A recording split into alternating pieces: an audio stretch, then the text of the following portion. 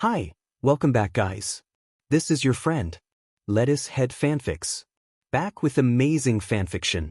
This is the series of What If Broken Deku Was Healed by Momo. Now before starting, please give this video a like and subscribe to the channel if you want more videos like this.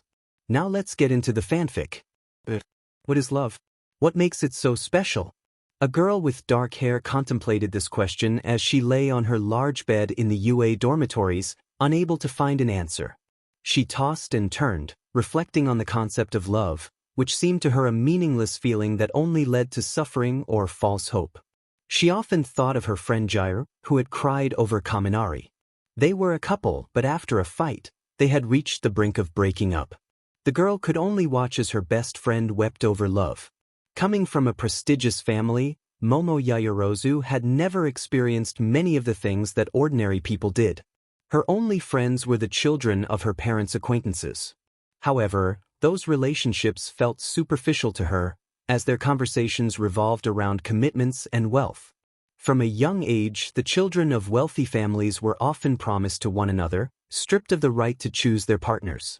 Momo herself was engaged to Shoto Todoroki, the son of the number 2 hero, Endeavor. To her, he was a boy who seemed almost emotionless and quiet. They had only managed to converse on rare occasions. But one day, Momo found herself questioning the nature of love, and after much contemplation, she fell asleep. The night passed, and a new school day began for Yaoyorozu and her classmates.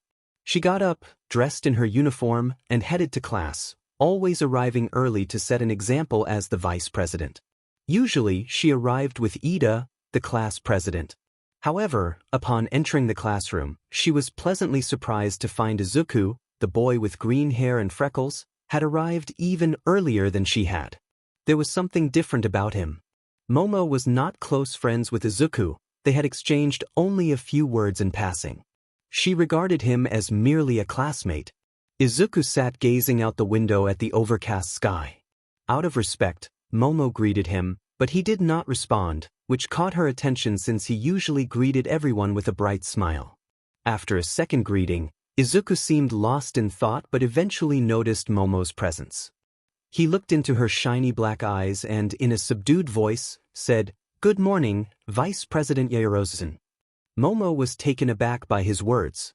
After speaking, he returned his gaze to the window, and she noticed that his usual bright emerald eyes appeared dull. His tone was muted, and he had addressed her formally instead of using her name as he usually did. Momo took her seat, puzzled by his demeanor. 5 minutes passed, and most of their classmates arrived, with only Bakugo, Todoroki, and Uraraka missing. When Jiraiya arrived, she greeted Momo with a big smile and a warm hug, as was customary. They chatted briefly until Todoroki and Bakugo walked in. Todoroki took a seat at the back next to Momo, and they exchanged glances. He nodded in greeting and she returned the gesture. "Wow, Shoto never changes," Jiraiya remarked with a small laugh. Bakugo approached Izuku and noticed the troubled expression on his face. He placed a hand on his shoulder and quietly suggested, "How about we go grab something to eat later? Or we could train to help you blow off some steam." Izuku nodded in agreement, and Bakugo took a seat behind him.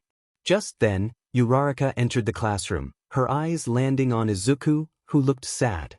She clutched her chest, feeling uneasy, and began to walk toward him, but Bakugo shot her a warning look, causing her to lower her head and take her seat. Momo, being very observant, noticed that something was off with Izuku, Ida, and Uraraka, as they usually arrived together but had come in separately this time. Ida wore a look of concern, just like Uraraka. Aizawa entered, and the classroom fell silent. "Alright, today we will head to the gym. Put on your training outfits." Everyone complied with their teacher's instructions. Before they left the classroom, Aizawa glanced at Izuku. As the students filed out, Izuku was the last to leave, accompanied by Aizawa. As Izuku was about to exit, Aizawa asked, "Midoriya, are you feeling all right?" Izuku forced a smile and replied, "Of course, sensei. Don't worry about me."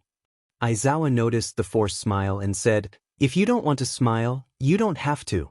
If you're not feeling well, take a break. Don't worry about the class." "No, I'm fine, sensei." I won't let this affect my performance as a hero, Izuku insisted. Aizawa placed a hand on his shoulder, saying, "All right, let's go. The others must be waiting for us." Though Aizawa didn't show it, he cared deeply for his students. When they reached the gym, Uraraka tried to speak with Izuku, but he walked past her to join Bakugo. "Today, you'll use your quirks to improve your special techniques and attacks," Aizawa announced. The students cheered with excitement. Time passed, and everyone was seen training hard with their quirks. Bakugo stood atop some rocks in the gym, practicing his attacks. Suddenly, a large piece of rock broke loose from the impact of his attack. "Get out of the way, Yaoyorozu," he shouted, warning Momo as the rock was about to fall on her. Momo turned around just in time to see a rock about to fall on her. She wouldn't have time to react, but Aizawa was about to act when a green flash zipped past her, and Izuku appeared in front of Momo, delivering a powerful kick that shattered the rock completely. Everyone watched in astonishment. Izuku's speed was faster than usual, and they had never seen this side of him before. Momo looked at Izuku, wondering why he had saved her. "Are you okay?" Izuku asked, looking intently at Momo.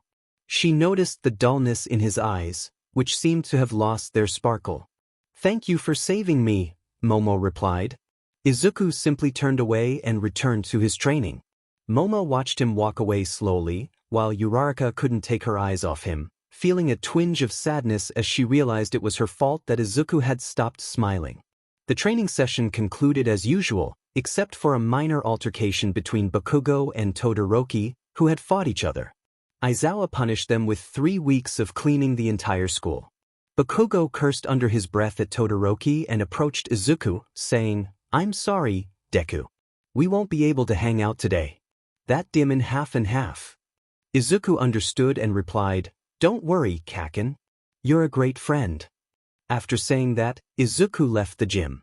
Bakugo watched his friend walk away while shooting a glare at Todoroki, who simply ignored him. Momo couldn't stop watching the green-haired boy. For some reason, she felt worried about him. As the vice president of the class, it was natural for her to care about her classmates. Izuku walked through the halls toward the dorms, as they wouldn't have classes for the rest of the day. Suddenly, a hand touched his shoulder, and a familiar voice called his name. Izuku turned around to find Ida, the class president. "Ida, what do you want?" Izuku asked. Ida seemed nervous and concerned about what he was about to say. Izuku turned his back to Ida and started walking away. He suddenly stopped and said, "Go find her. You like her, right?" His voice was shaky. Ida clenched his fists, knowing the answer was yes, but he feared that admitting it would jeopardize their friendship. Without receiving a response, Izuku thought, "His silence gave me the answer." He then said aloud, "If she makes my friend happy, then I'll be happy too. Don't worry about me, don't waste time and go give her the answer she's been waiting for."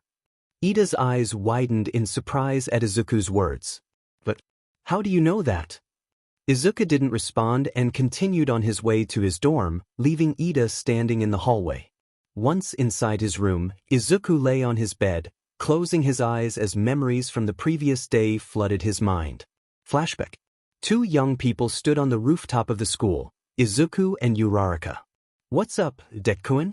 Why did you call me here? Did something happen? Are you okay?" the brown-haired girl asked. Izuku swallowed hard and clenched his fists, gathering the courage to express his feelings to the girl he liked. He had fallen for Ochako Uraraka after saving her from the 0-point robot. Since that day, a small feeling had grown inside him, intensifying every time he was with her. "Uraraka, I like you. Please go out with me," Izuku exclaimed. Uraraka's eyes widened in shock. She hadn't expected that. She placed a hand on her chest, feeling a pang in her heart. She knew she had to respond to her friend, who had just confessed his feelings. She felt happy because Izuku was the first boy to confess to her. However, she also felt conflicted, unsure if her feelings for him were love or just admiration for his hard work. With a shaky voice and her head down, she said, "I'm sorry, Deku. I can't return your feelings." Izuku's smile slowly faded, and his eyes fell to the ground. "Please give me time. I need to sort out my feelings, and when I do, I'll give you my answer, Uraraka added. Izuku had indeed fallen for Uraraka. He loved seeing her appealing light brown eyes, which looked lovely with the pink blush on her cheeks. Undoubtedly, Ochako's response affected him deeply. I see. I'm sorry for wasting your time, he said, his voice trembling. After saying that, he walked past Uraraka, and she knew their relationship would never be the same. Izuku left her alone on the rooftop, and she lowered her head. He returned to his room, overwhelmed by sadness. He sat on his bed for about 3 hours, staring blankly at the floor. Eventually, he stepped outside to clear his mind. Izuku spent an hour outside the school, and when he returned, it was already night. He walked with his head down, replaying Uraraka's words in his mind. I'm sorry, Deku. I can't return your feelings. Those simple yet painful words echoed repeatedly in his thoughts. As he reached the courtyard in front of the dorm entrance, his eyes widened in disbelief at the sight of the girl who had broken his heart, kissing his friend Tenya Ida. Tears began to flow down his cheeks uncontrollably. The freckled boy felt something begin to fade within him. At that moment, he heard Ida's voice say, Uraraka, I can't answer your question right now. Izuku had been sitting under the same tree until midnight, and his eyes had lost some of their usual sparkle. Suddenly, there was a knock at Izuku's dorm room door. When he opened it, he saw Nizu and All Might, both wearing expressions of sadness. Izuku didn't know why, but he sensed that the words they were about to say would shatter him completely. Nizu said, Young Midoriya, we just received a call from the hospital informing us that your mother, Izuku Midoriya, has at most 1 hour left to live. Izuku's eyes widened in shock, and he took a step back, feeling a sharp pain in his chest. He looked at All Might and pleaded, Please tell me it's not true. All Might couldn't meet his gaze. The silence from All Might spoke volumes. Nizu continued, Your mother is hospitalized and we will take you there. But Nizu couldn't finish his sentence. As Izuku bolted away at full speed, his eyes filled with tears. He ran through the hallways, leaving a trail of sorrow behind him. Upon leaving the academy, Izuku used his power to reach the hospital in just 5 minutes. He hurried inside, asking for his mother. The doctors led him to the room where she was connected to a ventilator. With a choked voice, Izuku called out. The sight was heartbreaking. Inko was fighting for her life just to see her son one last time. Izuku approached his mother and took her hand. Please don't leave me, he pleaded. Inko, her voice weak, replied, Son, forgive me. I was diagnosed with lung cancer 10 months ago. Izuku's eyes widened as he recalled that he had been training his body to endure the one for all. Why didn't you tell me? He asked, anguish evident in his voice. Inko explained, I didn't want to worry you. You looked so happy when you started training to fulfill your dream, I didn't want to take that smile away. Izuku assured her, You are my greatest happiness, Mom. If you leave me, I wouldn't know what to do. Please, you are all I have. Inko smiled and caressed Izuku's cheek. You are the best son I could have asked for. You made me the happiest mother in the world. Forgive me for not giving you a quirk at Bia. Izuku responded, No, Mom, that wasn't your fault. You gave me life, and that was the best gift you could have given me. Tears streamed down Izuku's face as his voice broke. Inko urged him to keep smiling, even if she was no longer by his side. Never forget that I will always love you, my little hero, my symbol of peace. Izuku squeezed his eyes shut, feeling his mother's hand slip away slowly. When he opened them, he broke down in tears, for his mother had passed away. All Might and Nizu arrived and saw Izuku embracing his mother, pleading, Please, Mom. Come back, I need you. Don't do this to me. All Might shed tears at the sight of his distraught apprentice. The doctors, heads bowed, watched the painful scene of a young man losing his only family. Class 1A was informed of the news and was left in shock. Uraraka felt worse than before, while Bakugo, stunned, ran to see his best friend. He understood how special Izuku's mother was to him. Upon arriving at the hospital, Bakugo spotted Nizu and All Might, quickly asking about Izuku. All Might asked him to wait a moment, as Izuku was devastated. After a few minutes, Bakugo entered and couldn't help but shed a few tears at the sight of his best friend, eyes red from crying, clutching his mother's hand. Bakugo didn't know what to say, the sadness overwhelmed him as well. Time passed until the day of Izuku's mother's funeral, a day marked by rain. Everyone from Class 1A, along with the teachers and Principal Nizu, was there, holding umbrellas, except for Izuku, who stood before his mother's grave. Izuku had gone a day without sleep. His dark eyes had lost all their shine, and his smile had vanished. Words failed him, leaving only a gaze filled with pain. Though no one noticed, Izuku was crying beneath the rain. Bakugo had stayed by his side the entire time. Despite his tough exterior, Bakugo had also cried alongside his friend. Uraraka wanted to comfort Izuku and hug him, but she knew she wasn't the right person to do so. Momo watched him with tears in her eyes. As the rain intensified and people began to leave, Izuku's friends didn't say goodbye, as he didn't want to talk to anyone. It was understandable. He had lost his mother, the only person he had. Bakugo realized his best friend wanted to be alone, so he left as well. As Momo walked past, she said, "I know you're staying, so please don't leave him alone." Momo nodded in response. Even though they weren't friends, the dark-haired girl refused to leave him by himself. Regardless of the fact that he wasn't talking to her, she wasn't going to abandon her spot. Momo began to walk slowly toward Izuku, who had his head down. She couldn't help but feel tears welling up in her eyes. It pained her to see her classmate like this, without his usual smile or the spark in his eyes. He had saved her, and she wanted to return the favor. Momo stood beside Izuku for a few minutes as the rain continued to pour. In a quiet voice, Izuku said, "Go home. If you stay here, you'll catch a cold or get sick." The weather was quite chilly.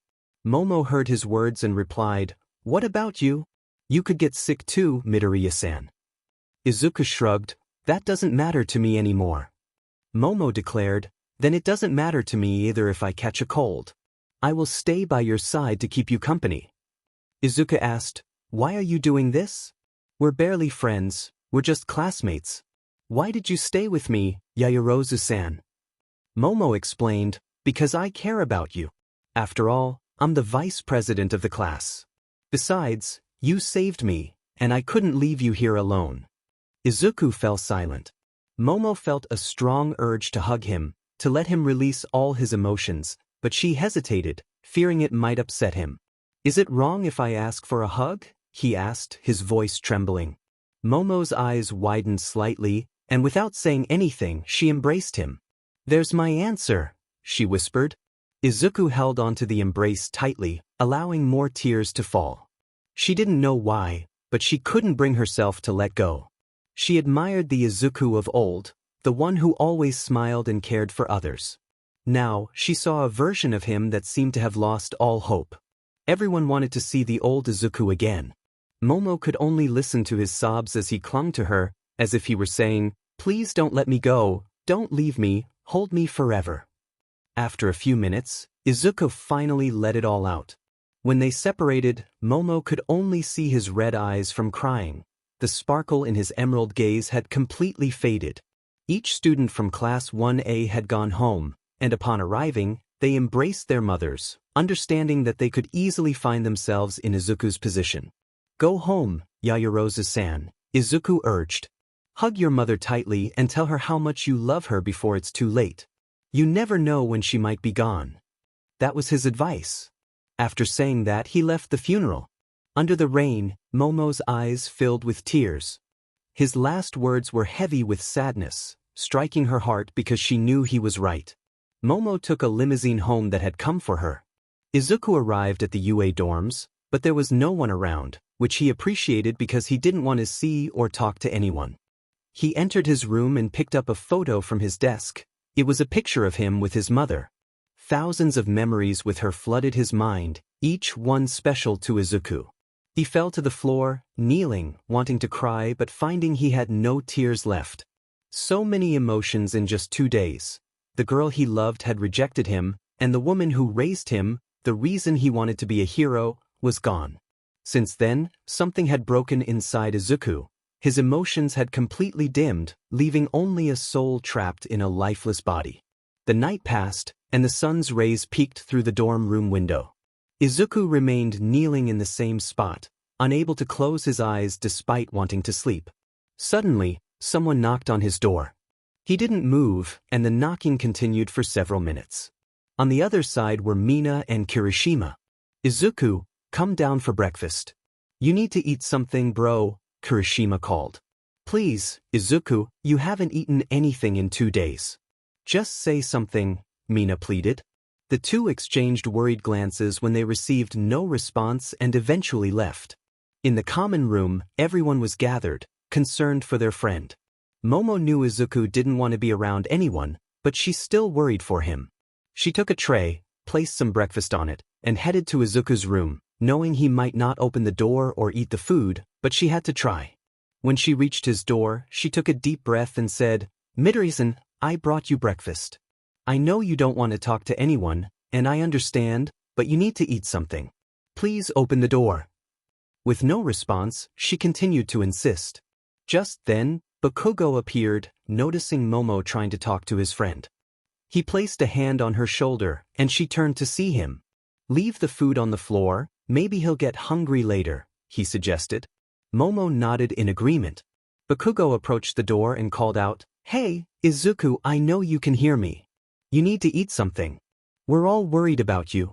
My mother told me that you can come live with us. She is very worried about you, and so am I. I know I can't understand the pain you're feeling, but you know we will always be with you through thick and thin. After all, you are my best friend, Deku." Katsuki had never shown this side of himself before. He was usually aggressive and unfriendly with others. But with Izuku, he was a different person. Momo noticed how much her best friend cared for him. As the afternoon passed and the sun began to set, Katsuki and Momo decided to leave the area. None of their classmates had seen or spoken to the green-haired boy. Uraraka was lost in thought, her mind replaying Izuku's words, I like you, Uraraka. Please go out with me." Those simple words caused her heart to ache. Ida and Uraraka had started dating. Flashback. After Izuku left the rooftop, Uraraka stood there with her head down, feeling terrible for him. She decided to go for a walk. Hours passed, and before she knew it, night had fallen. So lost in her thoughts, she had completely lost track of time. When she returned to the academy dorms, she was so absorbed in her thoughts that she bumped into a blue-haired boy, who caught her before she fell. Her eyes widened in surprise as she recognized Tenya Ida, the one who was causing her feelings to be so confusing. He looked at her intently and said, "I'm sorry, Uraraka. I was distracted and didn't see you. Are you okay?" In that moment, she understood her feelings. His blue eyes made her heart race. Tenya was a good guy. He had helped her many times with both studies and training. A small feeling began to grow in her heart, and she realized she wanted to be with Ida. Without thinking twice, Uraraka took his face in her hands and kissed him. Ida was taken aback by her sudden action, but he felt happy because she had stolen his heart. However, he knew his best friend liked the same girl, so he quickly pulled away. "Why did you pull away? Didn't you like my kiss?" she asked. "It's not that. I like you, Ida. Please go out with me," she said, looking deeply into his eyes. Unbeknownst to them, Izuku had been watching the entire scene from behind a tree. End of flashback. Aizawa entered the room where all the students were gathered. "Has he not come out yet?" he asked, and the students shook their heads. He then made his way to Izuku's room and knocked on the door, but like the others, he received no response. Aizawa asked Bakugo and Momo to accompany him. "Midoriya, I'm coming in. I need to see that you're okay," he said, forcing the door open and breaking the lock. The three were surprised to find the room empty, but they noticed the window was open, indicating that Izuku had left through there. Aizawa turned to Katsuki and asked, "Do you have any idea where Midoriya might be?" Katsuki rubbed his chin in thought. "There's a place he always went to when he wanted to be alone and unwind." "I see. I suppose he wants to be alone, so we'll let him take some time. What happened isn't easy to forget," Aizawa replied. Katsuki lowered his head, feeling helpless that he couldn't do anything to help his friend. See you tomorrow in class, everyone, Aizawa said before leaving. Katsuki was about to head to his room when Momo stopped him. Please tell me where that place is. I want to go check on him, she said. Katsuki sighed and pointed her in the right direction. Momo thanked him. Why are you doing this? He asked. Why does it matter? She replied. Why do you care so much? I'm the vice president. It's normal for me to worry about a friend. Momo couldn't stand seeing him like this. Kaken gave a faint smile, turning his back to the dark-haired girl, and quietly said, "Thank you for helping him." After that, he went to his room. Momo put on some clothes to go out and left the academy, heading to the place her classmate had indicated. As expected, the green-haired boy was there, sitting on a small hill beneath an appealing tree. The sunset light illuminated the tears sliding down his freckled cheeks. Slowly, she approached him and sat beside him. He showed no signs of surprise at her presence. Izuku spoke softly, "I used to come here with my mom on weekends. We would sit on this hill, watching the sunset, waiting for night to fall so we could see the appealing lights of the stars accompanied by the warm glow of the moon. This is where my mother told me that I was her little hero, her symbol of peace." Each word carried a deep sadness. If I could turn back time to spend those 10 months training to get into UA again with her, I would do it. I wouldn't care if it meant giving up my dream, I would do it for her. If there were a way, I swear I would. Momo looked at her friend, placing her hand over his. It was an impulsive gesture. She smiled brightly and said, "I know you would, Deku. If it were me, I would do the same." Izuku gazed into Momo's bright black eyes as the sun disappeared, giving way to the darkness of night. Gradually, under the small lights of the stars and the moon, he began to see how appealing his companion's eyes were. Momo, in turn, wished to see the bright emerald in his eyes again, but all she saw were eyes dulled by sadness. Neither spoke a word, they simply looked at each other, allowing solitude and silence to envelop them. Izuku turned his gaze to the stars in the sky. "Why do you smile?" he asked. "One day, I would like to see your true smile, Yaoyorozu-san." Momo's eyes widened at his words. "What do you mean?" "This is my smile." "That's not true, that smile is fake. It's not the real you." "I noticed it the moment I saw you," Izuku replied, wrapping his arms around the dark-haired girl. "But what?" Momo stammered. "Now you can let it out too. Don't hide that pain anymore." Unbeknownst to her, tears were streaming down Momo's appealing cheeks. She hugged Izuku tightly. "I'm sorry for not noticing sooner. When you hugged me yesterday, I felt the great pain in your heart. For some reason, I didn't want you to let go. I wanted that hug to last forever." Now, Momo's arms seemed to say, "Please don't let me go, don't leave me, hold me forever." Izuku held his companion under the moonlight, knowing he wasn't the only one suffering inside. Momo rested her head on his chest as tears flowed from her eyes. "You and I have gotten used to saying, 'I'm fine,' to avoid questions we don't want to answer, haven't we, Yaoyorozu? Because if we keep talking, we'll break down in tears and sorrow. Others see your smile and think you're happy, but the reality is different, isn't it? That smile is just a cry of your emotions begging to be heard. But time passed and no one listened, your heart dimmed, and all you could do was show that smile as if nothing was wrong." Momo cried without stopping. "Just as you were there for me, I will be there for you. I won't force you to tell me your story if you don't want to." "Please don't let go," Momo said through her tears. "I won't let go. You stayed by my side even when I was broken," Izuku reassured her. They remained embraced for about 20 minutes until Momo had finally let it all out. Izuku held her tightly, understanding what it felt like to suffer without being able to fully express it. Gently, he took her chin, brushing his index finger over her cheeks to wipe away her tears. Their gazes met once more, and for both of them, it felt as if everything around them had come to a standstill, as if the rest of the world had ceased to exist. Momo said, "What a pity, I came to console you, and in the end, you're the one comforting me." "Your eyes," Izuku remarked. "What about my eyes?" "They must look red from all the crying," Momo replied. "It's not that, they look truly appealing under the moonlight." Momo listened to his words, feeling a small flicker of happiness. Thank you, you're the first person to tell me that, Midoriya. Just call me Izuku. Okay, but you have to call me Momo. All right, Momo.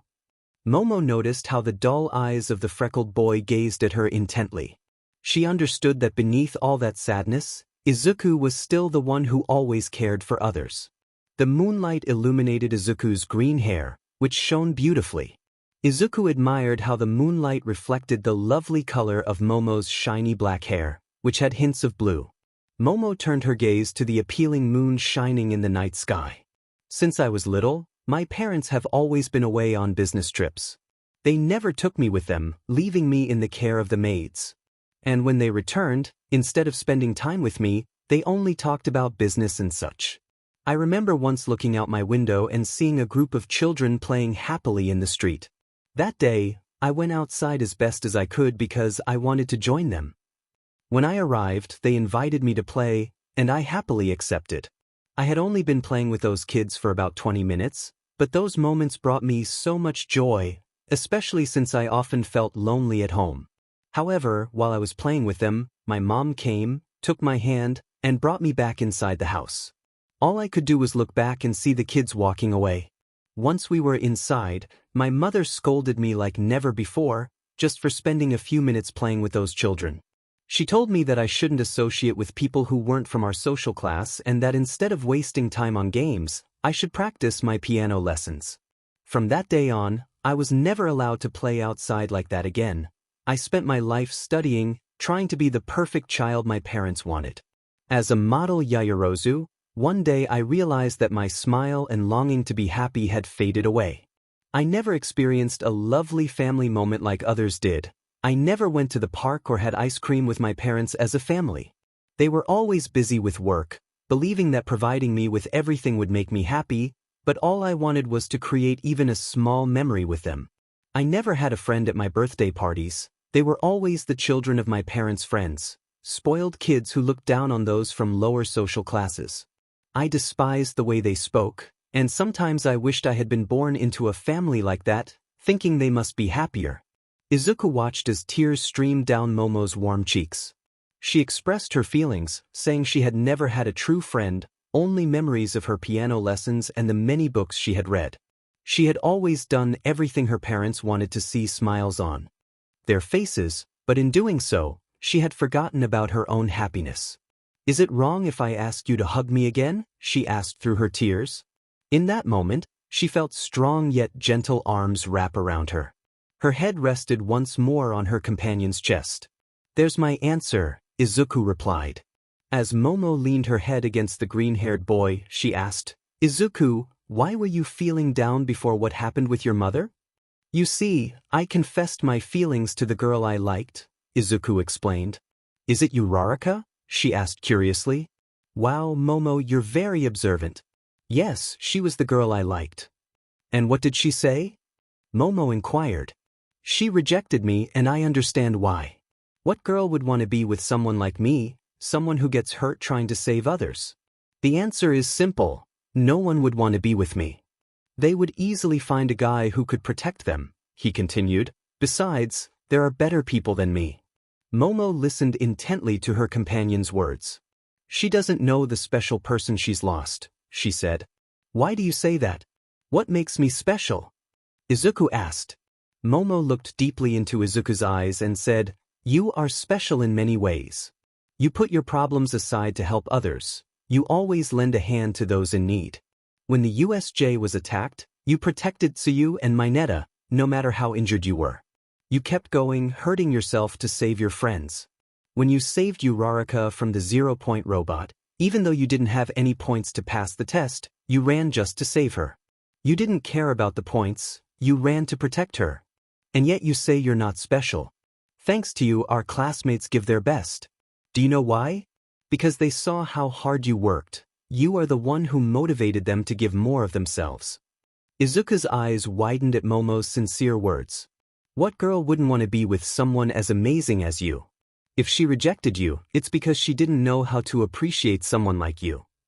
Izuku managed a small smile, and Momo noticed it, catching a glimpse of the Deku who always smiled. Thank you, Momo, he said, giving her a big hug and whispering in her ear, the person who wins your heart will be the luckiest man in the world. So much so that I might get jealous of him. Momo felt a slight blush and warmth in her cheeks, wondering to herself, why? Why did those words make my heart race a little? Why don't I want to let go of his hug? Despite everything he had endured, warmth still radiated from him, the same warmth that now enveloped her, as if she were the most precious thing to him. She embraced him as if he were the most precious thing to her, wishing this moment could last forever. Izuku looked up at the sky as Momo slowly turned her head to look at her companion again. Look, it's a shooting star, he said. Momo glanced up and indeed saw the shooting star SNG across the sky. Close your eyes and make a wish, Izuku encouraged. Why? She asked. My mom told me that whenever I see a shooting star, I should close my eyes and make a wish. Momo closed her eyes and thought, I wish for Izuku to be happy again. Izuku did the same, wishing, I hope Momo is happy and always shows her appealing smile. They both opened their eyes, gazing at the stars, and time passed quietly. I think we should go, Izuku said. He looked at his companion and noticed she had fallen asleep on his chest. He was sitting against a large tree while Momo rested her head on him. He gently wrapped his arms around her and took off his jacket to cover her, as the night breeze was cool. After a moment, he closed his eyes, resting his head against hers. The scene was tender, they looked like a couple, but they were just two friends who had shared their sorrows and tears. Momo slept peacefully on Izuku's chest, feeling heard for the first time. She was happy to have poured her heart out in the warmth of her companion. They both fell asleep under the same tree, holding each other tightly, not wanting to let go. The sun began to rise on the horizon, its warm rays falling on Momo's face. Slowly, she furrowed her brow and opened her eyes wide, realizing they had spent the night outside the academy. If Aizawa found out, they would surely be punished. Even though she was the class vice president, it didn't mean she was exempt from consequences. Momo felt a wave of worry, but it faded as she noticed she was in Izuku's arms, who held her gently. She saw his jacket covering part of her legs and waist and realized their legs were intertwined. A blush crept onto her cheeks. She hadn't fully grasped what had happened the day before. Despite having shared her feelings, it didn't seem like enough reason to have slept beside him all night. Yet, she enjoyed the warmth of Izuku.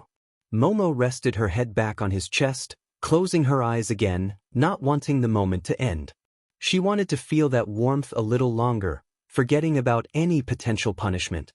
The blush remained on her cheeks as she tried to drift back to sleep. She felt Izuku's arms move gently on her back, pulling her closer. Her heart raced as she felt his heartbeat beneath her. A couple of hours passed, and it was now 10 in the morning. Both were still asleep. In Izuku's dreams, he found himself walking down a long, dark hallway. Where am I? He wondered. Suddenly, a door appeared in front of him. He opened it, and the most painful scene replayed in his mind, the moment his mother had passed away. Momo woke up as she felt Izuku's heartbeat quicken. He began to stir, mumbling, "Please, don't leave me. What will I do without you, Mom?" He awoke, feeling tears on his cheeks, and saw Momo hugging him tightly. "You finally woke up. You seem to have a nightmare." "Don't worry, I'm here," she said, holding him close. Izuku hugged her tightly, tears still falling. Momo gently stroked his hair, trying to calm him. "Thank you, Yaoyorozu," he said. Momo looked at him with a pout and replied, "I told you to call me Momo." "Sorry, thank you, Momo," he corrected himself. Momo smiled brightly, still holding him close. They locked eyes, and a gentle breeze tousled her hair, letting it fall freely. Izuku thought, she looks really appealing with her hair down. Momo tucked a strand behind her ear, raising an eyebrow. "What's wrong, Izuku? Are you okay?" she asked. He snapped out of his thoughts, turning his face away, feeling a bit embarrassed. "Momo, see, could you get up? We're in a very awkward position," he stammered. "But what she began, then realized she was on top of Izuku, her arms wrapped around him as if they were a couple. Her face turned bright red, and she quickly sat up, flustered. Izuku chuckled softly at her reaction, finding her adorable. Momo looked at him, her eyes wide, captivated by the smile she loved to see. In that moment, everything else faded away, and her heart raced. She placed her hand on her chest, blushing even more. She had never noticed how charming Izuku was until now, and she realized how lovely his smile truly was. She joined him in laughter, her smile radiant. "Thank you," Izuku said. "Thank you for what?" Momo asked. "For giving me that smile." "To be honest, I like it even more," he replied. "The Momo from before didn't shine as brightly as you do now." Izuku's words brought a couple of tears of happiness to Momo's eyes. With a faint smile, Izuku extended his hand and said, "It's time to go, Momo. Aizawa-sensei will surely be angry." Momo wiped her tears and took Izuku's hand.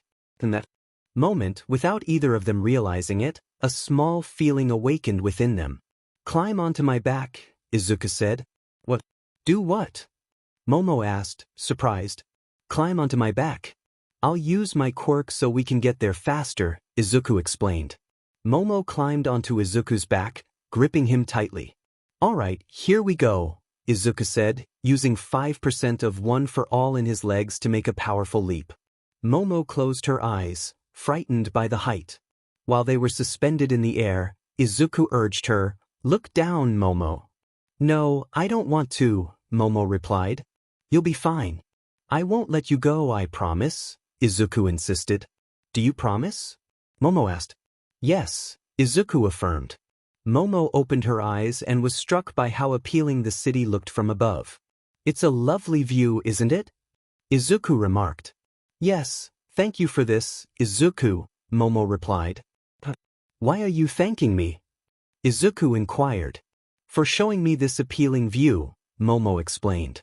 "You showed me something even more appealing just a moment ago," Izuku said with a smile. "What did I show you?" Momo asked, curious. "I won't tell you, it's a secret," Izuku replied, carefully leaping from building to building to avoid being seen. Eventually, they arrived at the UA dormitories, sneaking in. Naturally, the others were in class, so they headed to the recreation room. "Well, Izuku, thank you for being with me yesterday and for not letting me go," Momo said. "No, I should be thanking you. If it weren't for you, I'd still be feeling down," Izuku replied, looking her in the eyes. "Well, I'm going to my room to change and take a shower. I'll see you later," Momo said. "All right, see you later, Momo," Izuku responded. They both started walking toward their respective rooms, but halfway there, they stopped and turned around. "Would you like to have breakfast with me?" Izuku asked. They both chuckled softly, realizing they had the same idea. "I'd love to have breakfast with you, Izuku," Momo said. "Let's meet in 15 minutes then," Momo replied before entering her room. Meanwhile, the others were in English class with present Mike. After about 15 minutes, Izuku stepped out of his room and found Momo, who had her hair down and was wearing her appealing dress. "What's wrong? Do I look strange?" Momo asked, a bit insecure. "On the contrary, you look very pretty," Izuku replied with a slight smile. Momo looked down and said, "Thank you." Izuku extended his hand. "What are you doing?" Momo asked. "Didn't you say you wanted to have breakfast with me?"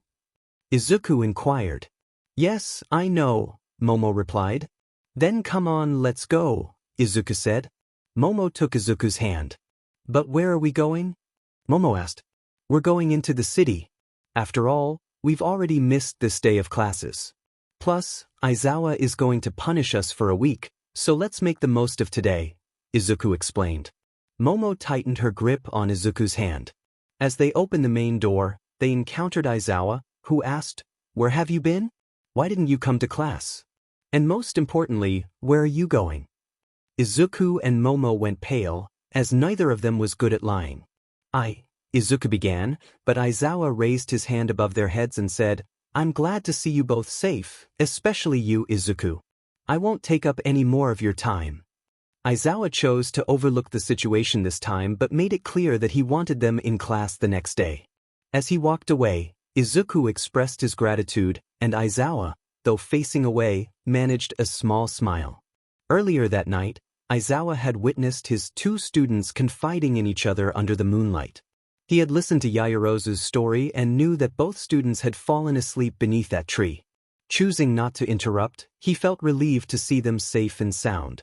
The next day, Izuku and Momo left the academy and headed into the city for breakfast, spending the morning exploring various places. As they walked, they came across an ice cream shop. Izuku took Momo's hand and led her inside. "Izuku, what are we doing here?" Momo asked, curious. "You mentioned that you never got to have ice cream with your family. I know I'm not someone special to you, but if you'd like, we can share an ice cream together," Izuku replied.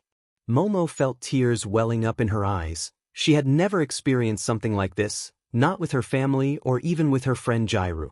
"I would love to share an ice cream with you," she said, her voice filled with emotion. They sat on a bench, enjoying their ice cream while gazing at the appealing beach. Momo was undeniably happy. It was the first time she could do something like this with someone. She never imagined it would be with someone she had once considered just a classmate. Now, Izuku was more than that. He was the one who had seen her cry and had embraced her as if she meant the world to him. The boy who had lost everything was now by her side, offering her an appealing smile and wonderful moments. To Momo, Izuku was not just a friend, he was her hero, the one who rescued her from her loneliness and listened to her feelings. He was slowly illuminating her world without her even realizing it. As they continued to enjoy their ice cream, the gentle breeze played with Momo's dark hair, making her look even more appealing. Izuku couldn't help but admire her radiant smile.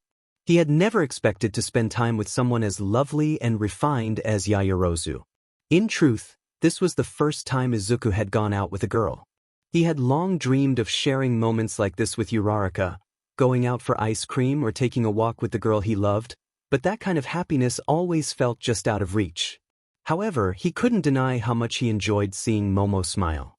He had always cared for others, and Momo had stood by his side even when they weren't close friends. He truly appreciated that, and in his eyes, she was becoming a symbol of peace in his heart. After finishing their ice cream, Izuku and Momo continued their adventure, heading to an amusement park. They rode all sorts of attractions, momentarily forgetting the sadness they carried. As night fell, they strolled along, enjoying cotton candy. They stumbled upon a game booth where the grand prize was a large, appealing teddy bear. Momo's eyes lit up at the sight of the bear, and she rushed to get a closer look. Izuku watched her with a smile. "Wow, you look like a very excited child," he remarked. "Look, Izuku, it's really cute." Momo exclaimed. "Do you want it?" he asked. "Yes, I would love it, but I'm not very good at these kinds of games," she admitted shyly. Izuku approached the game attendant and requested 3 balls to throw. The game involved tossing the ball to hit a moving target. He paid for the chance to play. "What are you doing, Izuku?" Momo asked, puzzled. "You said you wanted the bear, right?" he replied. "Yes, I did, but—" "Then I'll win the bear for you," he declared confidently. Momo's eyes widened in surprise, and a faint blush crept onto her cheeks. In her thoughts, she wondered, why? There was again that feeling. Why do his words make my heart race? Izuku focused intently as the target moved. He took a small step back, swung his right arm back, and launched the ball with great force, creating a gust of wind. The ball hit the target perfectly, shattering the board. The man at the booth watched in amazement, and Momo exclaimed, "You did it!" as she jumped with excitement. In his thoughts, Izuku reflected, "Wow, I think I overdid it. I should have used only 2% of one for all. I'm really sorry, sir." The man smiled and said, "That was amazing, kid.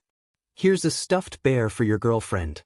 Izuku blushed at the words, and without thinking, Momo hugged him tightly, saying, "Thank you, Izuku. Thank you." Izuku was taken aback by Momo's action as she held the stuffed bear with great joy. He noticed how happy she was and thought, it seems she didn't hear what the man said. With a big smile, Momo said, "Thank you for this lovely day, Izuku." He could see how delighted his friend was. After that, the two young people continued their stroll until they spotted a photo booth. Momo took Izuku's hand, and they entered the booth together. "I've always wanted to take pictures in one of these," she said excitedly. Izuku watched her happiness as they took several silly pictures together. In one of the photos, Momo stumbled and leaned against the booth wall, coming very close to Izuku. The camera flash went off, capturing a moment that looked like they were about to kiss. They both felt a rush of warmth on their cheeks, staring into each other's eyes. Momo whispered, "Izuku." He replied, "Momo." Just then, all the photos they had taken came out of the machine, and they instinctively pulled away from each other. "I have an idea," Izuku said, slipping the photos into his pocket. Momo asked, "What are you going to do with the photos?"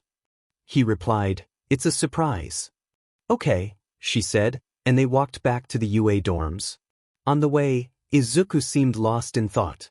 Momo noticed and stepped in front of him, asking, "Are you okay, Izuku?" He snapped out of his thoughts, looking into her appealing eyes. "Well, I'm here to listen. After all, we're friends. You can tell me what's on your mind," Momo encouraged, her smile providing warmth. Izuku said, "I was thinking about apologizing to the guys. They were really worried about me these past few days, and I didn't even talk to them." "Don't worry, Izuku. They understood what you were going through. They were definitely concerned for you. You're their friend, after all. When we get back, you can talk to them, and I'll be right by your side," Momo reassured him. Without thinking, she took his hand, and as they looked at each other, Izuku noticed how her lips shimmered in the moonlight. This was the second time he had seen her like this. In a soft voice, he thought, "Without a doubt, he is someone very lucky." Momo asked, "What did you say, Izuku?" He quickly replied, "Nothing, forget it," and began to walk away. "Baka, tell me what you whispered," she insisted. "No way," he said with a smile. They were unaware that they had just been on a sort of date. Upon entering, they found all their classmates in the recreation room, except for Todoroki. Everyone looked at them with surprise and joy. They rushed to hug Izuku, saying, "Izuku, we were so worried about you, buddy. We're glad to see you well. I'm sorry for worrying you guys." "I'm really lucky to have friends like you," Izuku replied. The only person who didn't hug him was Uraraka, as she didn't know what to say to him after having rejected him. Suddenly, a loud voice interrupted, "Get out of the way, you extras." Kaken approached Izuku, saying, "I'm glad to see you well, buddy." Izuku replied, "Sorry for worrying you, Kaken." Kaken glanced at Momo and whispered, "Thanks for not leaving him alone." "You're welcome," she replied. Everyone soon noticed Momo holding a large stuffed bear. Mina exclaimed, "That's so cute, Momo. Where did you get it?" Momo blushed slightly and replied, "Well, Izuku won this bear for me." The group responded in unison, "What? Did you go on a date?" Uraraka asked, her surprise evident. Izuku raised his hand, revealing 2 bags from which delicious aromas wafted. Kirishima inquired, "What do you have there, bro?" Izuku answered, "I bought food as a thank you." Everyone chimed in, "Thank you." They all sat down at the table to eat. Kirishima then asked, "Hey, aren't you and Momo going to eat?" Izuku replied, "No, I'm going to take a bath and rest a bit." Momo added, "I'll do the same." The 2 young people headed to the elevator, feeling a bit awkward due to their friends' comments, as they had indeed gone on a date. They walked down the hallway toward their dorm rooms, and Izuku reached his room first. "Well, see you later, Momo," he said. "Thank you for everything today. It was truly the best day of my life." "I had so much fun with you," Momo replied with a smile.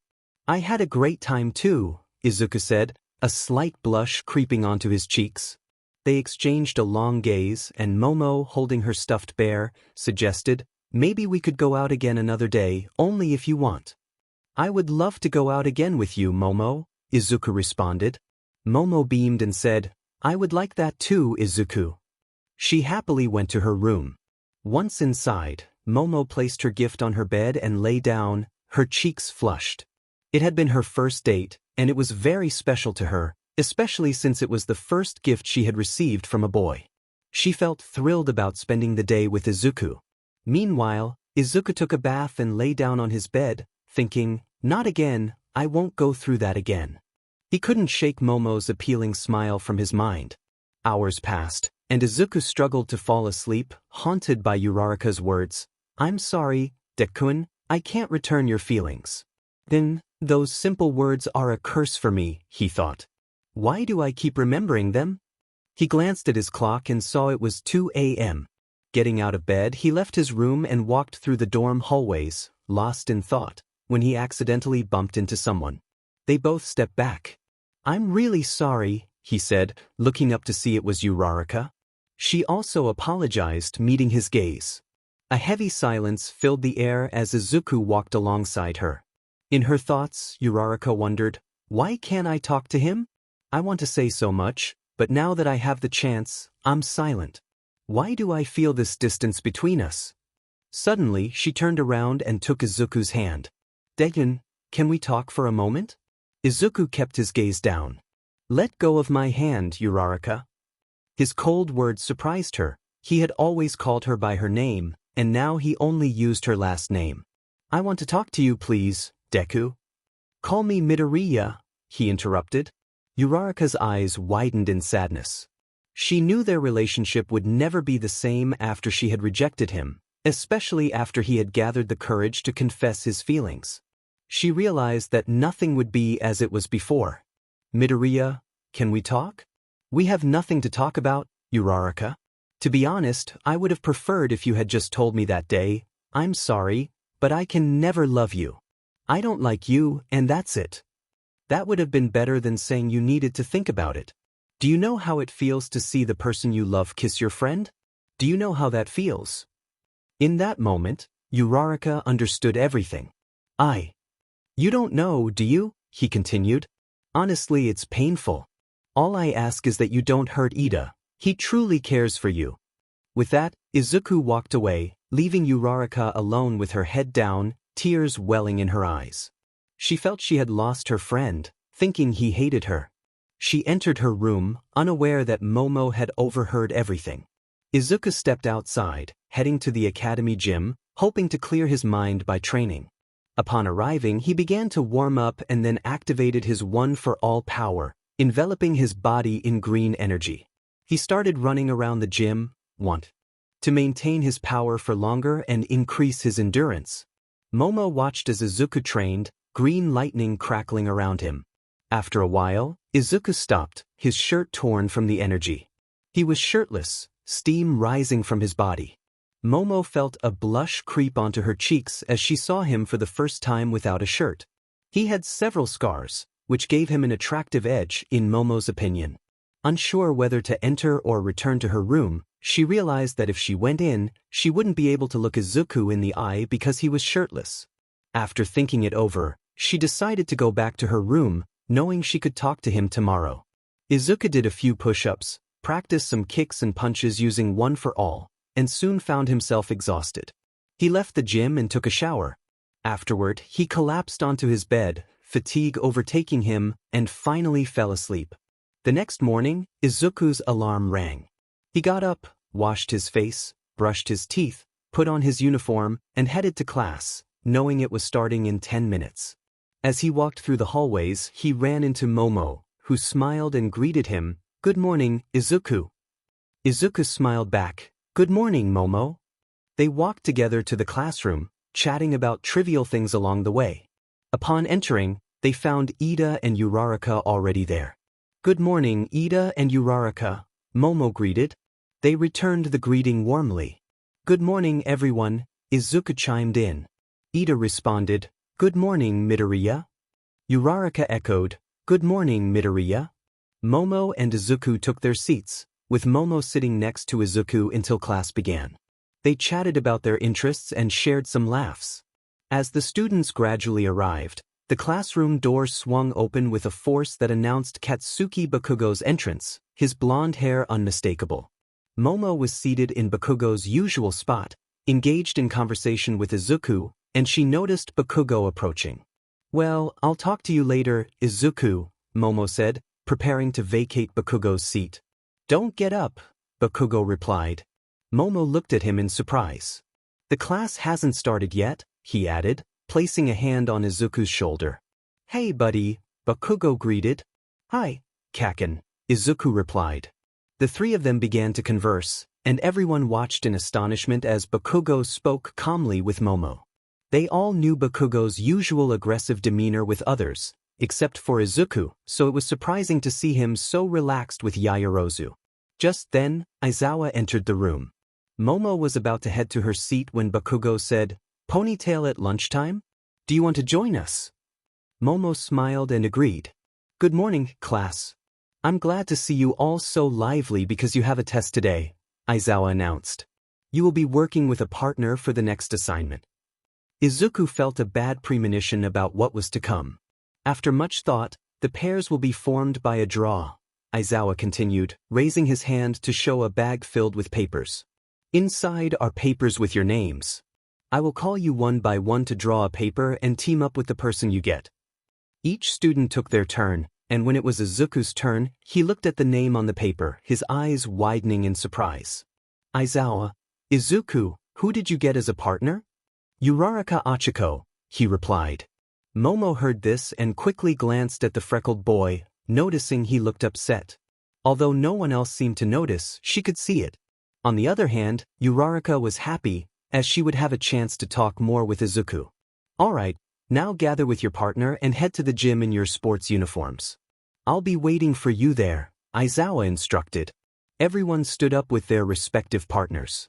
Uraraka approached Izuku and said, "Let's go, Midoriya." Izuku began to walk, and Uraraka walked alongside him. The freckled boy remained silent, clearly wishing he had been paired with someone else. Midoriya, do you have any idea what the test will be?" Uraraka asked. Izuku took a deep breath and replied, "I don't know, but it probably won't be easy." When they arrived at the gym, they were met with a massive maze made of concrete, and all the students looked on in awe. "Alright, I'll explain what you need to do. As you can see, Cementos has created this enormous maze.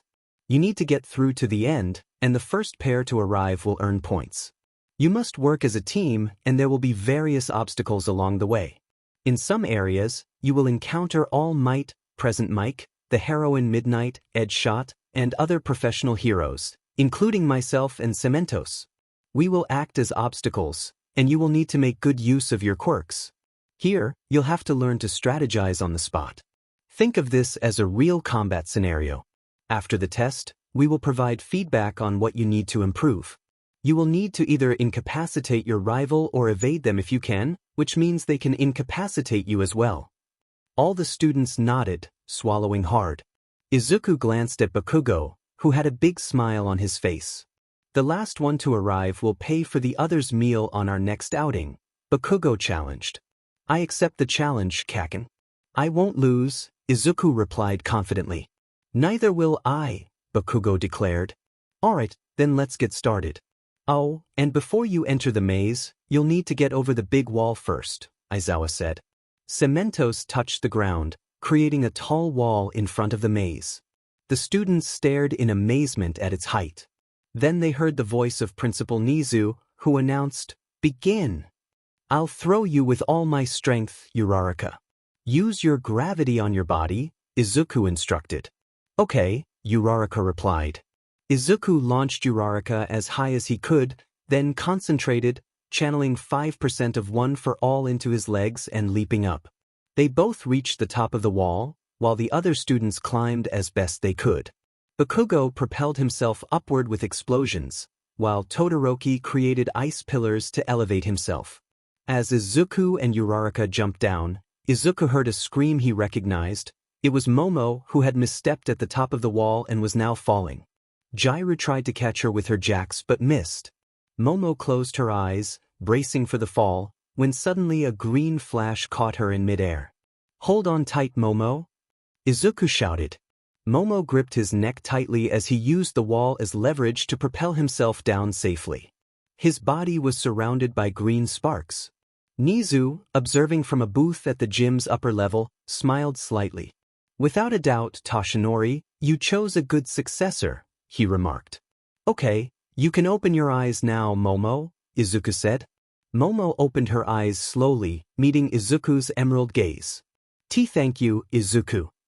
Izuku smiled warmly. "I was scared for a moment when I saw you falling from that height." Without thinking, I jumped for you. I promised that night I would protect you. Momo felt her cheeks flush. Just then, Jiraiya arrived beside them. Thanks, Midoriya, Jiraiya said. Izuku carefully set Momo down. Don't mention it. He noticed that Bakugo and Kirishima had already made it through. Well, see you later, Momo. Let's go, Uraraka. They began to enter the vast maze. Are you okay, girl? Jiraiya asked, hugging her friend tightly. You scared me. I'm fine, thanks to Izuku, Momo replied. Momo watched as Izuku walked away with Uraraka, her thoughts racing. Why don't I want him to get further away from me? Jiraiya called out to Momo, pulling her from her thoughts. Hey, did you hear? Me? Momo, slightly blushing, replied, sorry, what did you say? I didn't catch that. Jiraiya smirked. I saw you staring at Midoriya. Don't tell me you. Momo quickly interjected, don't say silly things. We should move on, or we won't pass the test. She began to walk ahead, feeling a bit nervous. Jiraiya chuckled to herself, thinking, who would have thought? The girl who thought love was a waste of time is now in love. Meanwhile, Izuku and Uraraka were navigating a unique maze where the walls shifted and changed positions, thanks to Cementos's quirk. Izuku warned, be careful, Uraraka. They didn't make this test easy. Nizu observed from a distance, commenting, it's time to see how well they can concentrate under constant pressure. I hope at least some of them have realized the true objective of the test. Kaken and Kirishima were ahead of the others. With a grin, Kaken said, sorry, Deku, but you're going to lose this test. Kirishima urged, stay still, Bakugo. Kaken asked, what's wrong? Kirishima pointed out, haven't you noticed? We're going in circles and the walls are getting taller if you look closely. Kaken focused on the walls and admitted, now that you mention it, you're right. He recalled Aizawa's words about using their quirks, stating, if I remember correctly, Aizawa-sensei said we can use our quirks, so it's allowed to destroy the walls. He began to charge explosions in his hands. Wait, Bakugo! Kirishima shouted, but just then, a cement pillar shot up beneath Kaken, hitting him hard in the stomach and causing him to spit out some saliva. The pillar vanished as quickly as it appeared, and as Kirishima rushed to help Bakugo, one of the walls turned, separating them. Kirishima found himself in a different area. He hardened his body and started hitting the wall, trying to break through, but was shocked to see the wall regenerating rapidly. Meanwhile, Izuku and Uraraka were moving slowly. Izuku said, Uraraka, I'm going to activate my quirk. I need you to use yours to float and see how far we are from the exit. I'll be ready to act if anything or anyone tries to attack you.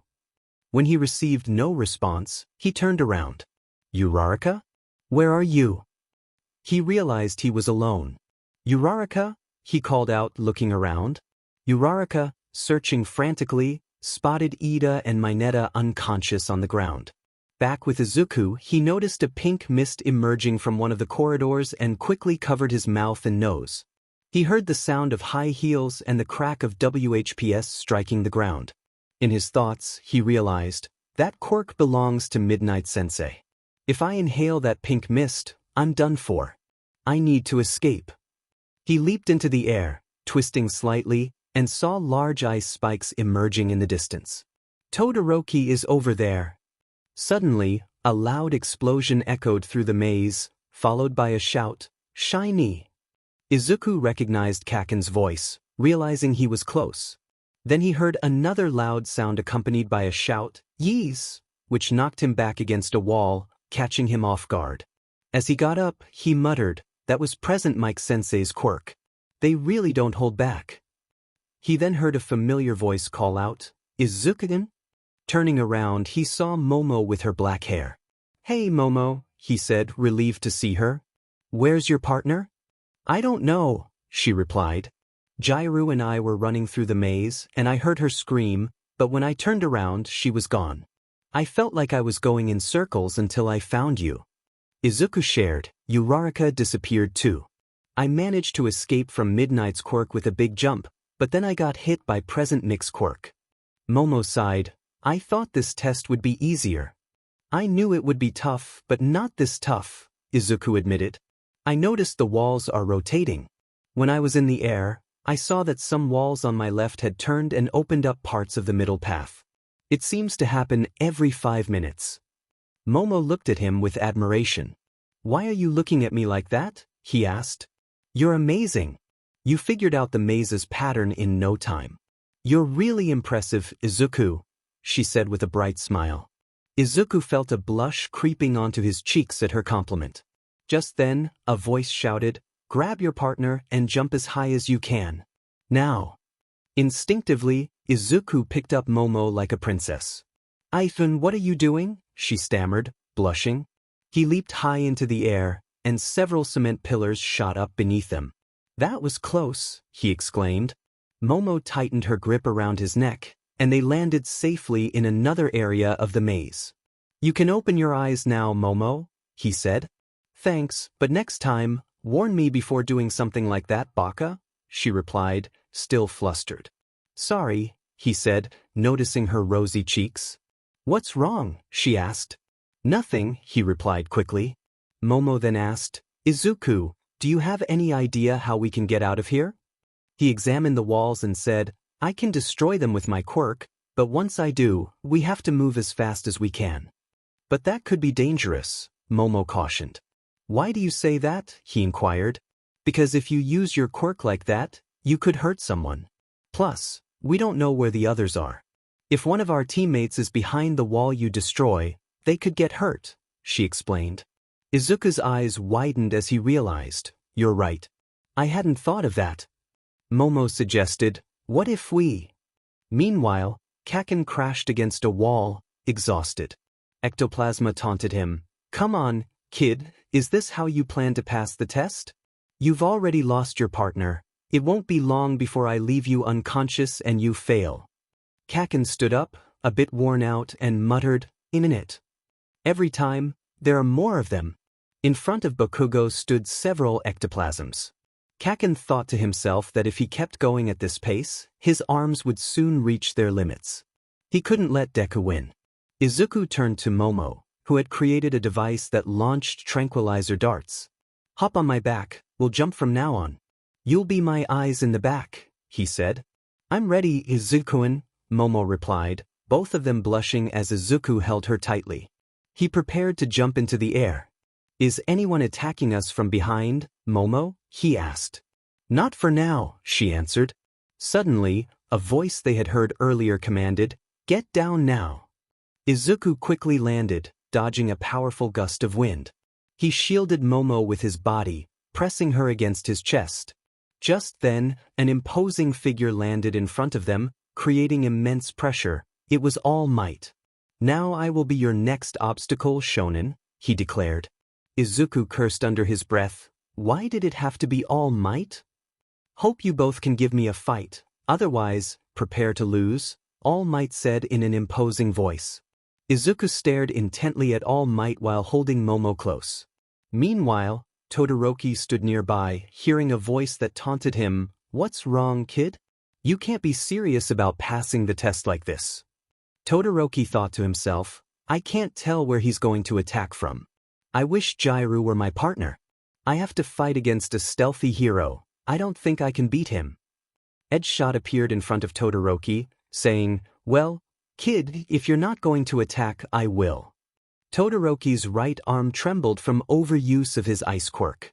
In his thoughts, he lamented, I'm at my limit with my right arm. There's no way I'm using my father's quirk. I have to fight somehow. I wonder who Bakugo and Midoriya are up against. All Might began to walk slowly toward Izuku and Momo. Momo, I don't think the darts I made will affect All Might. He would need to take several to be slowed down. I have an idea, but I need you to buy me at least 5 minutes, Izuku said. What are you planning, Izuku? She asked. Just trust me, he replied, looking deeply into her eyes. Izuku smiled and said, I won't let All Might touch you. I'll protect you no matter what. Momo blushed deeply as Izuku positioned himself in front of All Might. Do you really think you can take me on alone, Shonen? If you want to win, you'll have to work together, All Might challenged. Izuku grinned, we're not going to lose. All Might moved at incredible speed toward Izuku, launching a powerful punch. Izuku defended himself by crossing his arms, but the force sent him crashing into the concrete walls, demolishing them completely. Midoriya! Momo shouted in alarm. In his thoughts, All Might reflected, "Wow, I think I overdid it a bit." Nizu, who was observing, commented, "Tashinori really doesn't know how to control his strength." Izuku emerged from the rubble, his costume torn, especially around his forearms. "Impressive, Shonen, you managed to withstand one of my punches," All Might said, raising his hand. "If it weren't for the weights I wear on my wrists and ankles, I could fight at my true speed." Izuku quietly thought, "I can't feel my forearms, my arms are trembling. If I hadn't defended myself, that punch would have knocked me out." He saw All Might approaching Momo, who was focused on creating something. Green sparks began to emanate from Izuku's body. "I promised I would buy you time. If I want to stand up to All Might, I have to use more than 5%. Even if my arms and legs break, I won't let him touch Momo. I will always protect her. One for all, 30%. In a flash of green, he stood before All Might, who looked surprised. Izuku tightened his right fist and shouted, "Smash!" He delivered a powerful blow to All Might's face, sending him flying a few meters back. Izuku stood tall, feeling a sharp pain in his arm. "Almost there, Izuku," Momo encouraged. Izuku nodded, the pain in his arm intensifying. "Wow, Shonen, I felt that punch. Let's see if you can handle another one of mine," All Might said. He charged at Izuku with great speed. Izuku used one for all in his legs, leaping to the side and dodging All Might's attack. Unable to use his right arm due to the pain, Izuku jumped and spun in the air, channeling all of one for all into his right leg, delivering a strong kick to the symbol of peace. But All Might managed to block with his left forearm, smiling as he said, "Now rest, Shonen, you did well." All Might struck Izuku hard in the stomach, sending him crashing to the ground and creating a small crater. Izuku coughed up a bit of blood, the green sparks fading as his vision blurred. Slowly, he closed his eyes and whispered, "I'm sorry, Momo. I couldn't buy you the time you needed. I couldn't protect you." The last thing Izuku saw was All Might looking down at him as he closed his eyes. In darkness, he found himself in a place where everything was shadowy. A voice echoed, "You can't give up yet, there's still work to do, kid." Izuku recognized the voice. "Is that you?" He turned to see a appealing woman. "Who are you?" he asked. "My name is Nana Shimura. I am the 7th holder of One for All," she replied. "Where am I? And why did you help me before?" Izuku inquired. "Well, kid, we don't have much time for explanations. You need to wake up and protect that girl," Nana urged. "But how am I supposed to do that? I can't move my right arm or leg, and my body can't handle One for All at 100%, Izuku protested. "I know, kid. After all, I've been watching you this whole time," Nana reassured him. "Without a doubt, Tashinori chose a great successor. You have a bright future, Izuku. But let me tell you something. When One for All is passed to another bearer, you also inherit the quirk of the previous holder. My quirk was levitation, and when I passed One for All to Tashinori, I also passed my quirk to him. However, he never learned to awaken it, just as happened with the previous bearers." Just then, a voice came from behind Izuku, saying, "That's why, kid, you'll use my quirk since you activated it without realizing it." Izuku turned to see a man approaching. All Might was walking toward Momo when he felt black tendrils wrap around his right leg and left arm. He turned to see Izuku standing, black WHPS extending from his back. Nizu observed the scene, intrigued. Izuku lifted his gaze and declared, "We're not done yet, All Might." All Might's eyes widened as he noticed two figures behind Izuku. "Shonen, what happened to you?" he asked, surprised. Izuku's eyes shone brightly as the tendrils tightened around All Might's leg and arm. With a swift motion, Izuku spun and sent All Might crashing into a concrete wall. In a low voice, he urged himself, "Control your heart, control your heart." The black tendrils intertwined with All Might's body as he struggled to rise, astonished to see Momo at Izuku's side. "Ready," she said, aiming a gun at All Might. Momo fired, and a small purple sphere shot out at high speed, striking All Might in the chest. Upon impact, it exploded, releasing a gas that All Might inhaled. Within seconds, he felt his body weaken, becoming dizzy and drowsy. This should give you an advantage, Izuku-kun, Momo said. Both prepared for combat, launching themselves at All Might. Momo executed a spinning kick to All Might's face before jumping back to Izuku's side. All Might, still dazed, struggled to focus and evade their attacks. Izuku gathered all of One for All into his right arm, memories, both good and bad, flooding his mind. The last memory was of hugging Momo. In his thoughts, Izuku resolved, I have to become the greatest hero to protect her. He shouted, Everyone, take cover. Clenching his fist, he prepared for the strike. All Might braced himself, but he clearly saw Nana's figure behind Izuku. A purple energy enveloped Izuku's fist as he and Nana shouted in unison, Detroit Smash.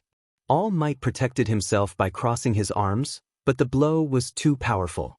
A massive shockwave erupted, destroying the labyrinth. All the students and teachers braced themselves against the force of the wind. The tendrils released Momo, holding her against Izuku's back. The impact sent All Might flying, crashing violently into the gym wall. A thick cloud of dust enveloped the area, and as it began to clear, Izuku was revealed, his costume torn, arms glowing purple with green lightning from One for All. Behind him stood Momo, wielding a steel bar she had created. All the teachers gathered in the field. Edgeshot remarked, That took me by surprise. Aizawa observed Izuku's arms, while All Might released steam from his body, coughing up blood, though no one noticed except Nizu. The dust cloud lingered, revealing Izuku and Momo. Ectoplasma declared, Those kids are persistent, let's end this. He created several clones with his quirk to attack Izuku, but a fireball engulfed them all. Edgeshot commented, So he finally did it. Todoroki stood beside Izuku, half of his costume torn. With one side engulfed in flames and the other encased in ice, he said, If Midoriya is willing to risk his body to win, then so will I. It was just as he had told me that time, this power is mine alone. Aizawa smiled broadly as the dust settled, revealing all the students of Class 1A behind Izuku. Above them, several pieces of concrete floated, thanks to Uraraka's quirk, and everyone had their quirks activated. Nizu observed the scene with a smile, noticing Izuku, Todoroki, and Bakugo standing at the forefront. Nizu remarked, Without a doubt, those three are the pillars of the class. All Might watched Izuku, who was flanked by 7 others, one of whom was Nana, while the others appeared as shadows. All Might smiled at the sight. Izuku lifted his gaze and declared, We will win this test together. Facing off against each other, Bakugo had explosions in his hands. Izuku shouted, Let's go beyond our limits. Plus Ultra. Nizu then interjected, That's enough, you can stop now. Everyone turned to Nizu as he walked to the center of the field. But Director Nizu, why are you stopping the test? All Might asked. Nizu took a deep breath and replied, I want everyone to look around. The students were surprised to see that the entire area was completely destroyed. Moreover, young Midoriya has injured arms, and some students are already at their limits, Nizu said, fixing his gaze on All Might. I believe I don't need to mention the last point, do I, All Might? All Might understood the director's words. Nizu continued, I am very proud of all of you. I see that you have finally understood the true purpose of this test. Izuku and Momo spoke in unison. The goal was to work as a team, the pairing was just a distraction. They exchanged shy glances, slightly blushing from their synchronized response. Todoroki remarked, So that was it. Exactly, Nizu confirmed. Your teacher Aizawa mentioned this at the beginning, didn't he? Everyone recalled Aizawa's words. Nizu smiled again. Well kids, go rest now. He turned to Izuku and added, And Midoriya, make sure to see Recovery Girl to treat your injuries. Izuku was about to respond when he suddenly collapsed to the ground, unconscious. Momo quickly grew concerned for him. All Might picked up Izuku and said, I'll take young Midoriya to the infirmary. Aizawa instructed the rest. You all go change and rest. The students nodded in agreement. Momo wanted to stay with Izuku but couldn't disobey her teacher. As All Might carried Izuku to the infirmary, he remarked, "You're incredible, Shonen. I must admit that punch you gave me hurt quite a bit. Those 7 were the previous holders. I certainly didn't make a mistake in choosing you as my successor." Upon arriving at the infirmary, Recovery Girl treated Izuku and bandaged his arms. Inside the room, All Might could appear in his slim form since no one could enter without a teacher's or Director Nizu's permission. Toshinori watched his successor lying on the infirmary bed. "Without a doubt, you will be the best symbol of peace that has ever existed." Just then, someone knocked on the door. All Might transformed into his muscular form and opened it to find Momo standing there. "Miss Yaoyorozu, what are you doing here?" he asked. "Well, I came to check on Izuku. I'm worried about him. Plus, as the class vice president, it's normal for me to care about my classmates," Momo replied. Noticing the concern on her face, All Might asked, "Are you sure that's all?" Momo didn't quite understand what All Might meant. "Come in, you can keep an eye on him while I'm gone," he said. Momo accepted with a small smile, and All Might left the room, leaving the 2 young people alone. Momo approached where Izuku lay and watched him sleep. "You were amazing, Izuku. I can't explain it, but when I'm with you, I feel so protected and at peace. Why do I feel like I want you by my side when we're apart?" She leaned closer to admire his freckles, gently caressing his cheek with her left hand. "You look so cute while you sleep." A faint blush crept onto her cheeks. She took Izuku's hand and promised, "I promised I would never leave you alone. I will always be here for you, Izuku. You are the only one who understands my feelings, and you were the first to see me cry and hug me. Your embrace is so warm." Hours passed, and Izuku still hadn't woken up. Momo stayed by his side the entire time. Suddenly, the door opened, and Bakugo entered the room. "Momo, what are you doing here?" he asked, holding 2 plates of food. "I brought you food, you must be hungry," he said, handing a plate to Momo. "Do you know I have a name, right?" she replied. "Yes, I know. It's Horsetail," he teased. "Thank you," Momo said with a smile. "I decided to keep you company so you wouldn't be alone." "I mean, Deku still hasn't woken up," Bakugo explained. "I never thought you and I could talk normally. You always seem so aggressive, except when you're with Izuku," Momo said. "You better eat before your food gets cold," Bakugo urged. Momo began to eat. "Thank you for looking after my friend," she said. "Are you okay, Bakugo?" she asked. He replied, surprised. "Why do you ask if I'm okay?" Momo responded, taken aback. "It's just that I never thought you'd thank me," Bakugo replied, his tone challenging. Momo chuckled softly, feeling more at ease with him. "I guess it was a tie," Kaken said, crossing his arms. "What do you mean?" Momo asked, intrigued. "Deku and I bet that whoever passed the test first would have the loser pay for the other's food when we go out. But we all passed," Bakugo explained. "You're right. By the way, who did you fight?" Momo inquired. "I fought Ectoplasm. I must say, he gave me quite a bit of trouble. What about you guys?" Kaken replied. "Izuku and I faced All Might," Momo responded. "Wow, you really had it tough," Bakugo commented, nodding. "Yes, but Izuku was incredible. He managed to land a few hits on All Might," Momo said, her eyes shining with excitement as she spoke of Izuku. Bakugo smiled faintly at her enthusiasm. As he collected the plates, Kaken paused before leaving the room and said, "I know you can heal Izuku's heart. Please take care of my friend, don't be like her."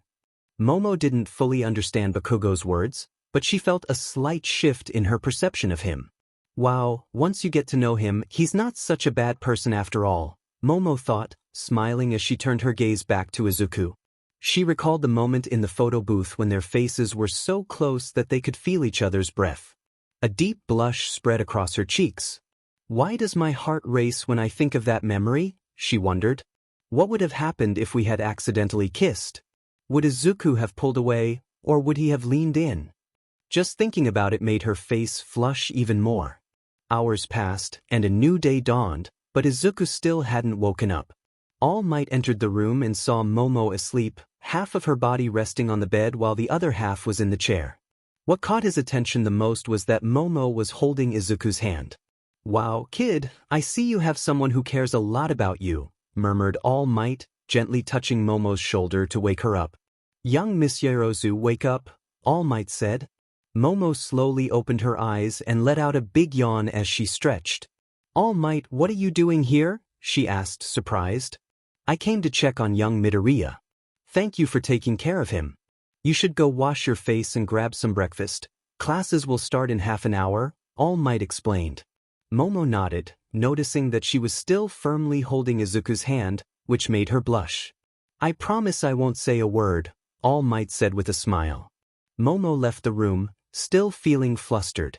Hours passed, and by the end of classes, Izuku began to slowly open his eyes.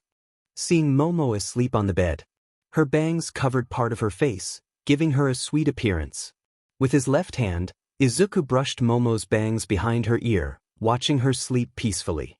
In his thoughts, he wondered, "How long have I been asleep? My body feels exhausted." Then, a voice in his head said, "Finally awake, huh? Nana?" Izuku replied, surprised, "The one and only. How are you?" Nana asked. "To be honest, my body hurts," Izuku admitted. "Kid, you're amazing. You managed to use one for all at 50%. Who would have thought you'd push your body to that limit to protect the girl you like?" Nana said with a smile. No, I don't like her. She's just my classmate," Izuku replied, somewhat nervously. "Are you sure?" Nana asked, amused. "Your heart wasn't saying the same when you almost kissed in the photo booth." Izuku blushed. That was an accident. "Let me ask you something, kid. What would you have done if she had kissed you?" Nana inquired. Izuku began, feeling the heat rise in his cheeks. "To me, you two would make a cute couple," Nana said. "Don't tease me, Nana," Izuku exclaimed, embarrassed. Nana smiled and said, "See you later, kid. I'm proud of you. Oh, and by the way, you need to learn to master our quirks." After saying that, Nana's voice faded from his mind. Izuku looked back at Momo, who was slowly opening her eyes and staring at him. "Hi," he started to say, but couldn't finish because Momo hugged him tightly. "Finally awake, Baka. You had me so worried," Momo said, her tone filled with relief. Izuku blushed from the embrace, but he couldn't deny that it felt warm and, for some reason, he didn't want to let go. They held each other for a few minutes, savoring the moment without wanting to admit how good it felt to be in each other's arms. Momo pulled back, placing her hands on Izuku's shoulders, while he still had his hands on her waist. "You slept for an entire day. I was really worried," Momo said, looking at him with concern. Izuku replied, not fully understanding. "Was I asleep for an entire day?" Izuku asked, rubbing his eyes. "Yes, but you were amazing during the test," Momo replied, a faint blush creeping onto her cheeks. "Thank you for protecting me." "I told you I would protect you no matter what," Izuku said earnestly. The two young heroes locked eyes, unaware of how close their faces were, the blush on both of their cheeks evident. Momo couldn't help but gaze into Izuku's emerald eyes. With a gentle smile, Izuku added, "You looked really cute while you were sleeping." Momo's blush deepened. "Don't say things like that, you Baka." Izuku chuckled softly, and Momo looked at her friend, who was smiling again after everything that had happened. Suddenly, Kaken burst into the room, noticing how close the two were. "Sorry to interrupt," he said, quickly shutting the door. Momo and Izuku immediately pulled apart, their faces still flushed, realizing the position they had been in. From outside, Jar's voice called out, "Let me in, Bakugo. I want to see Momo and Midoriya." "I won't let you interrupt them, you rockhead," Kaken shouted back. "Who are you calling a rockhead?" Jairu retorted. "Do you see anyone else around here?" Kaken shot back.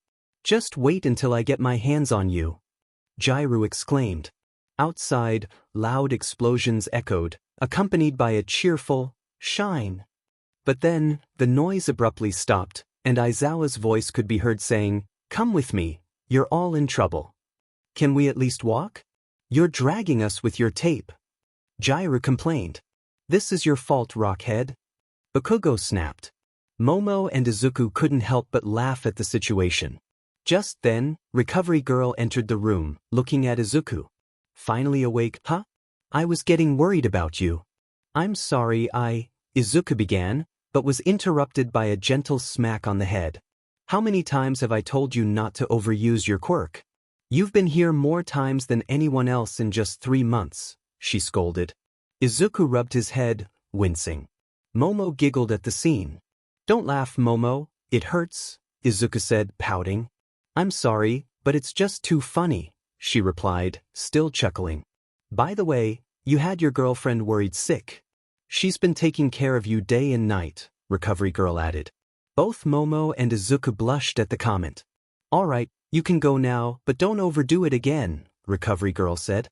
"Thank you," Izuku replied, and the two young heroes left the room, still slightly embarrassed. They walked in silence through the hallways. "It was fun watching you get scolded by Recovery," Momo said. "She always does that. I thought I was used to her hits, but she still packs a punch," Izuku replied. They reached their respective rooms.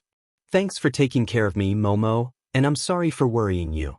I'm going to take a shower," Izuku said. "Goodbye, Izuku," Momo replied. They exchanged lingering glances, as if on the verge of saying something more. Izuku stepped closer and placed a gentle kiss on Momo's right cheek, causing her to blush deeply. "Goodbye, Momo," he said, entering his room while Momo stood frozen in place, her face still flushed. After a few moments, she made her way to her room, while Izuku sat on his bed. Suddenly, Nana appeared before him. "I've said it once, and I'll say it again, you two make a cute couple. Even Recovery thinks you're dating," she teased. "Nana, please don't tease me," Izuku replied, feeling embarrassed. Nana laughed. "I'll stop if you answer a question." "Okay, what is it?" Izuku asked. Blushing slightly, he inquired, "Do you always watch what I do?" "Sometimes I do, especially now that I'm part of One for All." "Why do you ask?" Nana responded. "Did you watch me when I was taking a shower?" Izuku asked, his face turning red. Nana's expression shifted to one of embarrassment. "Don't say things like that." Izuku chuckled. "See? It's not fun being teased, is it?" Nana pouted playfully. "You'll pay for that, Izuku." Her expression turned mischievous as she leaned closer and whispered in his ear, "Maybe I've watched you a couple of times. If you want, I can join you in the shower." Izuku's face turned bright red, while Nana burst into laughter.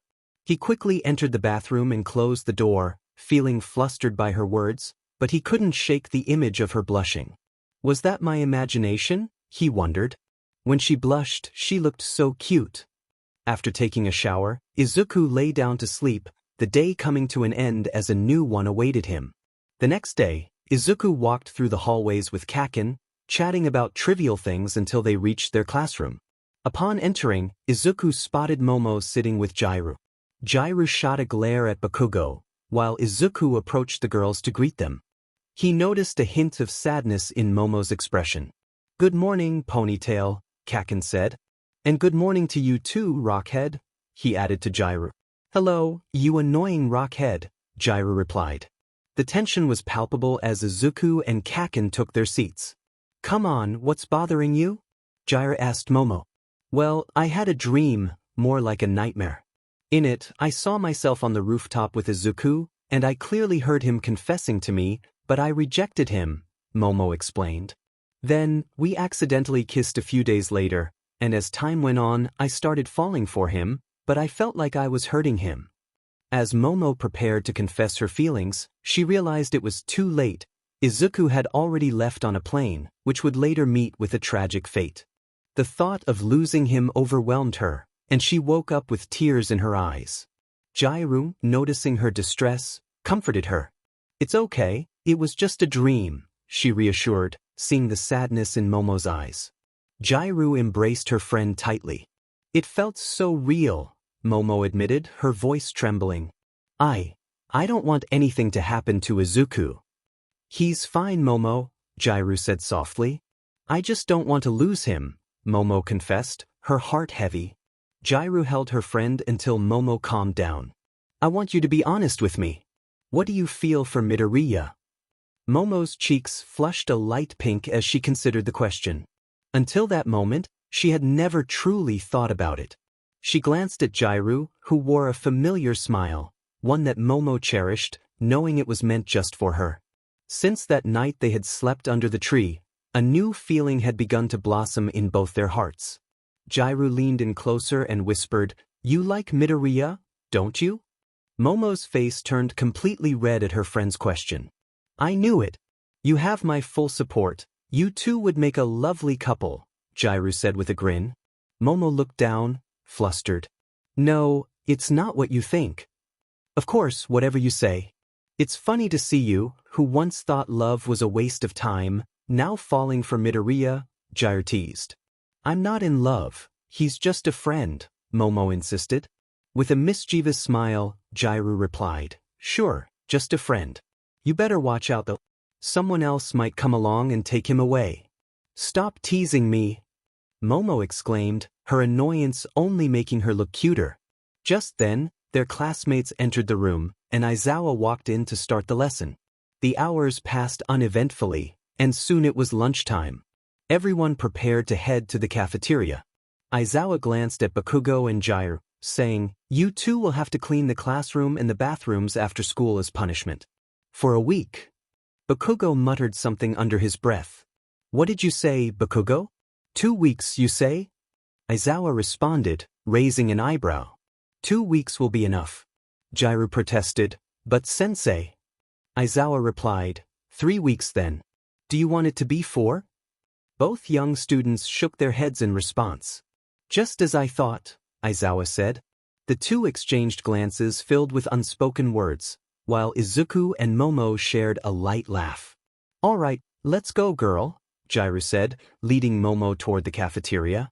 Mina and Kirishima approached Bakugo, suggesting, Let's head out too. Kaken nodded. You all go ahead, I'll catch up in a few minutes, Izuku said. Mina pouted. Okay, Izuku, but don't take too long. Izuku nodded in agreement. He gathered a few things, being the only one left in the classroom, and couldn't shake off the image of the sad expression he had seen on the dark-haired girl. Suddenly, Nana appeared, teasing, Still can't stop thinking about your girlfriend, huh, Izuku? Izuku blushed and replied, Don't tease me, Nana. Ah, you look so cute when you're embarrassed, Nana said, ruffling his hair. I think you're starting to enjoy teasing me, Izuku said. Now that you mention it, it's quite amusing to see you blush. You look so adorable, she replied with a grin. Feeling the heat of embarrassment, Izuku said, I should probably get going. Nana laughed at his blush as he walked out of the classroom, and then she vanished. As he stepped into the hallway, he noticed a girl with orange hair sitting outside his classroom door. Isn't that Kendo-san from Class B? He wondered aloud. He approached her and asked, Kendo-san, are you okay? Kendo looked up, her eyes glistening with unshed tears. Oh, it's you, Midoriya, she said, quickly wiping her eyes. Of course I'm fine.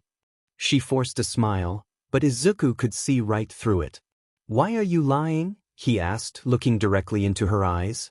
Kendo's eyes widened at his words. I'm not lying. I'm the president of Class B, and I don't want to talk to the president. I'm asking you, Itsuka Kendo, how you are, he interrupted gently. Why should I tell you how I feel? We're not anything, we're barely acquaintances, she replied, crossing her arms defensively. I know that better than anyone, but right now, I don't see any of your friends around to comfort you. You can share with me. I understand what it's like to carry pain inside and not be able to tell anyone. Kendo's eyes widened as she noticed the gentle smile on Izuku's face. All right, I'll tell you what's going on, she finally said. Izuku extended his hand to help her up, and she took it. Let's go somewhere else. I don't want anyone to hear us, Kendo suggested. Okay, Izuku agreed. They made their way to the rooftop, where Kendo began to explain why she had been crying. She had received a call from the hospital saying her father was very ill. The doctors informed her that he needed an expensive operation to save his life. Tears welled up in Kendo's eyes again, and Izuku, feeling a surge of empathy, hugged her tightly. "Don't worry, I'll help you find the money you need." Kendo clung to him, her voice trembling. I don't want to lose him. My dad is the only family I have." Izuku understood the pain of losing someone dear. "I promise your dad will be okay," he assured her, holding her close for about 15 minutes until she calmed down. Kendo still held onto Izuku, feeling grateful. "I'm sorry for dragging you into my problems, Midoriya. A hero always helps those in need," he replied with a warm smile. "Thank you," Kendo said softly. Just then, Kendo's stomach growled, and she blushed. "I'm sorry Come on, let's go eat," Izuku suggested. Kendo nodded, and they began walking toward the cafeteria. Meanwhile, a dark-haired girl was scanning the room for Izuku while sitting at a table with the other girls. Jiru whispered, "For just a friend, you sure worry a lot." Momo glanced to the side, slightly blushing. Mina was irritated that Izuku hadn't arrived yet. "That baka is taking too long." "You're right," Kirishima agreed. "He's probably off doing something," Bakugo added. Just then, Izuku and Kendo entered the cafeteria. Izuku searched for his friends and spotted them. "There they are," he said, noticing the aura of irritation radiating from Mina. "Oh no, Mina's mad," he muttered. "Well, I'll see you later, Midoriya," Kendo said. You're leaving already? Don't you want to have lunch together?" Izuku asked. You want me to have lunch with you?" Kendo replied, a bit shy. "Of course. Come with me," Izuku encouraged, extending his hand. "But our classes don't get along," Kendo protested. "And what does that matter? I'm having lunch with you, not your class," he insisted. Taking her hand, Izuku led Kendo toward his friends, who all stared at them. Kendo walked with her head down, blushing, as it was her first time holding hands with a boy. A dark-haired girl watched the scene, feeling a pang of sadness in her chest. "I told you, girl, you need to make Izuku yours, or that girl will steal him away," Jiru warned. Momo placed her hand over her heart, feeling the weight of the moment. "I'm sorry, everyone. I got held up helping Kendo-san with some things," Izuku explained. "I told you so," Bakugo said. "That's what being a man is about," Kirishima added. Mina looked at Izuku intrigued. "So that's what happened?" "Then I forgive you." The girl with pink hair had a big smile. Mina invited Kendo to sit with them. Izuku said he would be right back and went to get their trays of food. Upon returning, he handed a tray to Kendo, who thanked him, while Kaken offered a couple of drinks. The group began to eat, chatting about trivial things and sharing laughter. Izuku noticed Kendo smiling, and he felt happy to see her joy, even if just for a moment. Kendo was enjoying her time with Izuku, but as lunch came to an end, everyone had to return to their respective classrooms. Izuku's group walked Kendo to her class, and she waved goodbye with a smile. As they headed to their own classroom, Mina remarked, "Kendo is a good person." Izuku reflected on what Kendo had said earlier, thinking to himself, "That's a lot of money, but I will help Kendo in any way I can." When classes ended, some of the kids were in the recreation room, while others were in their rooms. Izuku was in his room reading a book titled, When Time Stopped by Sismo. He thought, who would have thought this work is the beginning of all other stories? It's undoubtedly a sad story, but it's appealing. It really makes you open your eyes and reflect on many things. Before he knew it, it was 1 a.m. and he had lost track of time. He decided to head to the kitchen for a glass of water. In the hallway, he encountered Momo, who was wearing a lovely pajama set that accentuated her figure, her hair flowing freely. "Hi, Izuku-kun," she greeted. "Hi, Momo," he replied. "Are you going to the kitchen too?" she asked. "Yeah, I'm thirsty, so I'm going for a glass of water." "Looks like we're both headed there," she said with a small laugh as they walked together. Momo walked closely beside Izuku, and they both appreciated each other's presence. Once they reached the kitchen, they each poured a glass of water and leaned against the counter. Their hands were almost touching without either of them realizing it. Suddenly, Momo asked, "Can you hold my hand?" Izuku looked at her, slightly blushing. Momo, he stammered. I saw you holding Kendo's hand today in the cafeteria, she said.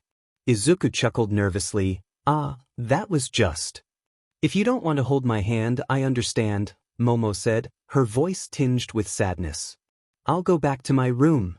She started to walk away, looking a bit downcast. Izuku quickly took her hand, causing her to blush. Don't go, I want you to stay with me, he said, looking down. I'll always stay with you, I could never leave you. You're my friend, Momo replied, squeezing his hand. Izuku hugged Momo tightly, and she felt a warm sensation in her chest, her cheeks flushing. They both enjoyed the embrace, not wanting to let go.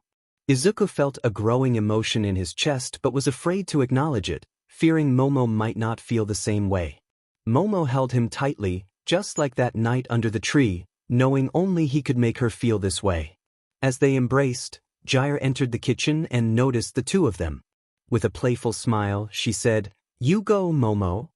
Startled, both Izuku and Momo quickly separated. It's not what you think, Jairu, Momo protested.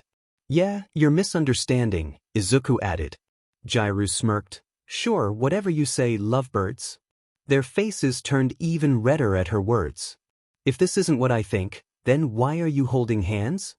Jur asked, raising an eyebrow. Both young people looked down, realizing they were still holding hands. They immediately let go, not saying a word. Well, I'll head to my room. See you, Momo, and good night, Jairu, Izuku said, walking past Jairu, who whispered, Are you sure you don't want to walk hand in hand with Momo? Izuku felt his face heat up. At the doorframe, he paused and quietly said, Maybe. Momo didn't catch his words, but Jairu did, smiling slightly. Izuku entered his room and flopped onto his bed. As usual, Nana appeared to tease him. Cheers to the new couple.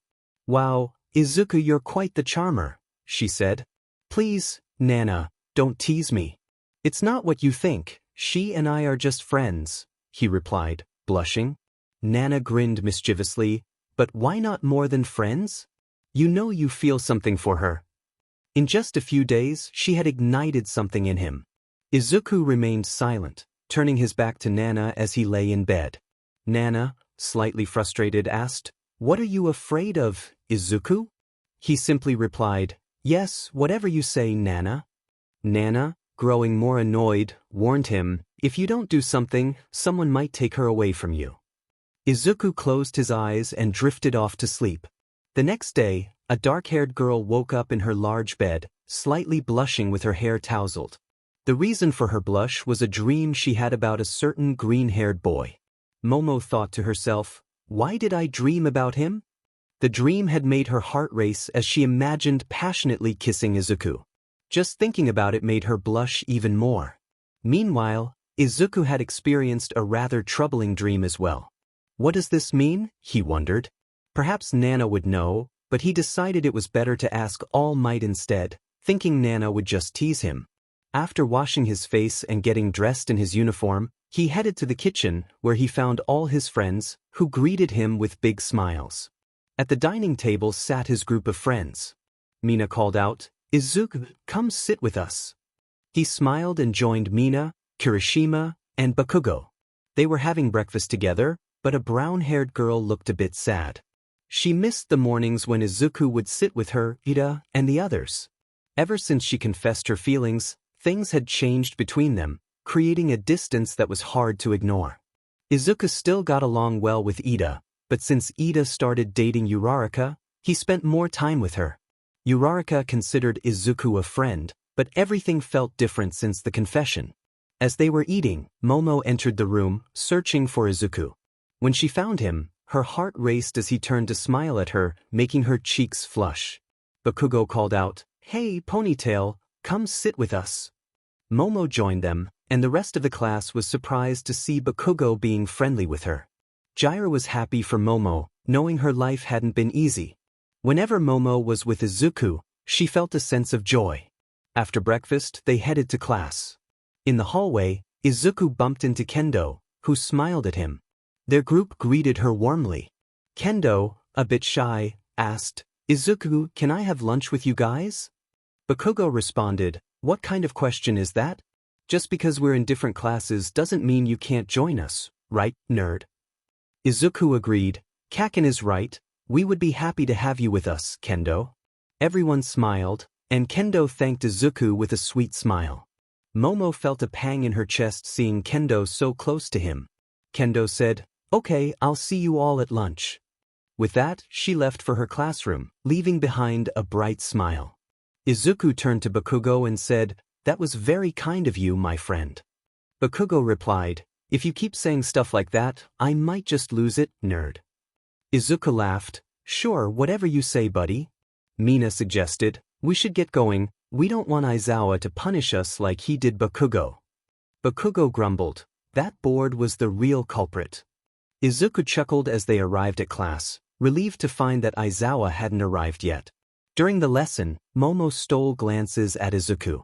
When their eyes met, he smiled at her, causing her to blush. Unbeknownst to them, Jiru noticed and chuckled softly. As the hours passed, Aizawa announced, "Before I leave the classroom, I have a project for you to work on in pairs." He began naming the pairs, and when he reached Yaoyorozu and Midoriya will work together, both students felt a rush of happiness, even if they didn't show it. Momo was thrilled as she loved spending time with Izuku. After that, they had classes with present Mike until it was time for lunch. Izuku headed to class 1B to find Kendo, who was waiting for him. Upon entering the room, he saw her carrying a large box full of books. "Do you need help with that?" he offered. "Sure," Kendo replied. As he took the box, their hands brushed against each other, causing a slight blush to appear on Kendo's cheeks. They walked together to where the box needed to go. Upon arriving, Principal Nizu thanked them and, noticing them together, remarked, "I didn't know you and Miss Kendo were a couple." Both students turned red. Izuku stammered, "No, we're just friends." Kendo's face was bright red as well. Nizu smiled and said, "I see. Well, I think you would make a lovely couple. You may go now." As they left, their faces still flushed, Kendo said, Let's go have lunch." "Yes, let's go," Izuku agreed. As they walked, a silence fell between them. Izuku broke it by asking, "Kendo, do you have any news about your dad?" With a sad look, Kendo replied, "I have a week to gather the money.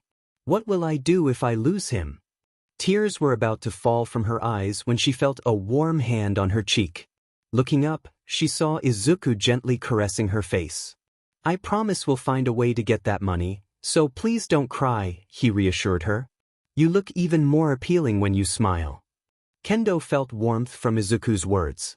She gently touched his hand with her left hand and, with a tender look, said, "Thank you for being by my side," a blush coloring her cheeks. Just then, a girl with short black hair spoke up, "Wow, I didn't know President Kendo had a boyfriend." They both turned to see Yui Kodai from Class B. Kendo quickly replied, "It's not what you think, Yui. He and I are just friends." Yui maintained a neutral expression. "If he is your boyfriend, just say it. No one will say anything bad. Besides, I think you would make a cute couple." Kendo and Izuku simultaneously exclaimed, "You too, Yui." Yui observed them and remarked, "You two are so in sync. You have my full support." After saying that, Yui left, leaving both young people with flushed faces. After a moment, they headed to the cafeteria, where Mina and Kaken waved at them. The two young people sat down to have lunch. Momo was sitting with Jiru and the others, feeling a bit jealous of Kendo for sitting so close to Izuku. Jiru teased, "Wow, Kendo is really making her move. Look at Izuku, he's smiling with her." She said this to annoy her friend, while Momo watched as Izuku smiled alongside Kendo. After lunch, the group returned to class. At the end of the day, Izuku found himself in the classroom talking with his mentor and hero, All Might. All Might had asked him to stay after class to discuss something important. They were the only two left in the room. "Young Midoriya, I know we haven't had much time to talk lately, but there's something I want to discuss regarding the last exam," All Might began. "Yes, I wanted to talk to you about that too," Izuku replied. "That time, some black WHPS came out of your body. What was that about?" All Might inquired. Izuku explained that it was the quirk of one of the previous holders of One for All and that he had activated it. He also mentioned that Nana had told him he needed to MSTR the other 6 quirks. All Might was taken aback by this revelation. "You can talk to my teacher?" he asked, surprised. "She appears to me from time to time. She told me she is now part of One for All," Izuku responded. All Might was momentarily speechless at what his successor was sharing. "By the way, All Might, can I ask you for a favor? I'm a bit embarrassed, but—" Izuku hesitated.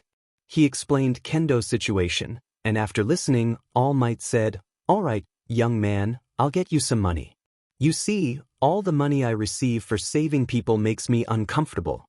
I didn't become a hero for the money, but to help others. The money I receive, I donate to charity, hospitals, orphanages, and other causes. But I'll help you with the money for Miss Kendo."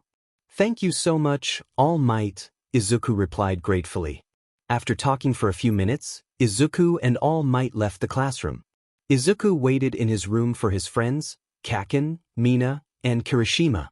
When they arrived, he welcomed them in. Mina asked, "Izuku, what did you want to talk to us about?" "I need your help," Izuku said. Kaken replied, "Just speak up, nerd. We'll help you with whatever you need." Kirishima added, "Bakugo is right." Izuku smiled and explained Kendo's situation. After he finished, Mina said, "Poor Kendo, she's going through a tough time. Don't worry, Izuku will help you." "Thanks, guys," Izuku said. Mina hugged him, and Kirishima joined in. Izuku pulled Kaken into the group hug, and although Kaken wore a frown, he was secretly happy to be with his friends. The next day, the group had no classes, so Izuku and his friends gathered to go out. He carried a bag filled with all his All Might action figures, posters, and other memorabilia. They had agreed to meet outside the dorms at the campus entrance. When Izuku arrived, he found Kaken, Mina, and Kirishima waiting for him with big smiles. "Are you ready, Izuku?" Mina asked. Izuku nodded. Outside UA, a truck awaited them, belonging to Kaken's mom. The group climbed into the truck and set off for their destination. They arrived at a store where they could sell and pawn items. As they got out of the truck, Kaken took out his drum set. "Kaken, are you really going to sell that?" Izuku asked. "Don't ask, Deku, just help me," Kaken replied. Izuku smiled and assisted his friend. Kaken sold his drum set, Mina sold an electric guitar she had, and Kirishima sold a laptop. Izuku sold all his All Might collectibles, including limited edition action figures, which were worth a lot. They did this to raise money to help Kendo, and they managed to gather more than half of what they needed. All Might had given Izuku some money, and they still needed 40,000 yen. They had about 80% of the total amount required. Back in Izuku's room, they were counting the money. "How are we going to get the rest?" Izuku wondered. "I know Kendo sold some of her things." "Don't worry, nerd. We'll think of something," Kaken assured him. "Let's take a break for today." The boys headed off to their respective rooms. Izuku thanked them for all their help. It was already night, and the freckled boy was in his room, pondering how to come up with the rest of the money. He decided to leave the dorms for a walk, and while he was out, he ran into Momo. "What are you doing here?" Momo asked. Nothing, just walking to clear my mind a bit," Izuku replied. "Ah, I see, me too," Momo said. "What's on your mind?" "I noticed you seemed a bit thoughtful yesterday," Izuku inquired. "Well, I was thinking about my engagement to Todoroki," Momo confessed, while internally she thought, "I can't tell him I'm jealous that he's with Kendo." Those words stung Izuku a little. "Oh, I see," he said, feeling somewhat down. Momo noticed his sadness and asked, "Are you okay?" Yeah, it's nothing," Izuku responded. "And what has you so deep in thought?" Momo asked. "Well, it's a long story," Izuku said. "Come on, let's sit over there," Momo suggested, impulsively taking Izuku's hand. They sat down on a small bench on campus. Izuku took a deep breath and shared everything that had happened. After listening, Momo couldn't help but smile, knowing that Izuku would never abandon anyone. She found it very sweet what he was doing. "I love that part of you. You always help others when they need it," Momo said. Izuku, slightly blushing, replied, "Thanks, Momo." "Don't worry, I'll cover the rest of the money," Momo said. "Are you really going to do that?" Izuku asked, surprised. "Of course, for my family, that's nothing," Momo affirmed. Izuku gave Momo a big hug, surprising her and making her blush. "Thank you, Momo," he said. "That's not fair," Momo murmured, returning the hug. They held each other for a few minutes, and when they finally pulled away, they couldn't help but feel a bit shy, yet both wanted to keep feeling the warmth of each other. They locked eyes in silence. In his thoughts, Izuku wished to kiss her, while Momo also longed to feel his lips on hers. "So, you mentioned you were thinking about your engagement to Todoroki, right?" Izuku asked. "Yes, our parents arranged it when we were kids," Momo replied. "And what will you do?" Izuku inquired. "I don't know, I guess I'll have to accept it. I don't think my parents will listen to me," Momo said. "I see. Well, let's head inside. If Aizawa sees us out here, we'll get in trouble," Izuku suggested. "You're right," Momo agreed. They began walking together, their hands brushing against each other. Wanting to hold hands, Izuku took the initiative and intertwined his fingers with hers. Momo felt incredibly happy, her heart raced, and her cheeks flushed. "Izuku," Momo said. "Well, I want to hold your hand. I said I would never let you go, so—" Izuku explained, blushing. Momo, even more flushed, squeezed Izuku's hand. With their faces reddened, they walked hand in hand, feeling joyful inside. When they reached their rooms, they had to let go. "Tomorrow I'll ask my parents for the money and give it to you, Izuku," Momo promised. "Thank you, Momo, I really appreciate it," Izuku replied. "Well, see you later, Izuku," Momo said, giving him a sweet kiss on the cheek before slowly pulling away, leaving only a small gap between their eyes. They gazed at each other, feeling warmth within their bodies, as if their hearts were silently begging for a kiss. "Momo!" Izuku called. "Yes, Izuku," she replied. They both leaned in slowly, the blush on their faces deepening. As they approached each other's lips, they closed their eyes. Momo gently placed her hand on Izuku's chest, just inches away from kissing. At that moment, Ida appeared, saying, "Hey, guys, what are you doing?" They both quickly pulled away. "Are you okay, guys?" Ida asked. "Yes, the thing is that Izuku had something in his eye, that's all," Momo explained. "Yeah, that was it." "Thanks, Momo, for helping me," Izuku said. "You're welcome." "Well, see you tomorrow, guys," Momo said as she headed to her room, her cheeks flushed from what had just happened. Ida stayed behind with Izuku in the hallway.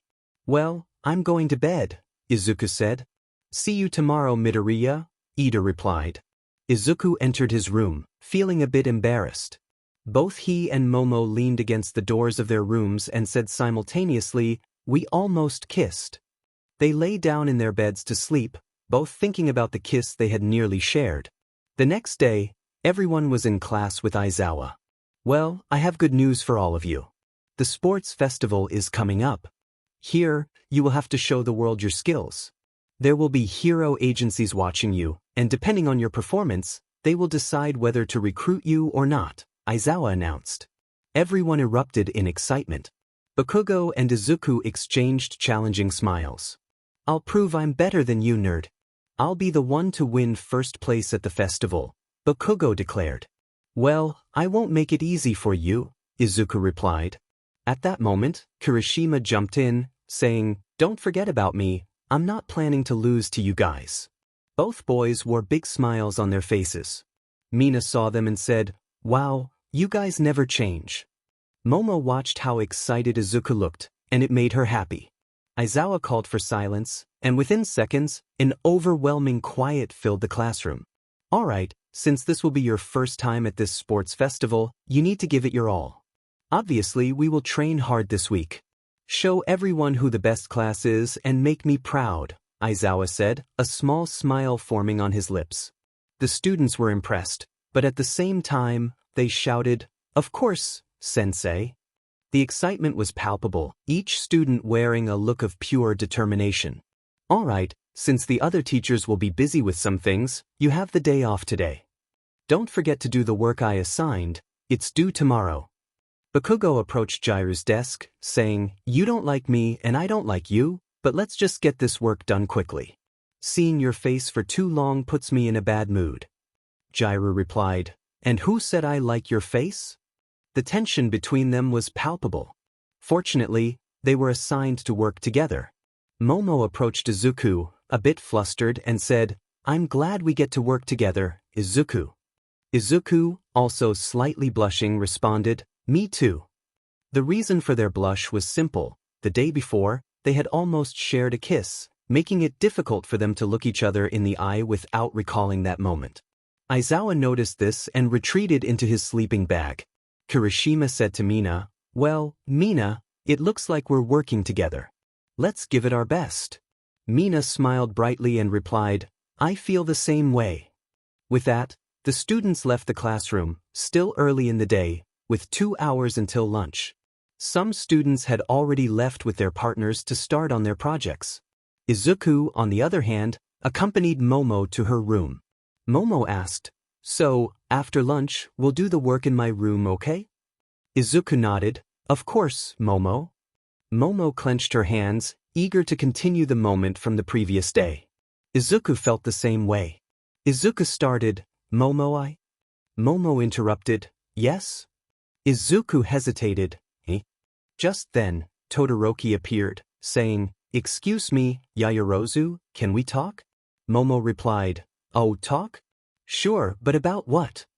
Todoroki explained, "It's about our engagement." Those words hit Izuku hard emotionally. Momo said, "Okay, I wanted to talk to you about that too." Izuku stammered, "I'll leave you two to talk. See you after lunch, Momo." "Goodbye, Todoroki." Todoroki replied, "Goodbye, Midoriya." Momo called after Izuku, "Wait." She watched as Izuku walked away, a hint of sadness in his eyes, reminiscent of the previous night.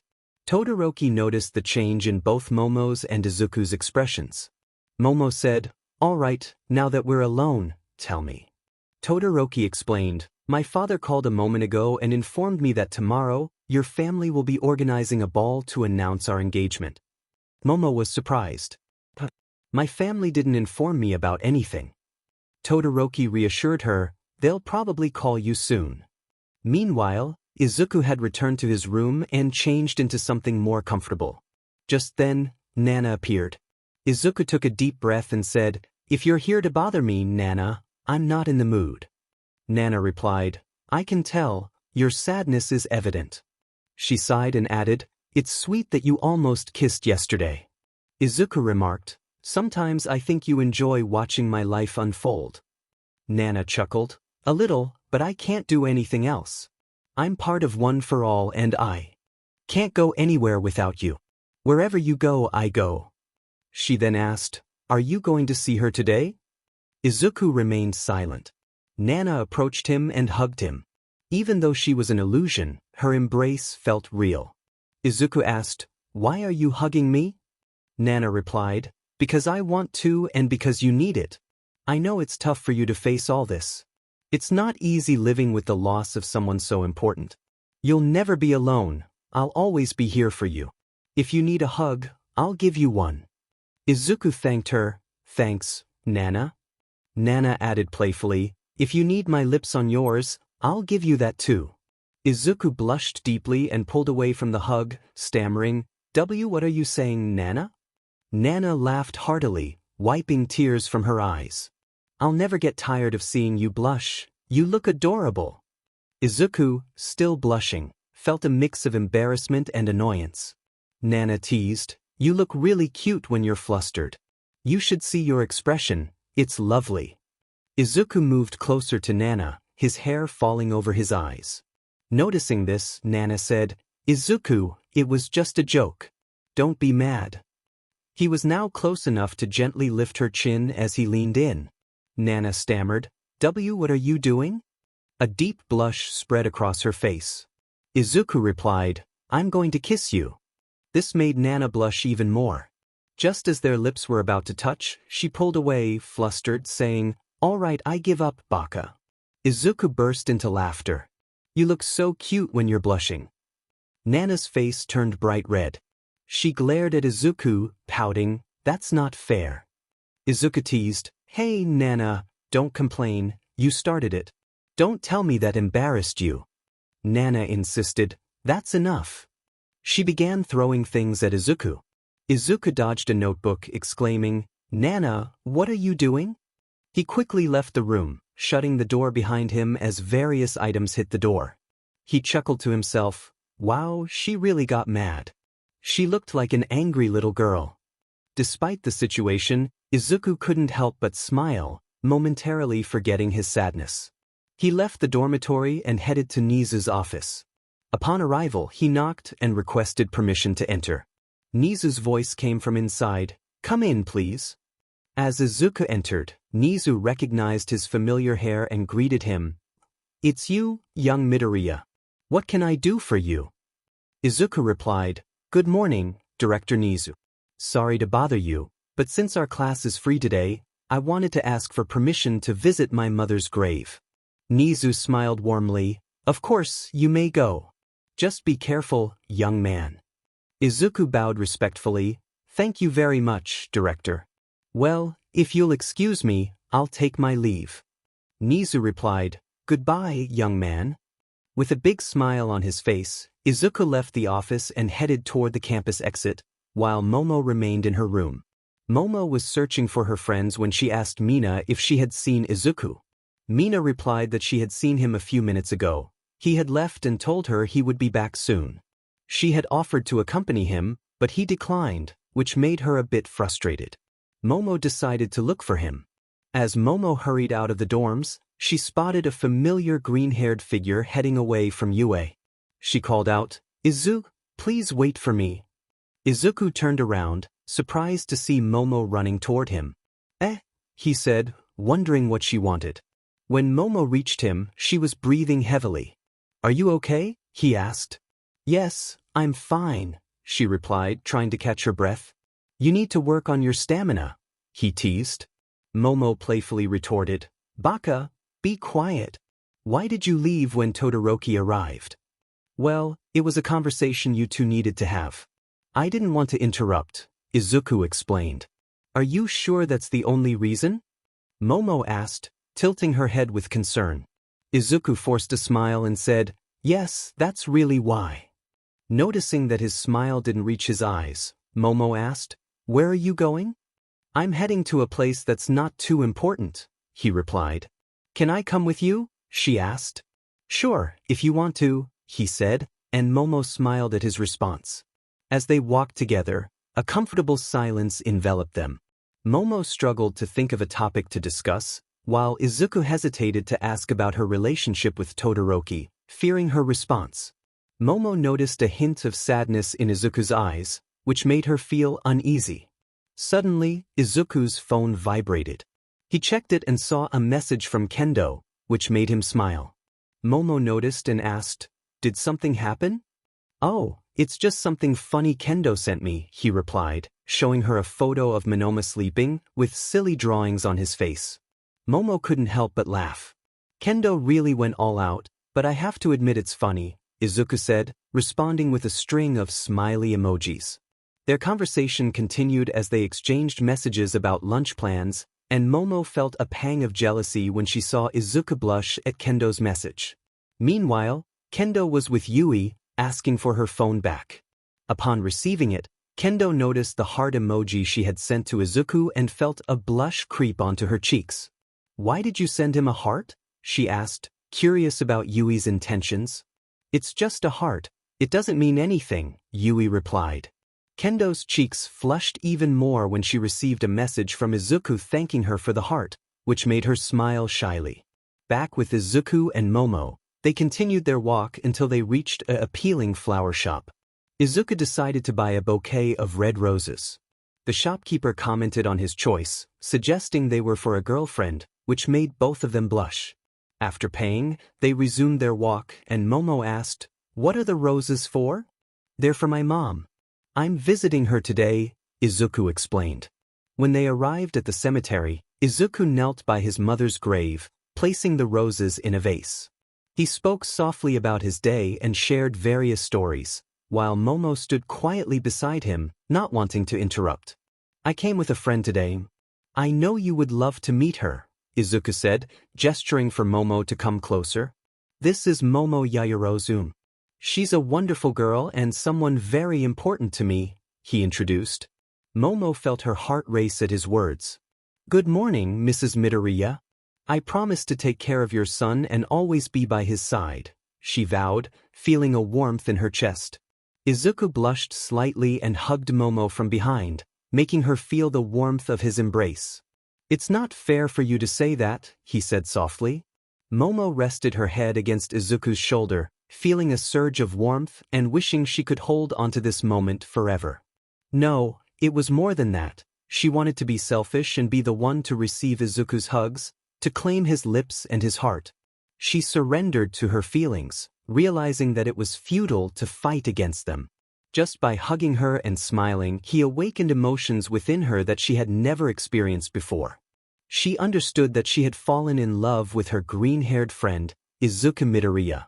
From the moment she woke up, he was her first thought and the last before she drifted off to sleep. Yes, she fully recognized that she wanted to be alone with him. She wanted her first kiss to be with his lips. Momo could only hold Izuku's hands, her cheeks flushed with a deep blush. I will protect you with my life, Momo, Izuku promised. No, please don't, Momo replied. Did I say something wrong? He asked, confusion evident in his voice.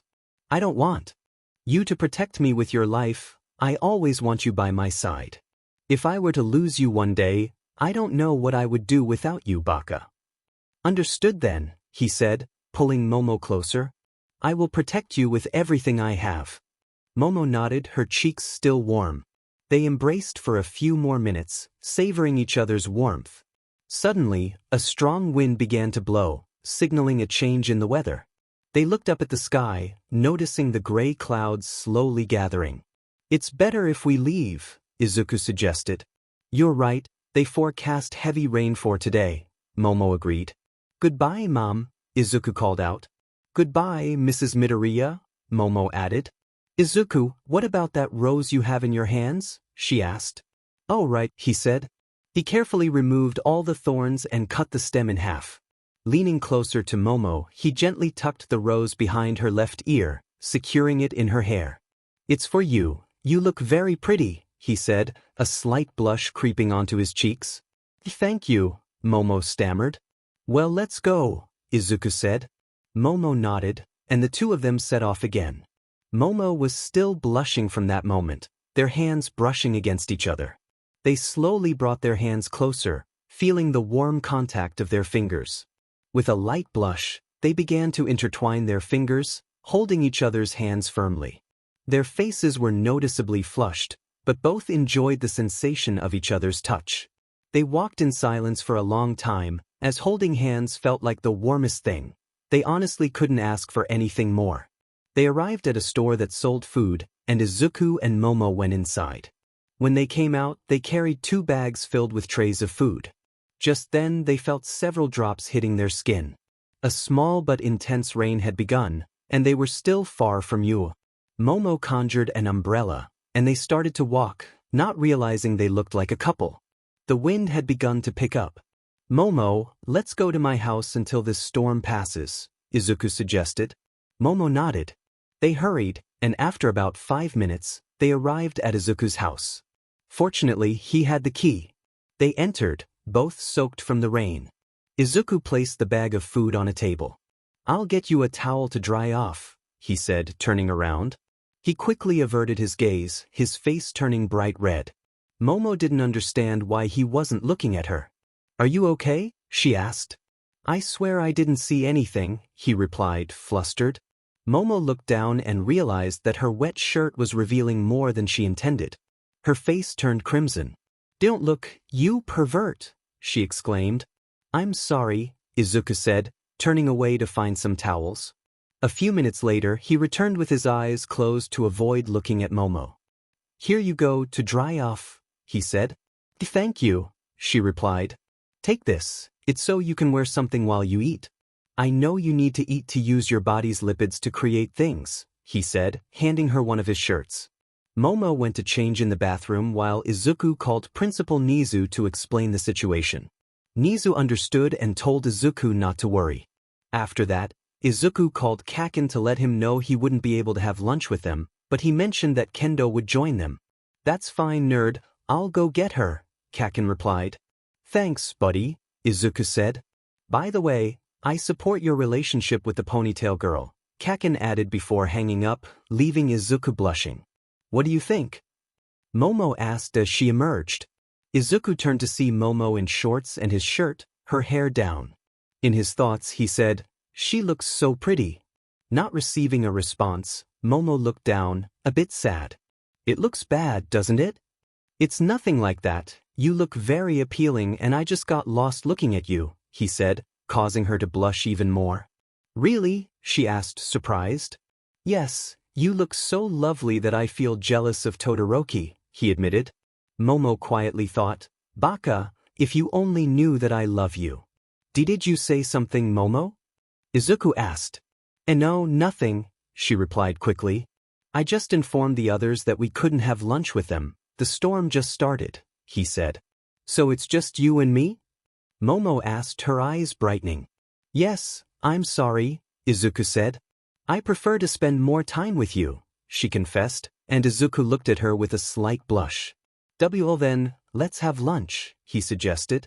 "Okay," she agreed. They took out the food and began to eat, both happy to be together. They laughed and talked about various topics. After lunch, Momo helped Izuku wash the dishes. Once they finished, Izuku asked, "What do we do now?" The storm had not yet stopped. Momo, twirling her hair, suggested, "How about we watch a horror movie?" "Great idea. I have a few movies we can watch. The popcorn is in the kitchen on the bottom shelf. Can you make it, Momo?" As Momo browsed through the movies, a big smile spread across her face. She felt happy knowing she would spend the entire day with the person she liked. She longed to feel his arms around her again, to experience the sensation that only he could evoke in her. After a few minutes, they settled onto the couch in the living room. "Izuku, which one should we watch?" Momo asked. "How about it?" he suggested. "Good choice," Momo replied. As the minutes passed, they watched the movie together while munching on popcorn. Occasionally, their hands brushed against each other. At one particularly tense moment in the film, Momo got scared and dropped the bowl of popcorn, instinctively hugging Izuku, who let out a small laugh. "Don't laugh, Baka. I was really scared," she exclaimed. "I'm sorry, it's just that you look so cute," Izuku said. Momo pouted, and they found themselves in a cozy position on the couch, with Momo perched on top of Izuku after her scare. Their faces were close again, as if time had stopped for that brief moment. Momo gazed into Izuku's green eyes, unable to look away from her appealing dark-haired friend. Her hands rested gently on his chest. "Izuku," she said softly, wrapping her arms around him and leaning in closer to his lips, her cheeks flushed with a gentle blush. "Izuku," she repeated. He delicately took her waist, bringing their lips closer together, both feeling the warmth of each other's breath. A whirlwind of emotions surged through them, their heartbeats quickening as they neared each other. Their lips were almost touching, just a moment away from a kiss. In a soft whisper, they exchanged each other's names, filled with unspoken feelings. Suddenly, the lights went out, interrupting their almost kiss. "Is it a blackout?" Momo asked. "It seems so," Izuku replied.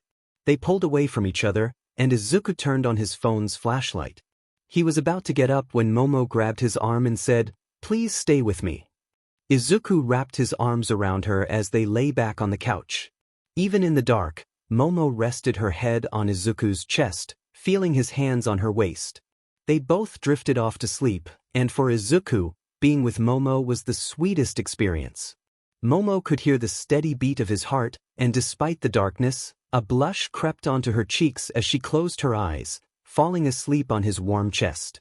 Hours passed, and Izuku woke up to find that neither of them had moved. The lights had returned, and he checked his phone, realizing it was already 9 p.m. They had spent the entire afternoon sleeping. He looked down to see Momo peacefully sleeping on his chest and smiled. Softly, thinking, She looks so cute when she sleeps. Gently, he began to slide her straight hair. Momo smiled slightly in her sleep. Momo, wake up, he said. 5 more minutes, she mumbled. I know you're awake, he teased.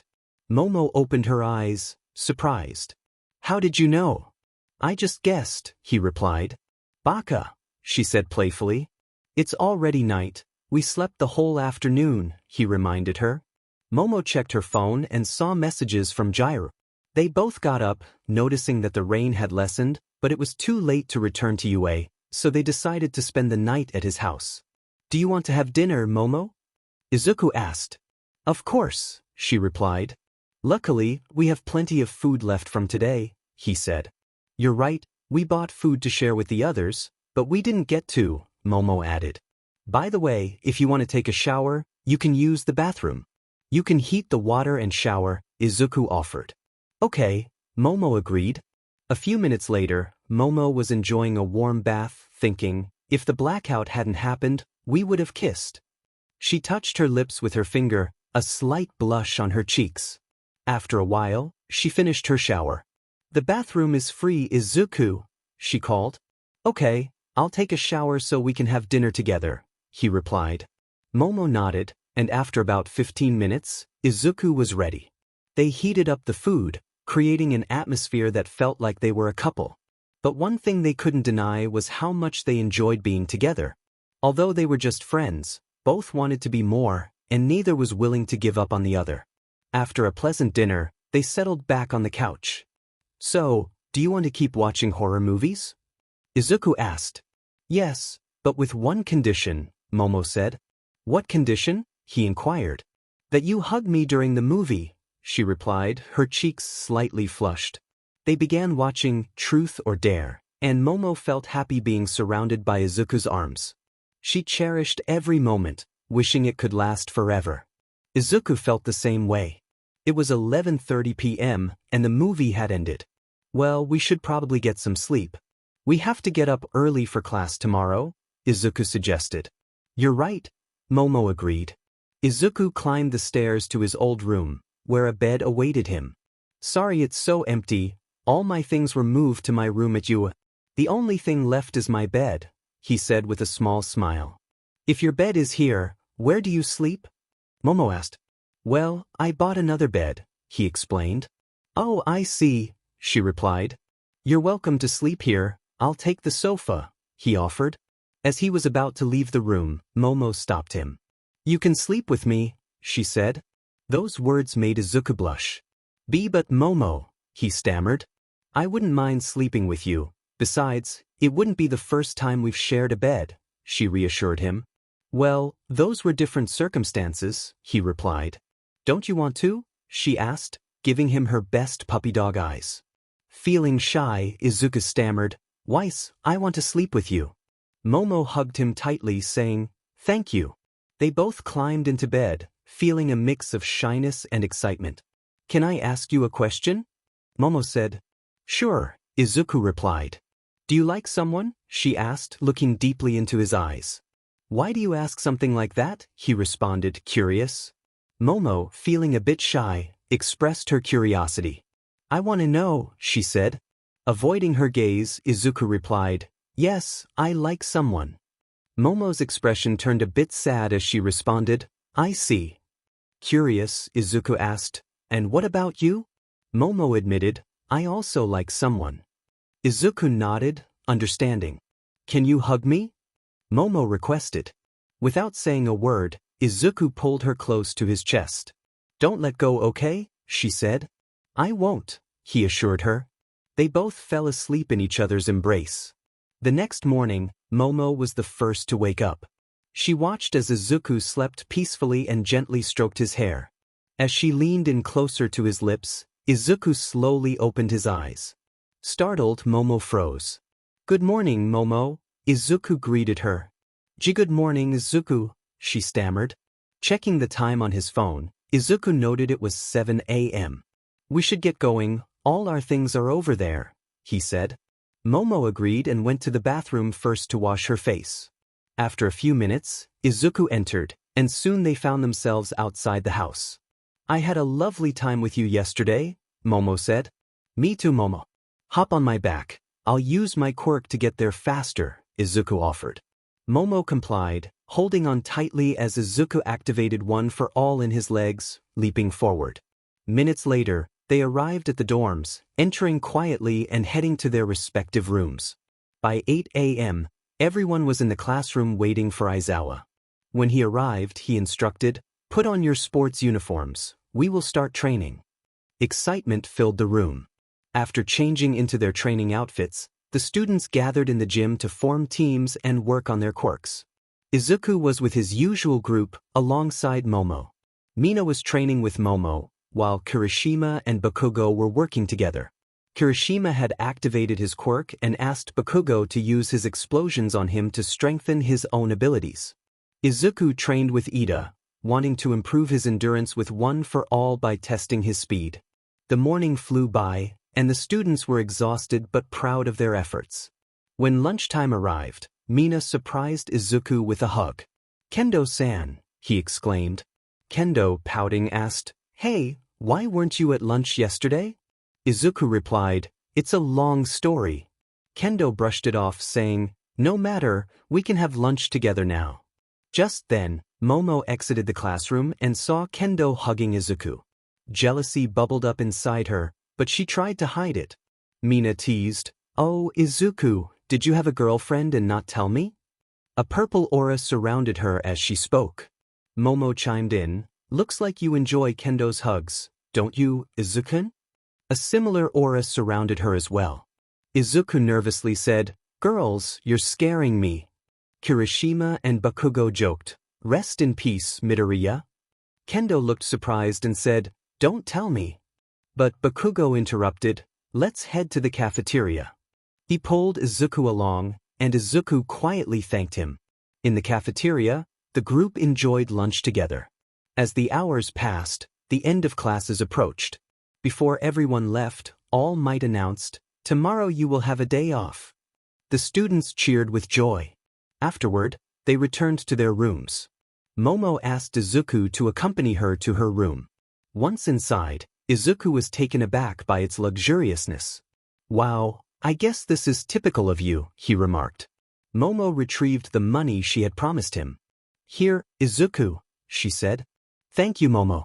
I can't express how much this means to me," he replied, giving her a warm hug, which she returned. Momo hesitated before saying, "Izuku-kun, my parents are organizing a dance tomorrow, and I was wondering if you would like to come with me?" Izuku smiled, "I would love to, Momo." She added, "I'll ask the others to join as well. Tomorrow, I'll announce my engagement to Todoroki." Izuku nodded, "I see. Count me in." Momo thanked him. As Izuku left her room and headed to his own, he gathered all the money and made his way to Kendo's room. When he knocked, his eyes widened at the sight of Kendo in light blue shorts and a yellow shirt that covered only part of her torso. He felt himself blush at how lovely she looked. Kendo noticed him and asked, "Izuku, what's up?" He stammered, "Well, Kendo took his hand and pulled him into her room. Flustered, Izuku said, "I brought the money for your dad's operation." He pulled out 2 large bundles of cash. Kendo's eyes widened in disbelief. "How did you get this money?" she asked. Izuku replied, "It's a long story, but what's important is that we have it." Tears of joy filled Kendo's eyes as she hugged him tightly. "Thank you, Izuku. I owe you so much." He returned the embrace happily, and Kendo continued to cry tears of joy. "If it weren't for the others, I might not have been able to get the money," Izuku said. Kendo promised, "I'll thank them all." He smiled warmly at her, causing her to blush. "By the way, Izuku, do you and Momo have a relationship?" Kendo asked, looking intently into his eyes. Nervously, Izuku replied, "No, we're just friends." Kendo gazed at him seriously and said, "Then I will help you." Izuku was taken aback. Help me." Kendo smiled as she chatted with Izuku, enjoying their conversation about quirks. They had spent an hour discussing various topics, and Kendo was eager to learn more about him. Izuku, excited, shared ideas on how he could use his quirk, sometimes getting lost in his thoughts. At the end of their meeting, Izuku bid farewell with a warm kiss near Kendo's lips, leaving both of them a little flushed. The next day, Izuku spent most of his time training with his friends, all striving to improve before the sports festival. The day went by normally, and as night fell, Izuku, Kaken, Kirishima, and Mina were getting ready for a dance to which Momo had invited them. They were all waiting for a limousine that would take them to the Yaoyorozu mansion, where Momo was already waiting for them. Kaken, a bit reluctant, asked why he had to attend, to which Izuku reminded him that he was also friends with Momo. Mina, looking stunning in an appealing black dress, commented on Momo's kindness in inviting them. Just then, the limousine arrived, and the elegant chauffeur asked them to get in. Upon arriving at the mansion, the boys were awestruck by the appealing garden filled with roses. As they entered, they were greeted by a butler who guided them to a grand hall decorated for the occasion. Izuku noticed Endeavor, the number 2 hero, sitting at one of the tables, accompanied by a woman and a girl with white hair. Momo's mother appeared on the grand staircase, accompanied by a dapper gentleman. Mr. Yaoyorozu thanked everyone for attending and announced his daughter Momo's engagement to Shoto Todoroki. Izuku felt a pang in his chest as he watched Momo smile, even though he knew it was a forced smile. Mina and Kirishima were taken aback by the news, while Izuku and Momo exchanged glances that revealed the sadness they both felt. Mr. Yaoyorozu continued with the event, inviting everyone to enjoy dinner before the dance began. Todoroki and Momo approached to greet their friends. Izuku congratulated Todoroki on his engagement, and Momo noticed the sadness in his voice. As dinner progressed, a girl with brown hair and blue eyes arrived, introducing herself as Eli, Momo's cousin. Eli greeted everyone warmly, and her presence surprised the boys. Izuku felt a sense of déjà vu upon seeing Eli, and when she kissed him on the cheek, he blushed. Momo, noticing this, felt a twinge of jealousy and took Eli by the arm, suggesting they go have dinner. Meanwhile, Todoroki observed the interaction between Momo and Izuku, sensing the tension in the air. As dinner continued, Momo couldn't stop thinking about Izuku, wishing that her engagement wouldn't interfere with her feelings. She knew he was the one who lit up her world and that she wanted to be by his side, even though her situation complicated things. It was a tradition to arrange marriages for children from a young age. Disobeying parents would mean losing the Yaoyorozu fortune and name. Momo loved her parents dearly but lacked the courage to confront them. Eli noticed that her cousin seemed a bit sad. Eli asked Momo if she was okay, to which she replied that she was, though she didn't sound convinced. Curiously, Eli asked if Izuku had a girlfriend. Momo, taken aback by the question, choked on her food in surprise. Eli continued, commenting that he seemed like a nice and handsome guy, which sparked jealousy in Momo, who tried to change the subject. Eli insisted on knowing if Izuku had a girlfriend, and Momo replied that he did not, which relieved Eli somewhat. Eli stood up from the table and headed over to where Izuku was sitting. Momo wanted to stop her but couldn't. Upon reaching him, Eli asked if she could sit next to them, and Mina welcomed her. Eli sat beside Izuku, and they began to chat. Momo, feeling jealous, watched as Eli and Izuku laughed together. Her parents noticed that Momo's gaze remained fixed on the table. Mr. Yaoyorozu stood up and announced that it was time to begin the grand dance. In one corner of the hall, an orchestra of musicians awaited the signal to start playing. Mr. Yaoyorozu invited the engaged couple to enter the center of the dance floor. Momo stood up and, alongside Todoroki, walked to the center. He placed his hand on Momo's waist and gently took her hand. Momo, in turn, placed her hand on Todoroki's shoulder. Izuku watched the scene unfold, feeling a sharp pain in his chest, which did not go unnoticed by Eli. The musicians began to play a warm melody, and the couple started to dance, surrounded by other pairs. As they danced, Todoroki asked Momo if she was okay, to which she responded with a forced smile. Meanwhile, Eli invited Izuku to dance, and he appeared nervous. Eli assured him that she would guide him. With a smile, Eli took Izuku's hand and led him to the center of the floor. They locked eyes, creating a warm atmosphere. Eli encouraged him, and although Izuku felt a bit clumsy, he began to follow her movements. Momo, watching Izuku dance with Eli, felt her heart tighten. After a while, Eli switched partners and asked Kaken to dance, who reluctantly accepted. Eli joked about Kaken's dancing skills, which made Izuku laugh. Suddenly, Izuku heard a familiar voice behind him. It was Momo, slightly flushed, asking him to dance. Izuku, delighted, extended his hand, and together they made their way to the center of the floor. As they danced, they immersed themselves in the connection they shared, as if the rest of the world didn't exist. Todoroki watched with a faint smile as Momo, blushing, savored the moment with Izuku. In his mind, Izuku told himself that he needed to express his feelings. Suddenly, he paused and Momo looked at him with curiosity. Without warning, Izuku leaned in and kissed her gently. Momo, taken aback yet delighted, returned the kiss, feeling a warmth blossom within her. As they pulled apart, both were flushed and astonished by the reactions of those around them at the party. Todoroki murmured that Izuku had finally made a move. Nervously, Izuku confessed to Momo that he liked her a lot and didn't want her to drift away. He wanted her to be only his fiancée and asked her to go out with him. With tears welling in her eyes at his words, Momo could only listen to what Izuku was saying. At that moment, Mr. Yaoyorozu approached, visibly upset, demanding to know what that meant. Momo glanced at her father, whose expression was one of discontent, and felt trapped between her love and family tradition. "Did you not hear that she is engaged?" Izuku extended his hand to Momo, saying, "Let's get out of here. I know you want to leave with me too." He waited for a response from the dark-haired girl, determined to express his feelings because he didn't want to lose her. "Miss Yaoyorozu, I'm still waiting for an answer," her father insisted. Momo looked between her father and Izuku, who still had his hand outstretched. She felt the weight of everyone's gaze upon her. Momo began, tears starting to stream down her cheeks. "I'm sorry, Izuku, but I can't go with you." Each word felt like a torment to her. "I am engaged to Shoto.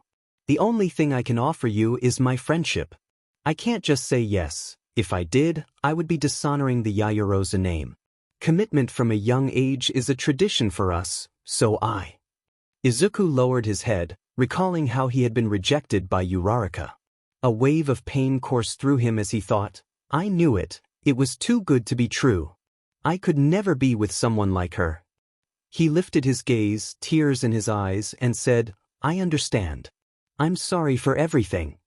Momo noticed how Izuku's emerald eyes had lost their usual sparkle, and she realized how much she had hurt him.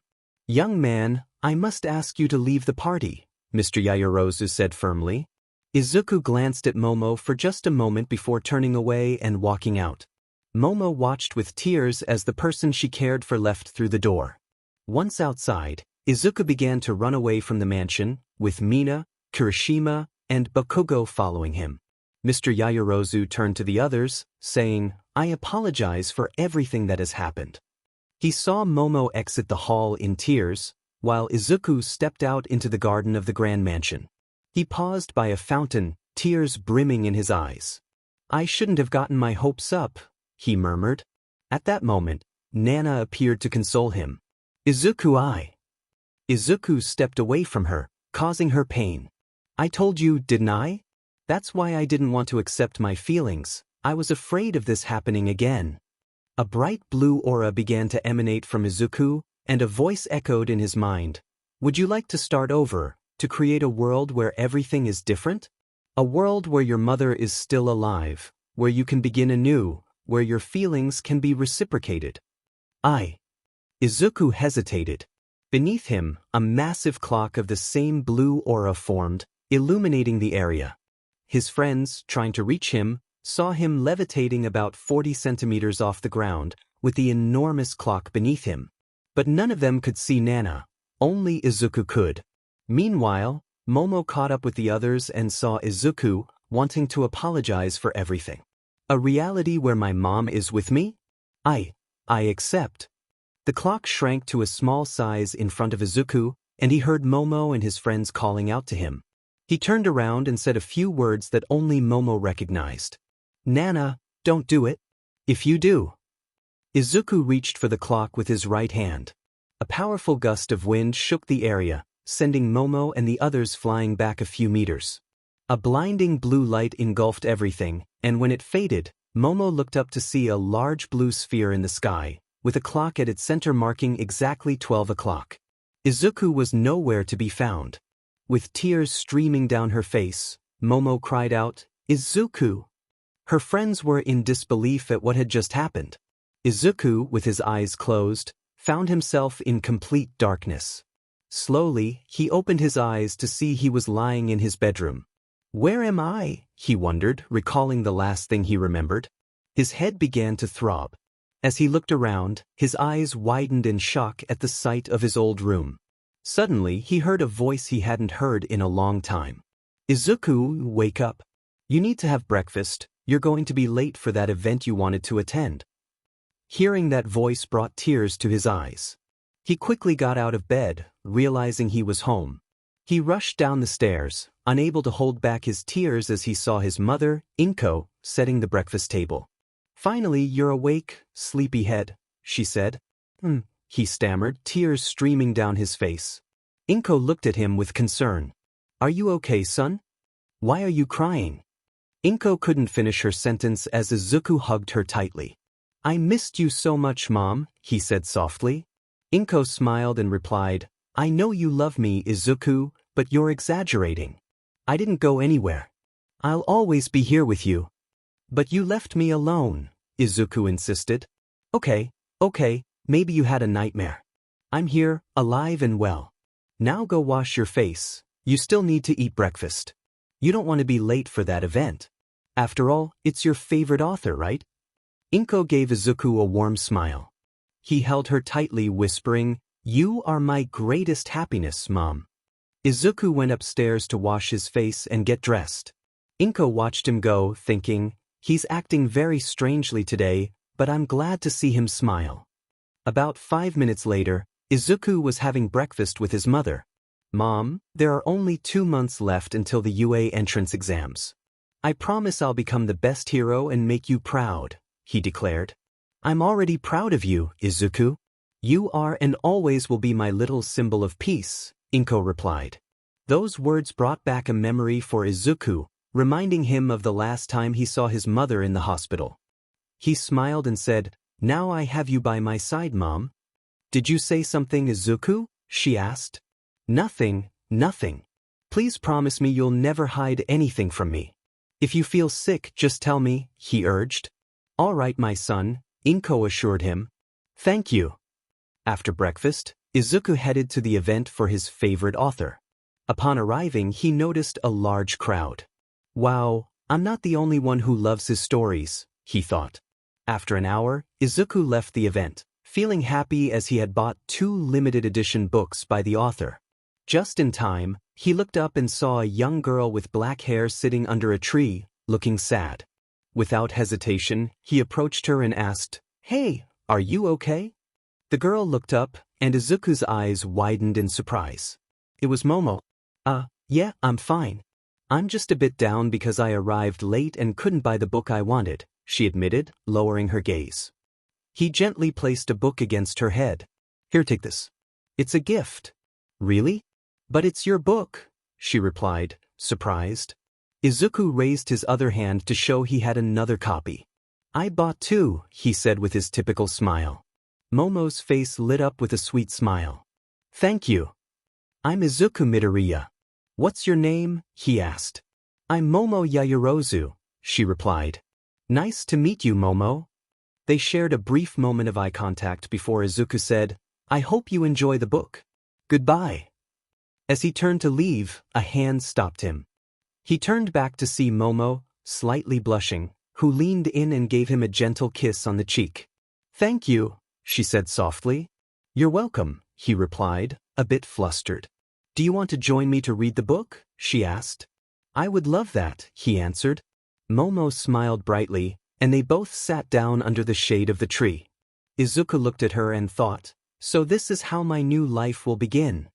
Thus, a new chapter started in Izuku's life.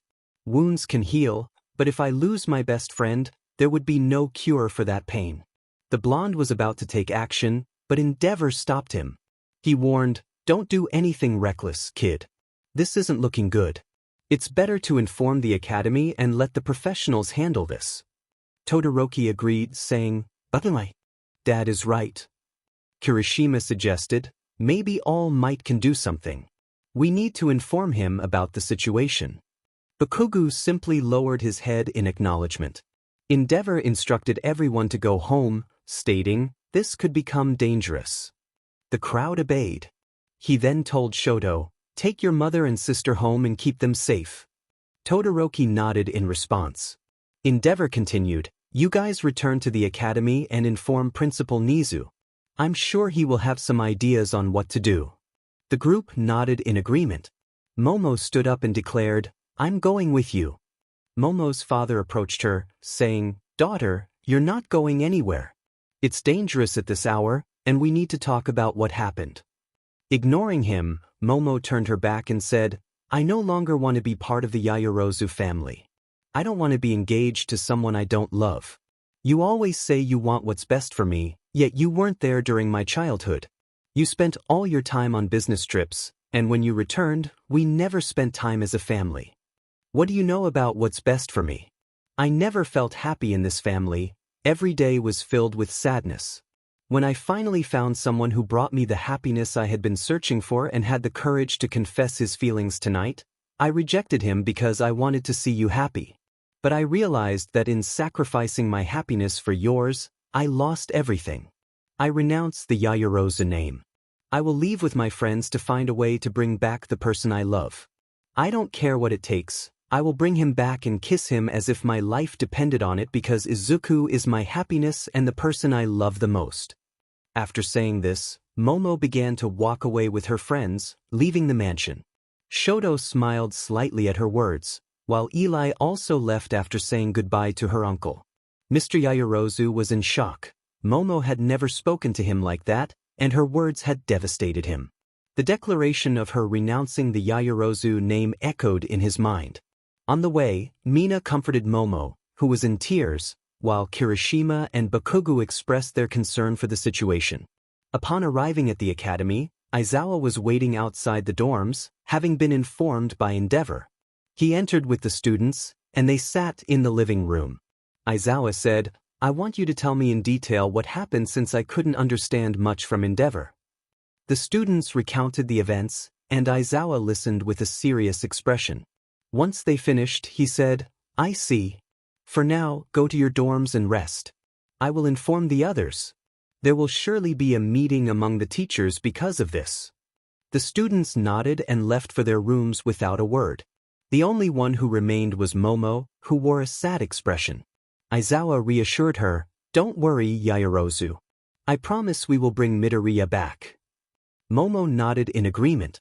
Aizawa added, "I also want to see you two together officially. From my perspective, you make a lovely couple." Momo blushed slightly at her teacher's words. "Anyway, go rest. Tomorrow we can look for a solution to this," Aizawa concluded. "Thank you, sensei," Momo replied before heading to her room. Aizawa smiled faintly and left the dormitory. Outside, he encountered All Might, who wore a serious expression. Aizawa asked, "I assume you've heard what happened?" All Might nodded. Meanwhile, Momo lay on her bed, recalling Izuku's words, "Come on, Momo, let's get out of here. I know you want to come with me." She traced her finger over her lips, whispering, "His kiss was so warm. I want to feel your lips again, Izuku. I was foolish. I should have gone with you." Tears began to fall from her cheeks. Hours passed, and neither Momo nor Izuku's group could sleep, all consumed by thoughts of him and the events that had unfolded. The next morning, all the teachers gathered in Principal Nizu's office. Nizu stated, "This is everything we know from what Miss Yaoyorozu told us. We are certain that young Izuku is inside that sphere in the sky." All Might added, "That seems to be the case, Director. People have started filming the sphere, and it's making headlines all over Japan. Everyone is wondering what it is and whether it's dangerous." Nizu replied, "Unfortunately, we don't know if it's dangerous or not. From what Endeavor told me, young Bakugo tried to reach the sphere but was repelled by an electric barrier just a few meters away. This suggests it doesn't want to be touched. I wonder what that clock signifies." The clock was striking 12. just as it had been since last night. I wish we could get a closer look so we can find a solution faster, one of the heroes suggested, but no one spoke up. Aizawa took it upon himself to inform all the students to remain inside the academy. These were the director's orders. Kendo had learned about the situation from Bakugo, and upon hearing that Izuku was missing, she felt a sharp pain in her chest. Izuku had been a great help to her, and he was someone very special in her life. After being informed that no one could leave the academy, the students felt frustrated, but they knew there was nothing they could do. Those were the director's orders. The 3 top students had been summoned to a meeting with the teachers, as they were considered the closest to professional heroes. Nizu believed they could be of assistance. Now, all the teachers, along with the director, were gathered directly beneath the sphere. Mount Lady was present, having been called upon by Nizu for her help. All Might was astonished by the size of the sphere. Aizawa had only one goal, to bring his student back. Nizu chuckled softly, "Wow, it's bigger than I thought. This is certainly something new for me." All Might turned to Nizu and asked, "What do we do now, Director?" Nizu replied, "Miss Mount Lady, could you grow larger and bring me closer to the sphere?" Mount Lady nodded and transformed into her giant form, lifting Director Nizu in the palm of her right hand and elevating him towards the sphere, bringing him just a few meters away. Everyone watched as a field of electricity surrounded the entire sphere. "Well, it certainly doesn't want us getting close," Nizu observed. At that moment, the clock's hand moved to 1 o'clock, and with it, a shockwave of wind shook the area. Several heroes were sent flying a few meters back, and Mount Lady stepped back, shielding Director Nizu with her other hand. Those who knew Izuku, along with everyone present, felt a slight vibration in their bodies, their outlines glowing a soft blue. "What was that?" All Might exclaimed. "My body vibrated for a moment." Nizu stated that they needed to investigate the situation thoroughly. Mount Lady carefully descended to join Director Nizu. Nizu addressed Aizawa, suggesting that this phenomenon might be due to the use of a quirk. Aizawa agreed, noting that he could use his quirk to erase it, but he would need to see the quirk's user, who, based on Nizu's assumptions, was likely inside the sphere. Aizawa asked what they could do, and Nizu looked at All Might, saying they needed him to come over for assistance, as he was the most qualified for this task. All Might confirmed he understood. Nizu emphasized that the safety of the people was paramount and that they needed to clear at least the surrounding area of the city. He warned that if another shockwave emerged from the sphere, it could be stronger than the last. Nijire watched the sphere with intrigue, while Mirio and Tamaki listened attentively to Nizu's instructions. Nizu reassured everyone that they would prevent any damage and expressed his confidence that there would be no issues. The teachers nodded in agreement, and Nizu encouraged them to proceed. The heroes left the area, leaving only Mount Lady, the 3 top students, and Director Nizu behind. Nizu turned to Mirio and asked if he thought he could pass through the barrier and reach the sphere using his quirk. Mirio, with a broad smile, admitted he wasn't sure but was willing to give it a try. Nizu urged him to be cautious. Mirio then asked Nijire if she could give him a boost with her energy waves. She agreed to help. As Nijire charged her waves, Mirio took a great leap, propelled by her energy, and successfully reached the sphere. Nizu smiled, pleased with the outcome. Upon making contact with the sphere, Mirio found himself standing in the hallways of UA, where he saw Izuku, Bakugo, and Kirishima ahead of him. Mirio smiled and called out to Izuku, urging him to join him.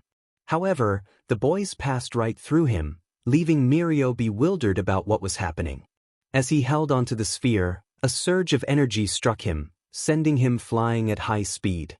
Fortunately, Tamaki caught him with his tentacles. Tamaki asked if Mirio was okay, but Mirio was unconscious. Nizu remarked that the situation had become more complicated than expected. Mount Lady suggested that she could try to pass through the barrier with her hands and hold onto the sphere, believing her giant form would withstand the impact. Nizu cautioned her to be careful. Mount Lady attempted to breach the barrier, feeling a strong force against her hands but slowly making progress. Nizu encouraged her, noting that she was succeeding. Tamaki prepared himself with his tentacles. Mount Lady was just inches away from touching the sphere when a bright blue flash illuminated the area. When the light faded, everyone saw Mount Lady falling from the air in her normal form. Tamaki quickly caught her, discovering that she was unconscious, with her arms suffering from burns and deep wounds due to the energy discharges. Nizu insisted they take her to recovery for treatment and to check on Mirio. The young heroes nodded in agreement and left the area with Director Nizu. Nijire thought about the green-haired boy, recalling the few times they had spoken. She found it amusing to see Izuku blush and act nervous. In her thoughts, she wondered why he was doing all of this. Meanwhile, in a dark laboratory lit only by the glow of a television screen, two individuals were present. One was an older man of medium height, bald, wearing strange glasses and a white lab coat. The man asked his companion what he thought of the situation. The television displayed a large sphere in the sky. A figure, with half of his face disfigured and using an artificial respirator, looked at the screen and said, "My dear doctor, I believe our moment has arrived. This is the perfect opportunity to reclaim what is mine. Soon, one for all, and that boy's quirk will be mine. Once I have it, we will create a world where heroes do not exist." His laughter echoed in the room. Meanwhile, All Might was on the phone. "Yes, of course, Toshinori. I'll be in Japan by tomorrow afternoon at the latest. The news about the large sphere in the sky has drawn a lot of attention here, so I was curious." "Thanks, my friend, I owe you one. Let me know when you arrive at the airport so I can pick you up. I'll fill you in on everything in more detail later," All Might replied. After ending the call, he decided to inform Director Nizu about the situation. Beneath the sphere, All Might reflected, "Shonen, I wonder what has happened. I know something must have occurred to cause all of this, and only you know the truth, don't you?" In the UA dormitories, Izuku's classmates were gathered, discussing him and the sphere. Momo wore a sad expression, which everyone noticed. Kaken was locked in his room, while Kirishima and Mina sat beside Momo. Mina hugged her and said, "He'll be back, I know it." Momo quietly expressed, "This is my fault." Mina responded, "No, this isn't your fault. You didn't know this was going to happen. I'm sure it will be resolved soon." Momo wished she could apologize to Izuku for having told him no when she really meant yes. Uraraka, seeing Momo cry, sensed that something had happened between them. Jaira wanted to talk to her friend but didn't know how, as Momo was deeply affected. Kendo, in her room, thought about how to bring her friend back. She was worried about her father's surgery scheduled for a few days later and didn't want to lose anyone else. Kaken sat on his bed, thinking about Izuku and promising, "That Din nerd always chooses to suffer alone. I swear I'll bring you back, Demon Deku." In the infirmary, Nizu was with Mount Lady and Mirio, who were still unconscious.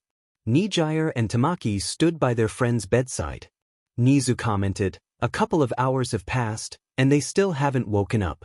I hope this doesn't worsen. Please let me know when they regain consciousness. I'll head to my office in a few minutes to meet with some teachers." Nijire nodded and promised to inform him. Upon entering his office, Nizu found All Might waiting for him. "Sorry for the wait, All Might," Nizu said.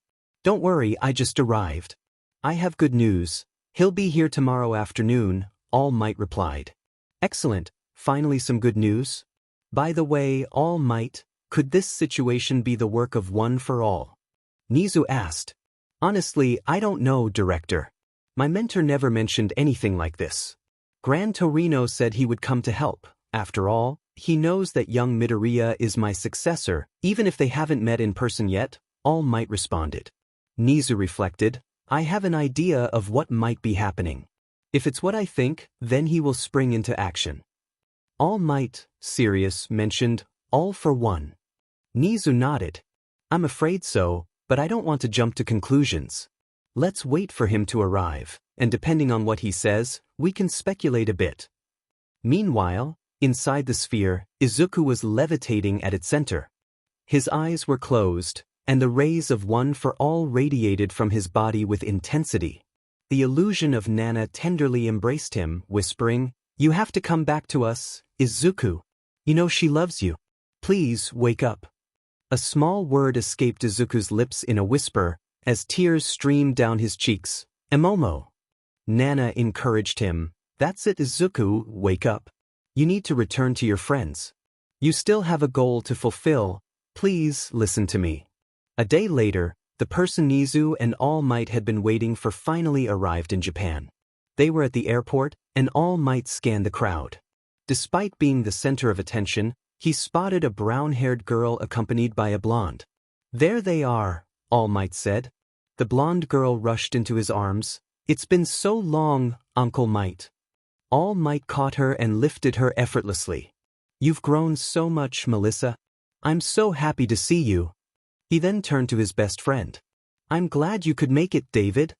Aren't you going to give me a hug, old friend? David asked. The two embraced, reminiscing about the time they hadn't seen each other. All Might introduced Nizu. I want to introduce you to the principal of UA Hero Academy, Principal Nizu. David and Melissa bowed. It's a pleasure to meet you, Principal Nizu. Nizu replied, the pleasure is mine, Dr. David Shield and Miss Melissa Shield. Well, let's get out of here. Bit in the car, suggested All Might. As they exited the airport, a black limousine awaited them. They both got in and began discussing the situation. Nizu informed David and Melissa that they would be staying at UA and that there was a lab equipped for David to work comfortably. David expressed his gratitude and, with seriousness, requested, please, tell me everything that happened in detail. Nizu grew serious and began recounting what they knew so far. Melissa was astonished by what she heard, while David reflected, I see, so the moment young Midoriya disappeared, that sphere appeared in the sky, right? Yes, exactly, confirmed All Might. Principal, are you saying this is a quirk, or am I mistaken? David asked. You are correct, Nizu responded. From what I've been told, that's most likely the case. Young Midoriya is behind all of this, but why? David concluded. Moreover, he had never seen a quirk as rare as this one. It would undoubtedly be exciting to investigate it. Count me in. I will do my best to find a solution to this problem. Nizu nodded, acknowledging the importance of the help. Upon reaching their destination, Melissa was taken aback by the size of the academy. Come on, Melissa, follow me. I'll introduce you to my class. Principal, you and David can head to the meeting. I'll show Melissa my class, said All Might. All right, All Might, replied Nizu as both adults began to walk. Let's go, encouraged All Might. Okay, Uncle Might, Melissa replied. All Might led Melissa to the dormitories of Class 1A, where they found all the students gathered in the common room. Class, I'd like you to meet my niece, Melissa, announced All Might. The students greeted her warmly. Please show my niece around the academy. I will go to the meeting with the teachers, All Might continued. Momo, concerned, asked, All Might, do you still have no news? Not yet, Miss Yaoyorozu, but a friend of mine came to help us. Please, stay calm, All Might replied with a smile. Melissa nodded as Kaminari and Mineta looked at her with admiration. Mineta was about to make an inappropriate comment, but Jiraiya silenced him with her jacks. In the teacher's lounge, everyone was gathered. David introduced himself to them. So, what updates do we have? Nizu asked. Nothing for now, Principal. The needle is still pointing at 1 o'clock. It hasn't changed at all, Aizawa responded. I see. Well, Dr. Shield is here to assist you with all of this. Given what is happening, we will have to postpone the sports festival for another time. Aizawa added, Principal, young Mirio and the heroine Mount Lady have regained consciousness. They woke up a couple of hours ago and are doing well. However, young Mirio has been silent since he woke up. He hasn't said a single word, not even to his friends. And what about Miss Mount Lady? Nizu inquired. She has resumed her work as a heroine, but she said to call her if we need her, Aizawa replied. At that moment, there was a knock on the door. Come in, please, Nizu said. As the door opened, everyone saw Mirio enter. Young Mirio, is something wrong? Nizu asked. With a serious expression, Mirio said, we need to get that young man out of that sphere as quickly as possible. These words surprised everyone. What happened? And why do you say that? Nizu inquired. When I touched that sphere, For a moment, I was transported to another place. I was in the hallways of the academy and could clearly see Deku, Kirishima, and Mirio paused, feeling a strong headache as his memories became hazy. Are you all right, young Mirio? Nizu asked. Yes, it's just a slight headache. There was another person with the boys. His hair was green. After that, I don't remember anything else. Everything is becoming more and more blurry. The last thing I recall is waking up a couple of hours ago, and that's it. Don't you remember young Midoriya? All Might asked. Mirio, somewhat confused, replied, Midoriya? That's the first time I've heard that surname. I'm sorry, All Might. All Might's eyes widened in surprise as Aizawa looked on seriously. This just got pretty serious, Aizawa remarked. Excuse me, Director, but who is this young Midoriya that All Might mentioned? And what are we doing here? Midnight and Present Mike inquired. Don't you remember young Izuku Midoriya? Nizu asked. I'm sorry, Director, but I don't know who that boy is, Midnight responded. But what's going on? All Might exclaimed. David interjected. Director, you told me that when the clock struck 1, a strong gust of wind was expelled and that your bodies vibrated for a second, right? Yes, that's correct, Nizu confirmed. Were the heroes present here at that time? David asked. Yes, indeed, Nizu replied. David turned to the other heroes and asked, Does the rest of you remember Izuku Midoriya? Several shook their heads. All Might, Aizawa, and Nizu were taken aback. I see, this is quite serious. We need to get Izuku out as soon as possible, otherwise, when the clock hands complete a full rotation, it's likely that for us, Izuku Midoriya will have never existed. At these words, Nizu, Aizawa, and All Might were stunned. What do you mean? Aizawa asked. Please, take me to the sphere immediately. We don't have time to waste. If I'm right, then time is against us, David insisted. All right, let's go right away, Nizu said. And what about them? All Might asked, gesturing to the other teachers. It's better not to involve them any further. They don't remember young Midoriya at all, Nizu replied. I understand, All Might said. For today you can leave. There will be no classes this week, so you can go about your work as heroes. I will call you later, Nizu concluded. Everyone nodded and left the room. Nizu turned to young Mirio and said, Please, go rest. Your friends were very worried about you. But we have to save the boy inside the sphere, Mirio insisted. I'm sorry, but due to the current situation, the three of you will be excluded from this matter. Go inform your friends about this, Nizu responded. Mirio nodded and quietly exited the room. We should get going, Director, All Might suggested. Nizu nodded, and the three adults made their way to the sphere. Upon arrival, they saw it glowing intensely, surprising David. As the clock struck 2, a wave of celestial energy swept through the city. Everyone felt a vibration, and at UA, the students were chatting with Melissa when they suddenly experienced a headache. Kirishima, Mina, Bakugu, Momo, and Nijire were among those affected, but it lasted only a few seconds. They all wondered what had just happened. David observed All Might, Nizu, and Aizawa experiencing a brief headache as well. In his thoughts, David recognized the significance of the event. He had brought a briefcase with him and quickly retrieved a device resembling small drone-like cameras. Activating them, they surrounded a large sphere and began to rotate around it. All Might asked David what the devices were for, to which David explained that they were meant to analyze movements and anomalies in space and time. He insisted they return to UA immediately to begin their investigation. David's serious demeanor prompted a swift return to UA. Upon arrival, David and Melissa entered the laboratory prepared by Nizu and began their in-depth research. Aizawa, All Might, and Nizu were concerned to learn that Momo, Mina, Bakugu, Kirishima, Nijire, and Kendo were unconscious in the infirmary, a situation that had arisen shortly after the clock struck 2. Aizawa's worry for his students was evident. After about 6 hours, the students regained consciousness, but curiously, they had no recollection of fainting. Once they left the infirmary, they headed to their respective dorms. That night, Momo lay in her large bed, hugging the stuffed animal Izuku had won for her on their first date. She couldn't shake the memory of Izuku's confession during the dance, a moment that felt like a loss. With tears in her eyes, she whispered, "Please come back, Izuku. I need you by my side." 3 days passed, and the clock now read 5 o'clock. Momo noticed that almost everyone at the academy seemed to have forgotten Izuku, which worried his friends. Momo was confused, while Bakugo initially thought it was a prank. However, he soon realized he was also starting to forget memories with Izuku. Mina and Kirishima were in the same predicament. They remembered him but couldn't recall how they had met. Slowly, those memories began to fade.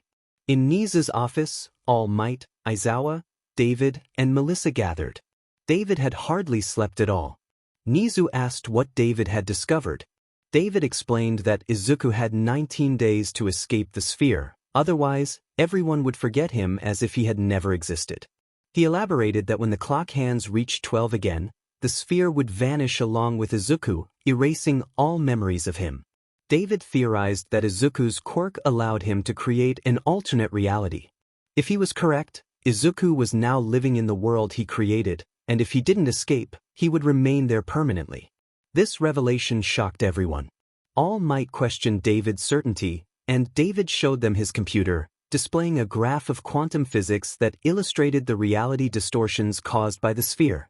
David explained that they couldn't intervene with the sphere without risking the loss of their memories of Izuku even more rapidly. Nizu acknowledged the delicacy of the situation, realizing that they too would forget Izuku. David noted that those who would remember him longer were those closest to him. All Might wondered why Izuku would create such a situation, and David speculated that it was because he had lost something important in this world. Aizawa's eyes widened as he realized that Izuku had not fully processed the loss of his mother. David then suggested that if Izuku's quirk could create a new reality, there might be a counterpart quirk that could restore memories, potentially buying them some time by pausing the clock momentarily. Nizu asked if such a quirk existed, and while David couldn't say for sure, it was the only possibility he could think of. Aizawa reassured David that his insights were valuable and they were grateful for his help. Melissa, reflecting on her time with Class 1A, pointed out that those who had forgotten Izuku couldn't see the sphere. David was puzzled and asked her to elaborate. She explained that for them, the sphere was invisible, and even the news had stopped reporting on it, as if it had never existed for them.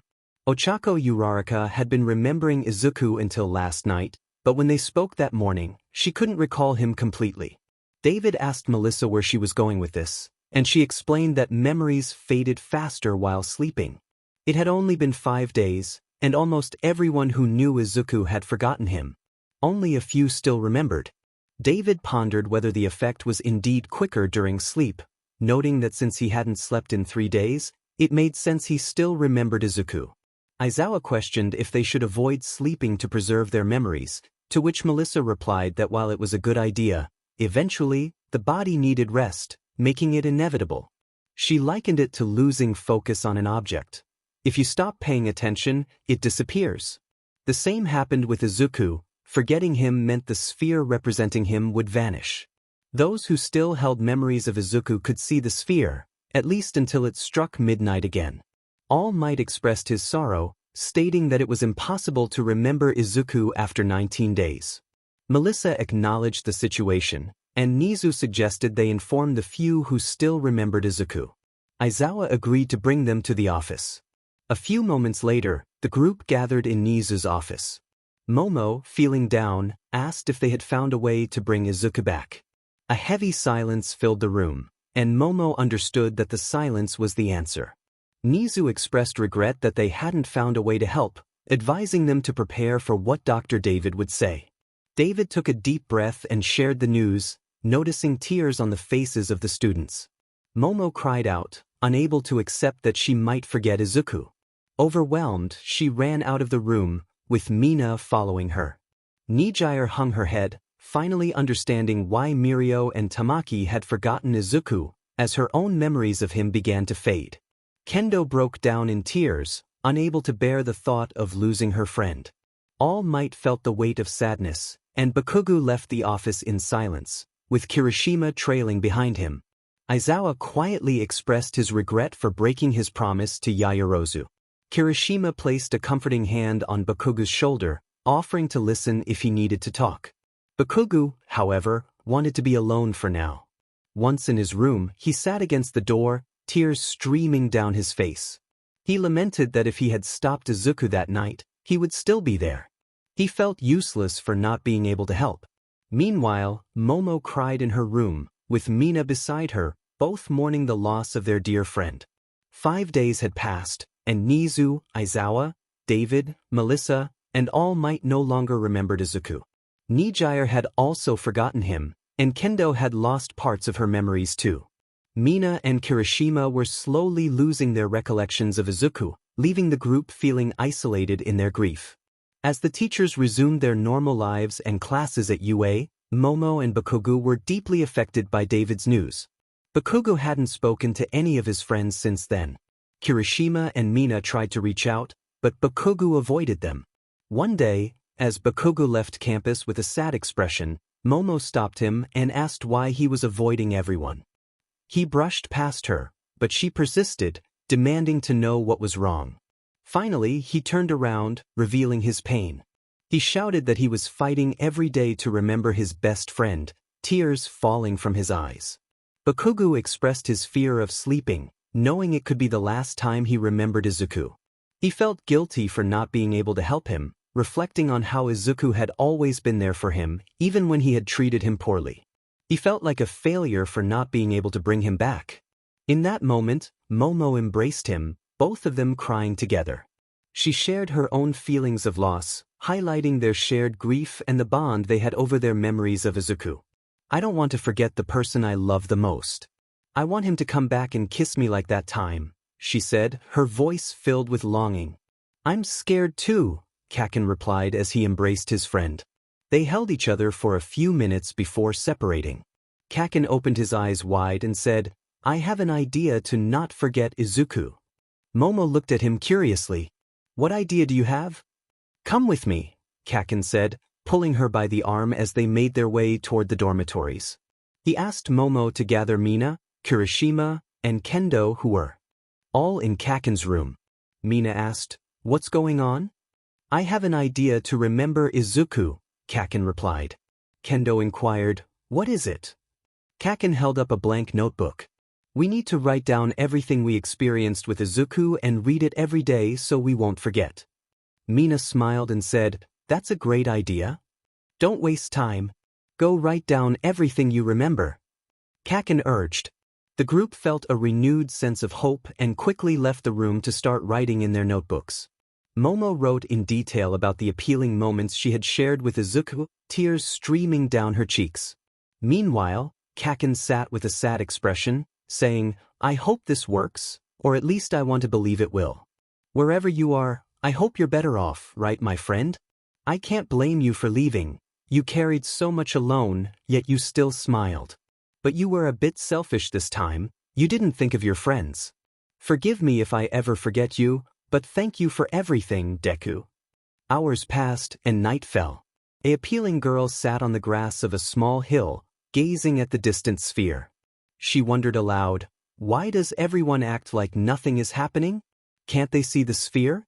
I couldn't ask you if you still remembered the promise you made to me, Izuku. You're coming back, right? You have to." She looked up at the sky, admiring the appealing stars. "Although I think you forgot, it's been a while since we met." 5 more days passed, and it was now the 15th day since Izuku disappeared. Mina, Kirishima, and Kendo had lost all memories of him. Only Momo and Kaken remained, slowly losing their memories as well. They read what they had written in their notebooks each day, managing to recall some forgotten parts. But they both knew that sooner or later, they would lose all their memories. As the days went by, their hopes dwindled. On the 23rd day since the incident, both young people decided not to sleep, having lost about 90% of their memories. They barely remembered their friend's name, even though they had written down their memories in their notebooks. Most of the pages had become blurry and hard to read. Momo and Kaken sat under the sphere, leaning against a building. They were extremely tired, having gone 3 days without sleep to avoid forgetting their friend. Only 2 hours remained until midnight, 2 hours until they would forget Izuku completely. They began to close their eyes slowly, unable to stay awake any longer. As Kaken closed his eyes, tears welled up as he said, "I'm sorry, my friend. Forgive me for everything. Goodbye forever, Deku." With that he fell silent. Momo called out, "Kaken, wake up. Don't fall asleep." But he didn't respond. With tears in her eyes, she said, "I guess this is the end of everything, the end of our story. Forgive me, Izuku. I couldn't tell you that I loved you, I couldn't express my feelings. I'm sorry for forgetting you, but it's time to let you go, to say goodbye. Thank you for all the happy moments we shared." Momo's eyes closed as tears fell down her cheeks. Suddenly, a figure approached where the two young people were sitting. The person looked at the sphere, noting that the clock's hands were just minutes away from striking 12. They turned their gaze back to the two and pressed their forehead against Momo's for a moment. The figure stood up and said, "I see, so that's what happened." It was Eli Yaoyorozu. "Well, I suppose this is all I can do," Eli said, placing her hand on the heads of both young people. A soft blue light emanated from her hands, enveloping them. For a brief moment, their bodies glowed brightly, and just as the clock was about to strike 12, the hands stopped at the last second. "I knew it," Eli said, sitting down beside them as dawn approached. The brown-haired girl closed her eyes and fell asleep. Hours later, Momo woke up, exclaiming, "No way! I fell asleep. I forgot about Izuku."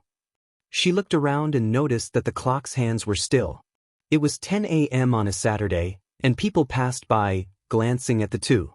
Momo called out, "Kaken, wake up." Kaken slowly opened his eyes and asked, "What do you want, Ponytail?"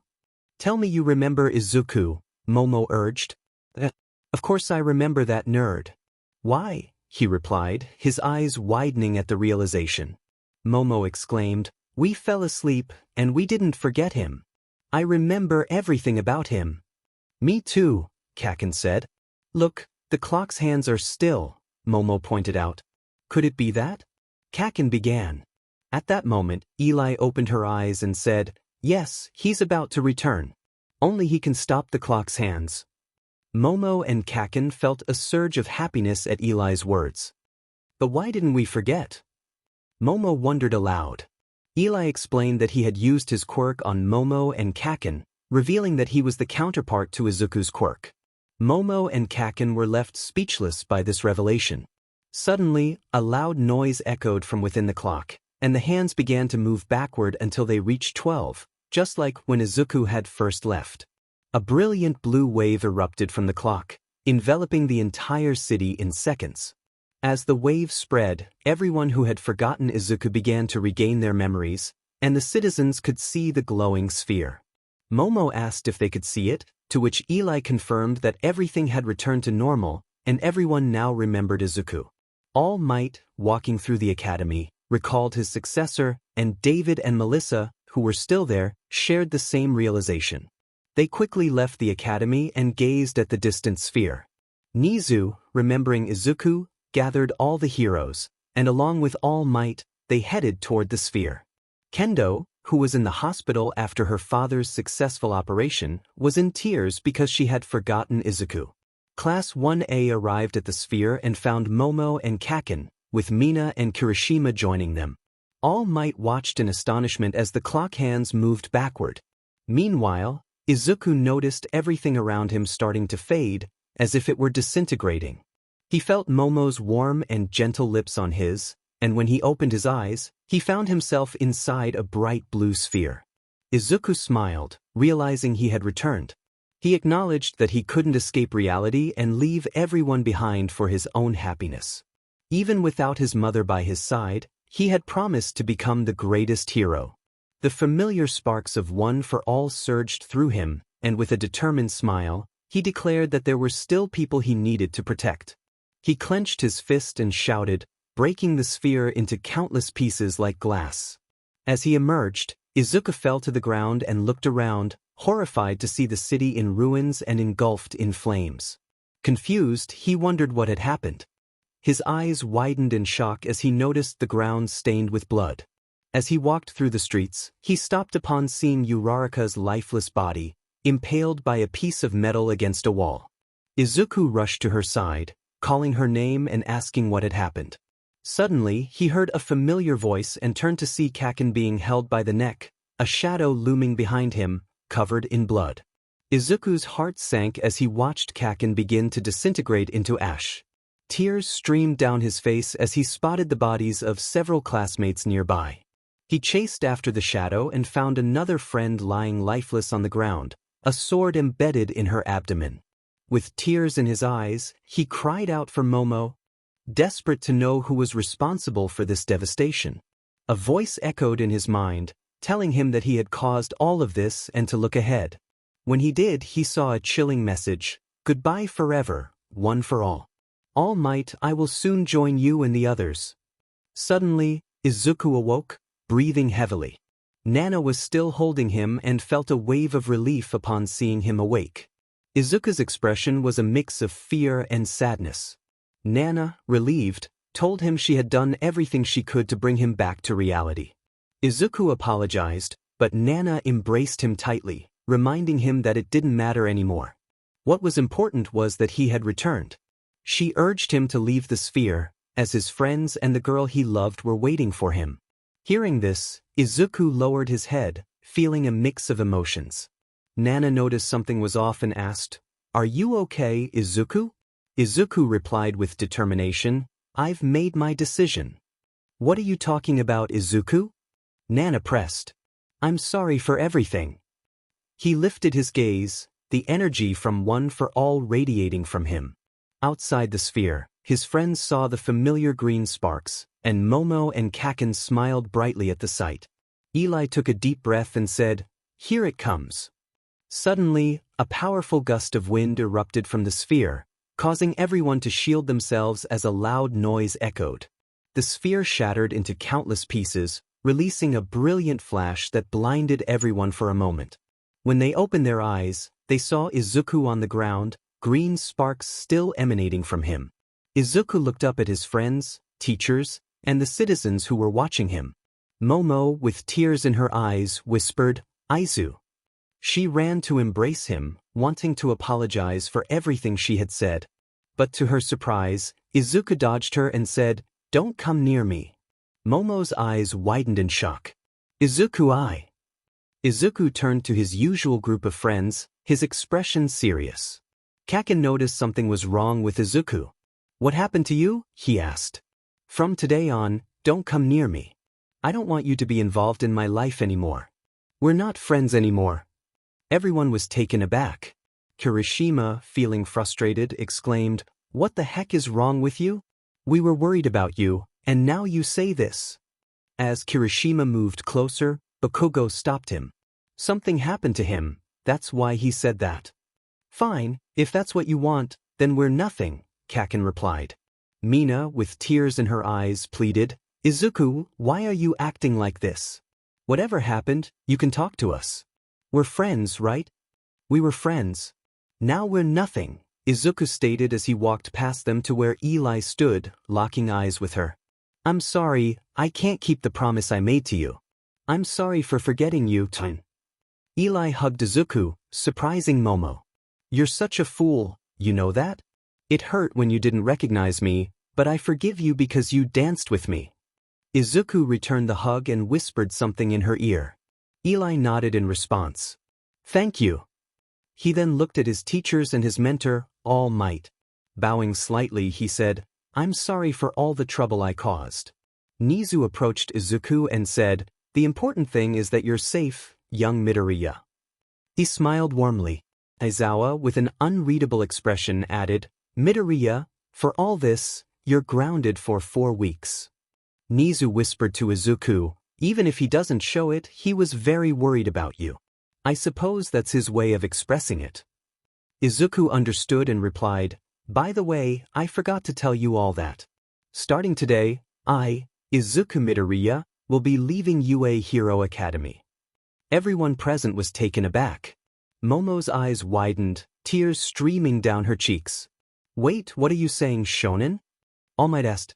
"Just as you heard. If you'll excuse me, I need to gather my things from the academy. With that, Izuku activated one for all in his legs and leaped away from the scene. Nizu watched him depart with a serious expression. His friends were in shock. They were relieved that Izuku had returned, but they were surprised to see that he was not the same as before. Melissa observed him silently, alongside her father, as everyone else was present. Nizu sighed. If that is his decision, there's nothing we can do. He must have his reasons. Momo, tears still glistening in her eyes, called out, Izuku. As he soared through the air, Izuku thought, this is the only thing I can do. It's for the best, right? I'm sorry, but from today, we will take different paths. Izuku arrived at the academy and began walking. As he entered the campus, he encountered Nijire, who had tears in her eyes. Izuku, you finally returned, she exclaimed, wrapping him in a tight hug. Why did you do something so reckless? I was so worried. I thought I wouldn't see my favorite Kohai again. Senpai, I don't want to talk right now, he replied, stepping back from her embrace. Nijire was taken aback. He usually blushed whenever she hugged him. Are you okay? Why are you so serious? I promise we'll talk later, but for now, I just want to grab my things and leave. You're leaving? Why? Nijire asked, concern etched on her face. Please don't make this harder, senpai. Just step aside. No. I don't want you to go. I won't let you, she insisted, her voice trembling. I don't know what's going on with you, but I've been worried this whole time. You were trapped in that sphere, and now that you're back, you act like nothing happened. Your friends were worried sick about you, and you just want to leave? Izuku felt the weight of her words. I can't be a hero. How can I be a hero when all of this is my fault? I'm sorry, senpai. I've made my decision. This is personal. I don't expect you to understand, but I just want to distance myself from all of you. With that, Izuku walked past Nijire, who lowered her head in silence. Upon reaching his dorm, he packed some clothes and a few belongings. Nana appeared beside him, watching silently. You know that no matter what you say, I won't change my mind. You know that well, Nana. I listened to you once, and I was rejected in front of everyone. I'm sorry, I shouldn't have interfered in your life. I just wanted to see you happy, Nana replied. Happy? Izuku echoed, questioning the very notion. What part of my life is happy? I was born without a quirk, lost my mother, and faced rejection in love. When I decided to give love another chance, I was rejected again. There are things you don't know. Happiness, I suppose, isn't meant for me. If I returned, it was for one purpose. The reason All Might passed on One for All to me was to defeat All for One, right? That's why it has been passed down through generations. I don't have time to waste pretending to be a hero. I need to empower the remaining quirks of One for All. He will come soon, and you know it better than anyone, Nana. Nana remained silent, and the room fell into an absolute quiet. I'm sorry, she finally said. If I hadn't told you to express your feelings, none of this would have happened. I truly regret it. Her dark hair framed a sad expression. Izuku turned to meet her gaze. I suppose not everything was bad. It's better to stay grounded in reality than to dream of something that won't happen. After all, in that world where I was, she eventually reciprocated my feelings. I guess not everything is so terrible. Izuku approached Nana and hugged her. She returned the embrace, saying, I missed you so much. I had no one to bother. I know. I'm sorry, I shouldn't have left like that. After all, you only wanted what was best for me, and I appreciate your concern, Nana. And what will you do now? Nana asked. I've made my decision, and that won't change. I wonder if when I die, will I become part of One for All? You're not going to die. I know you can defeat All for One, I'm more than sure of it. Izuku remained silent, contemplating her words. Anyway, I need to prepare my things. As he started to walk toward his bed, he suddenly fell to his knees, his body shaking. His hands trembled significantly. In a low voice, Izuku murmured, I'm sorry, Momo. I won't be able to keep that promise I made to you in the other world. Forgive me. Nana, are you okay? Yeah, Don't worry about it. It's just something temporary. Meanwhile, where Momo and the others were, she was crying in the arms of a certain pink-haired girl. I ruined everything, Mina. He hates me now, I lost him. Don't say that, Momo. I'm sure he doesn't hate you. It's true he said hurtful things, but I believe he'll come back to being himself soon, right, Bakugo? The pink-haired girl shed a few tears. It's better if you don't get close to him. You heard him, he doesn't want us in his life anymore. After saying that, the blonde boy left the area. The teachers remained in shock from everything that had transpired. Aizawa kept replaying Izuku's words in his mind. From today on, I will leave UA Academy. Now that young Midoriya has returned, we can go back to the academy. There's still work to do, Nizu announced. All the teachers nodded in agreement, as did some of the students. Eli approached Momo and said, "Don't worry, Momo. I know this will pass soon. After all, I don't think he hates you." "Do you and Izuku know each other?" she asked. "That hug he gave you felt like a reunion," Eli replied. "Yes, Izuku and I knew each other when we were kids. During the dance, he didn't remember me, but it seems he recalled me after leaving that sphere." "I see. What will you do now? Will you return home?" "Not yet, it's not over. There are still things I need to do with Izuku. His face and personality aren't the same as before. Something happened while he was in that sphere. I'll be there for him to comfort him and offer my help." Momo didn't respond. "Well, see you later, Momo," Eli said before leaving. Momo and the others returned to the academy with the teachers. When All Might arrived at the academy, he headed straight to the room of a certain green-haired boy, eager to speak with his successor. He knocked several times but received no answer. "Shonen, please talk to me. I need to speak with you." The blonde hero received no response and left. All of Izuku's friends were gathered in the dormitory lounge, discussing his words. "I still don't understand why Midoriya wants to leave the academy," Ida said. "I don't know if you noticed, but..." His eyes reflected fear and sadness. "It's true." His words carried a tone of sadness. "Something must have happened for him to change like this," Jair added. Bakugo was in his room, recalling Izuku's words. "We're no longer friends, I don't want you in my life." "I know all that you said is a lie, Deku. Behind those words is great sadness. I swear I'll find a way to carry that sadness for you. You're not alone, Deku, I'll be with you. The minute you come back and say all that. I owe you so much, and this time I won't fail to help you, my friend." Meanwhile, Izuku stood in front of his mother's grave. "Here I am again. I'm sorry for being away for so long. Wait for me, we'll see each other again soon, Mom. I'm happy because in the world I was in all this time, I could be with you once more." Tears streamed down the boy's cheeks. "It was truly appealing to see you again.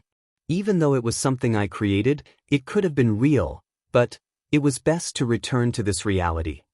After half an hour, the boy left the gravesite. Upon arriving at his old house, he entered, having left some belongings from his UA room there. A whole day passed, and we find him kneeling in his room, his torso covered in injuries. "Not again, I didn't succeed." Suddenly, the space around him transformed into a vast black void, as if it were nothingness. A voice echoed, "Don't continue, Izuku, don't hurt yourself anymore." That voice, it's the same one I heard when I left the Yaoyorozu dance. He lifted his gaze to find a appealing girl with silver hair and stunning blue eyes. "So, you were the one from that time?" A new character appeared. Could she be the one responsible for the world created by Izuku? The girl standing in front of Izuku smiled brightly and said, "Bing bong, you discovered me." Izuku, puzzled, asked, "What is this place? And why are you appearing now?" The appealing girl approached him and introduced herself. "I'm Liz, and the reason I'm here is simple. I'm here to stop you. You've already hurt your body enough, and I see you still don't know how to control your quirk." Izuku glanced down, noticing the injuries on his torso. Below Liz, a light blue clock began to form. "What is this?" he inquired. "This is the same thing you saw that night before you created the other world," Liz explained. "Honestly, I don't know why you didn't stay there." With a gentle motion, she slid her index finger over Izuku's chest, and he watched in amazement as his wounds healed, leaving only a small scar.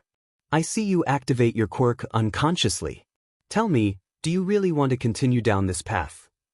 Her striking blue eyes locked onto his. Why did you show me that back then?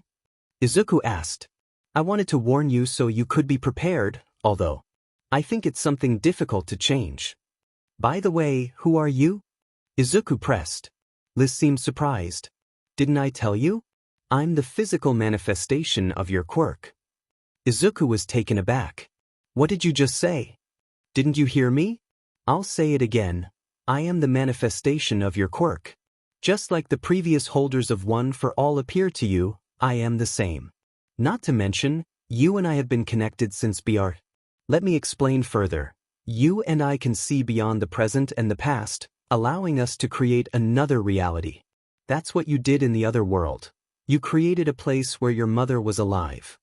You were close to making it a reality, but you chose to wake up and return to this reality, and I still don't understand why.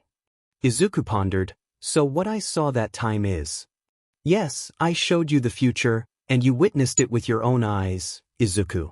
We can't travel through time directly, we can only see what will happen. Think of it as a leap through time. I see. You don't remember me, do you? Liz asked. Did we know each other before? Liz took a deep breath and replied, Do you remember the time the doctor told you that you didn't have a quirk? Yes, I remember that day. How could I forget? The next day, you told your friends in kindergarten that you didn't have a quirk, and they laughed at you. You went outside, and it was raining. You cried over everything that had happened to you. That was when I awakened, or rather, when you awakened me. Even if you don't recall, in that moment when you wished everything would stop, the raindrops froze in midair, and the sound of water hitting the ground ceased. You looked up and saw the droplets suspended in the air. Liz chuckled softly. You were so scared that you fainted seconds later. Izuku's eyes widened as he remembered that moment. Finally, you remembered, Liz said with a smile. So Yes, you were born with a quirk, Izuku. Unlike others, your quirk is a bit more complicated to activate. But don't worry, you'll learn gradually. By the way, the scars are from the times you died. The times I've died? Izuku echoed. Yes, when you activated your quirk unconsciously, you chose a path toward a destiny, but you died in the process. The scar is proof of that. Liz raised her left palm, summoning a smaller blue clock. Izuku watched as its hands spun rapidly. Please, I want you to look back, she urged. Turning around, Izuku saw a path of white light forming amidst the darkness, branching out like the limbs of a tree. What is this? He asked. These are 1,000 paths and a single destination. 1,000 paths? But of what? Of the future. Of the deaths of all heroes. Of the death of the symbol of peace, where all for one defeats everyone. Where you lose one for all and where you die, Izuku. There is only one destiny that can change that future, but it's impossible to know which one it is. The story can be rewritten, just like the future. But the price is high. I don't care, I'll take whatever path is necessary. I'll die as many times as it takes to change the future for everyone. Liz observed the determination in his eyes. You're afraid, aren't you? You're afraid of failing and you know it, Izuku. But still you press on. You truly are a great person. You've suffered so much, and yet you don't mind continuing to suffer for others. Izuku replied, It's what heroes do, to smile with a heart that's crying. To break 1,000 times and still keep trying. Izuku looked at Liz and flashed a broad smile. She moved closer, but her eyes widened in alarm. Get out of the house quickly, Izuku! Liz exclaimed. Izuku's eyes also widened in surprise as he saw the surroundings beginning to disintegrate at an alarming rate. He quickly jumped through the window and landed in the middle of the street. The house where he had lived had been reduced to nothing. From his position, he spotted 3 figures off to the side. He recognized 2 of them, but the third was unfamiliar. You're Shigaraki, Izuku said. It's good to see you again, kid. We haven't crossed paths since the attack on USUJ, Shigaraki replied, scratching his neck in frustration. You see, The EMSA has taken an interest in you, so you'll be coming with us. A warning echoed in Izuku's mind, all for one. I'm not going anywhere with you, Izuku retorted, as the characteristic sparks of one for all began to crackle around him. Shigaraki smiled. The MSTR didn't specify whether he wanted you alive or dead. Muscular, take care of him. You can do whatever you want. Muscular, grinning widely, began to walk slowly toward Izuku. Izuku thought to himself, this is bad. He glanced around and noticed a crowd watching the unfolding scene. His priority was clear. He had to protect the people and prevent this man from causing harm. Muscular, eager for a challenge, taunted Izuku, saying, looks like my time to have fun has arrived. I didn't expect to fight a kid, but I'll enjoy torturing you for a while. With that, Muscular charged at Izuku with incredible speed.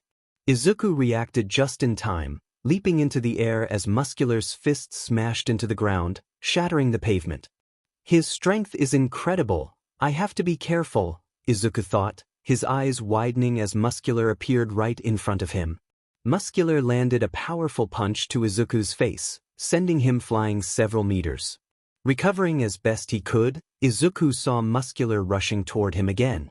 One for all, 30%, he declared. Green lightning crackled around him as he launched himself at Muscular, dodging one of his strikes. Clenching his right fist, Izuku shouted, smash! He connected with Muscular's face, but it barely moved him. Muscular wiped a bit of blood from his lips and remarked, not bad, kid, but that's not enough to stop me. Izuku noticed Muscular's body starting to cover itself with a muscular fiber, increasing his size and strength. His size has increased. I need to use more of one for all, but that could break my arms if I don't defeat him with a powerful attack.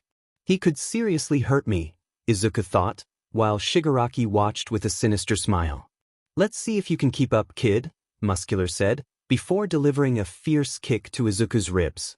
Izuku coughed up blood as he was slammed against the pavement after receiving another brutal blow to the face. Muscular continued to strike, leaving Izuku with blood on his face and intense pain in his side. He had 2 broken ribs, one of which had punctured his left lung, causing internal bleeding. Desperately, Izuku clung to Muscular's fist, striving to free himself. His strength and speed have increased. I have to take the risk and draw more power from one for all, even if it means breaking my arms, he thought. He screamed in agony as blood spilled from his mouth when Muscular landed a brutal blow to his stomach. What's wrong, kid? Is that all you've got? Muscular taunted. I thought you'd give me more of a challenge, but you're just weak. Shigaraki urged Muscular to finish quickly before the heroes arrived, expressing doubt that Kurogiri could hold them off. He fantasized about the terror on people's faces as their heroes fell one by one, laughing darkly at the thought. The crowd watched in horror as the green-haired boy was tortured, desperately wishing for a hero to come to his aid, but it seemed no one was coming. A helicopter hovered above, broadcasting the brutal scene across Japan. Meanwhile, at UA, Izuku's friends were glued to the screen, horrified by what they saw. Momo was in tears, while Aizawa, All Might, and the other heroes rushed to Izuku's location. In another part of the city, Kurogiri kept watch near Shigaraki and Muscular. He spotted a rabbit-themed hero, Mirko, sprinting toward the scene. I'm on my way, hang in there, kid. I swear I'll kick that guy's butt, she exclaimed with determination.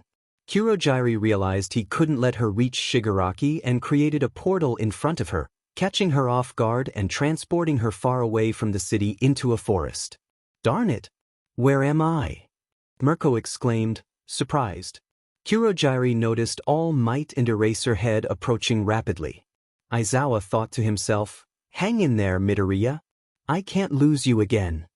Alarmed by All Might's imminent arrival, Kurogiri created a portal right in front of him, catching the hero by surprise and sending him to a dark location. Where am I? All Might wondered, urging Izuku to hold on. Aizawa, witnessing All Might's disappearance, felt a sense of dread. Aizawa found himself in an abandoned building, shrouded in darkness. As he inhaled a strange reddish mist, he questioned, what is this place? Suddenly, he saw a silhouette in the shadows and demanded, who are you? Show yourself. As he moved cautiously, the scene shifted, revealing a devastated city. Fear gripped him as he saw the lifeless bodies of his students on the ground. Rushing to them, he was overwhelmed with grief, tears filling his eyes. He heard a familiar voice and rushed toward it, only to find Yaoyorozu lying on the ground, blood covering her abdomen. "No. Please wake up, resist," he pleaded, tears streaming down his face. "I'm sorry, sensei. I couldn't save the person I loved. I don't want to live without him," she said, coughing up blood. Aizawa begged her not to leave him, but her eyes closed, and her pulse faded. "You failed to protect your students," erase her head. "They are gone because of you," a voice taunted. Meanwhile, Izuku managed to break free from Muscular, though he was battered and bruised. "One for all, 80%, he declared. Muscular, intrigued, challenged him to bring it on. Endeavor, racing toward the scene, had to dodge a blue flame attack. He recognized the flames and stopped as Dabi emerged from a portal, grinning. "Finally, I get to face the number 2 hero, Endeavor," he said, raising the heat of his flames. Compress held 4 marbles in his right hand, each containing a professional hero. Mr. Compress announced that the mission was going perfectly. The distraction was essential for the next magic trick. He dodged an energy wave from a certain blue-haired individual. Nijire, through an intercom, stated that she had them in her sights and wouldn't let them escape. Just then, Ryukyu landed in her dragon form in front of the truck, using her hands to stop them. She instructed Nijire to head toward a certain boy, and Nijire quickly took off, flying away. In her thoughts, Ryukyu pondered why they wanted to take the boy at all. Nijire encouraged Izuku to hold on, assuring him that help was on the way. Mirio and Tamaki were also en route. Over the intercom, Mirio reported that he was almost there, while Tamaki was engaged in a battle with a villain resembling a wolf, complete with claw-like hands. Tamaki had sustained some injuries and thought to himself that he needed to defeat the opponent quickly. He wondered if his friends had arrived yet. The day had not started well for him. Meanwhile, Izuku was struggling, pinned against a building, his vision fading. Muscular, a colossal figure, approached him slowly, ready to deliver the final blow. Izuku urged himself to get up, determined not to die there. He had to change the future for everyone. He wasn't ready to go yet. Terrified, the crowd had fled the scene. Suddenly, a small girl stepped in front of Izuku, tears in her eyes, pleading for him not to hurt the boy any further. Earlier, Izuku had saved her from Muscular. With little strength, Izuku warned her to get away, but Muscular grabbed the girl by her hair, causing her to cry out in pain. He coldly reassured her that after he killed her hero, she would follow. With a forceful throw, he sent her crashing against a wall, leaving her unconscious.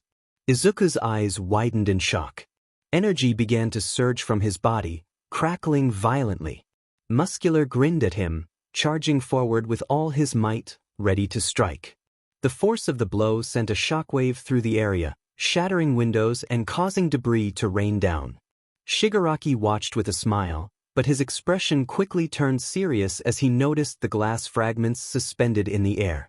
Izuku, now levitating, had a clock reflected in his eye. The hands of time seemed to reverse, healing his wounds at an astonishing rate. His eyes glowed a brilliant blue, and black tendrils emerged from his body, grasping the previously mentioned girl. Izuku's hair transformed to white as he floated in the air, the quirks of the 4th and 7th holders activating. Shigaraki stared at Izuku in surprise, questioning whether he possessed more than one quirk like the Har. Muscular gazed at Izuku in awe as Nijire soared through the sky, almost reaching him, and saw Izuku levitating with black wings extending from his body, holding a small girl. Not to mention his hair was white. "Izuku!" Nijire whispered. Through the intercom, Mirio's voice crackled. "Nijire, are you seeing what I am? That boy is floating in the air, and black WHPs are coming from his body. This must be his quirk. We need to hurry." "You're right," Nijire replied. The nearest helicopter zoomed in on Izuku's face. At UA, all his friends were shocked by Izuku's appearance. Kaken simply smiled. "His hair is white," Mina noted. Black WHPS are coming from his body, Kirishima added. Todoroki watched in amazement, while Momo placed her hand over her heart as she looked at Izuku. What happened to Midoriya? Kaminari asked. He looks amazing. The Class B students were equally stunned. Kendo was worried about Izuku, amazed by his new appearance. Little did anyone know, all of this was being observed from the darkness of a room, barely illuminated by the glow of a screen showing the events. The person watching smiled broadly, saying, I knew it. One for All possesses the quirks of the previous holders. If I'm not mistaken, he's using the quirk of the 7th holder. What was it called? I remember, it's the levitation quirk of the late heroine Nana Shimura. The black WHPS belonged to that guy. But that boy activated them. I never saw the previous holders do that, not even All Might. It will definitely be worth killing that brat and reclaiming what belongs to me. A sinister laugh echoed throughout the room. Just then, a man in glasses and a lab coat entered. My lord, the regeneration tube is ready. The liquid with the cell-repairing substance has been a success. We can begin your recovery.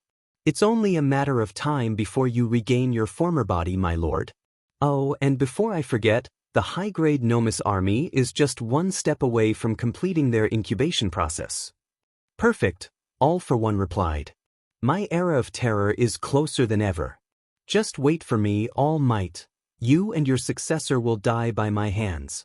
Meanwhile, All Might found himself in a place he could barely endure, facing the most painful scene before his eyes, the death of his mentor, Nana Shimura. This can't be true. It's just an illusion. My MSTR is already. Oh, do you really think this is an illusion? A voice taunted. The pain she is feeling. Do you think that's an illusion? All Might watched helplessly as his mentor slowly died before him. On the other hand, Tamaki had managed to defeat his opponent, but his condition was critical. He had severe wounds, and his vision was becoming increasingly blurry. He could barely stand. I'm sorry, guys. I won't be able to help. He collapsed to the ground, unconscious from a deep wound in his abdomen and significant blood loss. Ryukyu had Mr. Compress and twice in her dragon claws. I've caught you, there's no escape. You've caused enough chaos. Oh, we'd love to stay and chat, but our time is up. It's time to close the magic act. Ryukyu watched in astonishment as they began to deform into a gray sludge. Were they just copies? Where are the real ones? This is serious. They've been playing with us the whole time. I need to inform the others immediately. Endeavor, after launching a powerful fire attack, saw the supposed Dabi turn into sludge. I knew it, he was just an imposter. Izuku was still in the air, levitating. Perfect, I want you to come at me with everything you've got, kid, Muscular declared, leaping towards Izuku. Izuku stood still, quietly saying, one for all, 80%. With that, a powerful gust of wind sent Muscular crashing to the pavement. The wind violently swept through the streets, and nearby people were held in place by Izuku's WHPS. The pressure sent Nijire flying a few meters back. Shigaraki was also pushed back slightly. Muscular, spitting blood from the impact, struggled to lift his gaze to see Izuku, only to be surprised to find Izuku had placed the civilians on the roof of a nearby building for their safety. Izuku's eyes shone intensely, the rays of One for All radiating in a brilliant blue. One for All 100%. The remnants of his costume tore apart, leaving his torso exposed.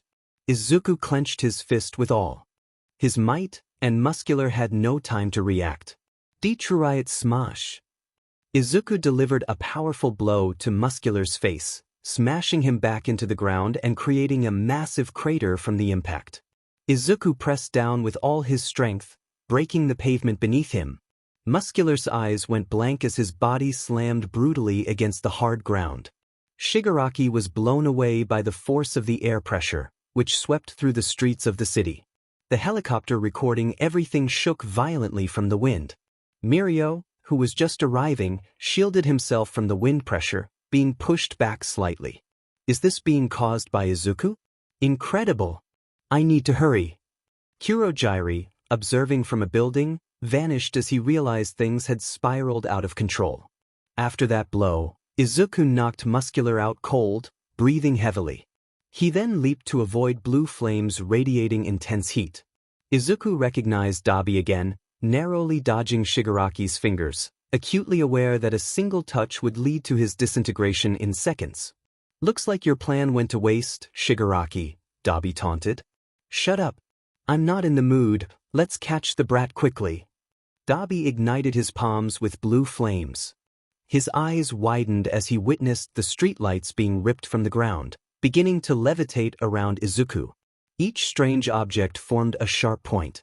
"Dim it." Izuku moved his hands, launching 4 poles shaped like spears at Dabi and Shigaraki. One of the spears pierced Shigaraki's right leg, causing him to cry out in pain and fall to his knees. Dabi, raising his flames, melted the steel spears until they turned to liquid under the heat. He then unleashed a massive wave of flames at Izuku. Izuku faced the flames head-on, and Dabi shouted, "That's right. Burn in my flames, brat." Izuku burst through the flames, appearing above Dabi. His body was wrapped in black dubis, which he cleared away as he raised his right leg, declaring, "Manchester Smas." He delivered a powerful kick to Dabi's head, brutally embedding him into the ground. Izuku felt a sharp pain coursing through his body. "You're the last one, Tamura Shigaraki." He turned his gaze to his enemy beside him. Shigaraki disintegrated the spear embedded in his right leg with his quirk. "You! I swear I will kill you, Izuku Midoriya." He was about to attack when Kurogiri appeared in front of him. "We need to leave, young one. Heroes are closing in on us. I can no longer hold them all." Shigaraki shot Izuku a deadly glare, which Izuku returned without breaking eye contact. "We will meet again. Next time, you and All Might will die." After saying that, they vanished through a portal created by Kurogiri. Izuku watched as a blue-haired figure approached. "I did it." The boy collapsed, unconscious on the ground. His hair returned to its normal color, and the WHS and lightning ceased to emanate from his body.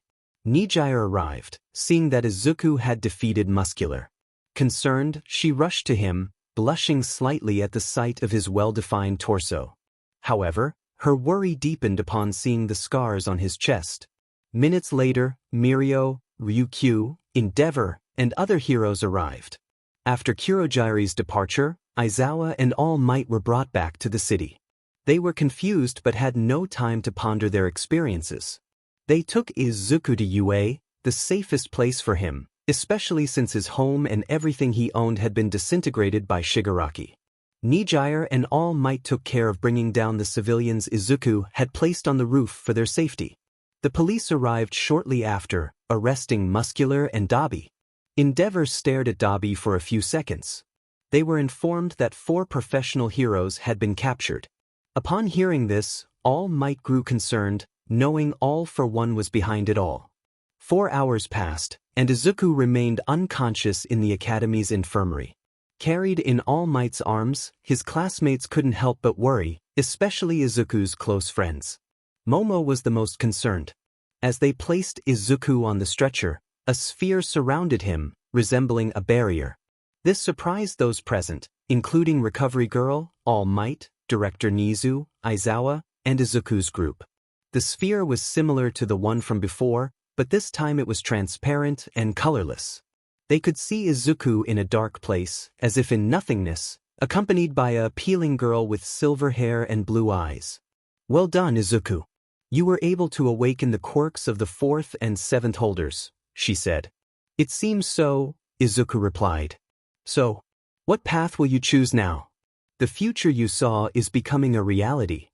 Izuku looked behind him, seeing a path of bright white light, branching out like the limbs of a tree. "Well, it's time to die again, until I find the path that leads to the salvation of my friends." Liz took Izuku's hand, saying, "It's time, Izuku." She showed a warm smile. "Here we go. I will change the fate of everyone, even if it costs me my life."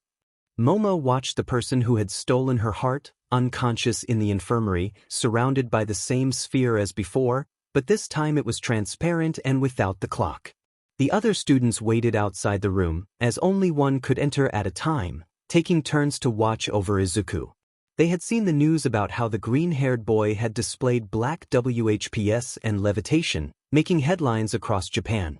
The video was replayed every second, undoubtedly surprising many heroes to see a boy possessing multiple quirks. All Might, upon seeing the video of what had happened, couldn't help but smile slightly, saying, "I knew it. I certainly did not make a mistake in choosing you as my successor, Shonen. You will undoubtedly be the best symbol of peace that has ever existed." A whole day passed, and the green-haired boy still hadn't awakened. Now, Kendo was beside him, having offered to watch over him since Momo also needed to rest a bit, as she had wanted to spend the most time with him. Kendo looked at Izuku, noticing a deep gash running across his torso. His torso began to fill with blood, and Kendo panicked at the sight, about to call Recovery Girl, but she saw Izuku sit up on the stretcher, breathing heavily. Kendo noticed a clock in his left eye. The orange-haired girl watched as the hands of the clock began to rewind, and she couldn't believe what she was seeing as the blood returned to Izuku's wound, closing it and leaving a large scar. "Damn it! I died again." The sphere around Izuku disappeared. Kendo, seeing her friend, gave him a big hug without thinking. This surprised Izuku. "Kendo, what are you doing here?" "I'm taking care of you. You've been unconscious for a day after the fight you had." "I see." He got up and put on the sports shirt that Nizu had left for him, as he had been exposed. After doing so, he started walking towards the door to leave without looking back but stopped abruptly and asked, "How did your dad's operation go?" "It went well. He is now safe and sound. Thanks to you and the others, I owe you so much. I don't know how to repay everything you did for me, Izuku." "I'm glad to hear that. Goodbye, Kendo." Kendo noticed how Izuku distanced himself from her and all his friends. Before he could leave the room, Kendo grabbed his right arm, stopping him. "But why do you act like this? What happened to you inside that sphere? Since you returned, you've changed. You're not the Izuku I knew. You're not the Izuku I." Izuku took a deep breath and said, "If I told you, you wouldn't understand. Trust me, this is for the best, for me and for all of you. If I manage to change everything, I promise I will tell you the truth. I just don't want you and the others to leave." Kendo couldn't comprehend the words of the green-haired boy. Izuku exited the room, and to his surprise, he found Momo, Mina, Kirishima, Nijire, Mirio, and Tamaki waiting for him. Izuku glanced at them for a moment but tried to pass through them. Momo, Mina, and Nijire blocked his way. With a cold voice, Izuku said, "Get out of my way." "No," Momo replied. "I won't move from here, idiot. I've been worried about you this entire time. You don't know how I felt since the night of the dance. Since that day, I wanted to talk to you, to tell you what I couldn't say. And when you come back, you just distance yourself from all of us. You left the academy. Tell me, why are you doing this to us? Do you think it doesn't hurt what you're doing to me?" Izuku replied, "And do you think it didn't hurt when you rejected me that night?" Izuku turned his gaze to the side, swallowing his frustration over everything happening. Momo's eyes began to water as she heard what Izuku said. Mina gently took Izuku's hand, her eyes glistening. "Please tell us what happened. We are your friends, Izuku. Have you forgotten everything we went through together? I was there to listen to you, just like Bakugo and Kirishima. We won't leave you alone. Please tell us what made you change like this. We know you well, Izuku, and this isn't you." Izuku replied, "What do you know about me?" Izuku forcefully pulled his arm away from Mina and pushed through them. Nijire grabbed him by the shirt. "Please, Izuku." Mirio said, "Nijire, let him be. He doesn't want to talk to you. Give him time." "No, I won't let go. Not until he tells me what's really going on." Izuku warned, "Senpai, this will be the last time I say it. Let me go or else." Green lightning began to erupt from his body. Nijire released him, and Izuku simply walked away, leaving his friends behind. As he walked through the hallways, he bumped into Director Nizu and All Might, who were accompanied by Dr. David Shield and Melissa. "Oh, young Midoriya, I see you finally awakened. We were very worried about you," Nizu said.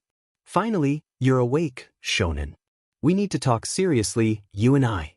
By the way, let me introduce you to my great friend and his daughter. They are. Izuku interrupted, Dr. David Shield and Melissa Shield. All Might was surprised by the boy's words. Did you already know them, Shonen? Well, sort of. That doesn't matter now. Nice to meet you, he said, bowing slightly. David replied, I'm delighted to meet you in person, Izuku Midoriya. You've already met us in the other reality you created, right? All Might and Nizu exchanged surprised glances. How does he know that? Izuku wondered. David explained, I suspected it. Well, kid, while you were locked in that sphere, I had the chance to study you and your quirk. Let me tell you, it's an amazing quirk but dangerous if it's in the wrong hands, as you can create another reality and make it physically real. You are certainly a curious one, especially now that I see you have other quirks. I would sincerely love to know more about you. I've never seen anything like this.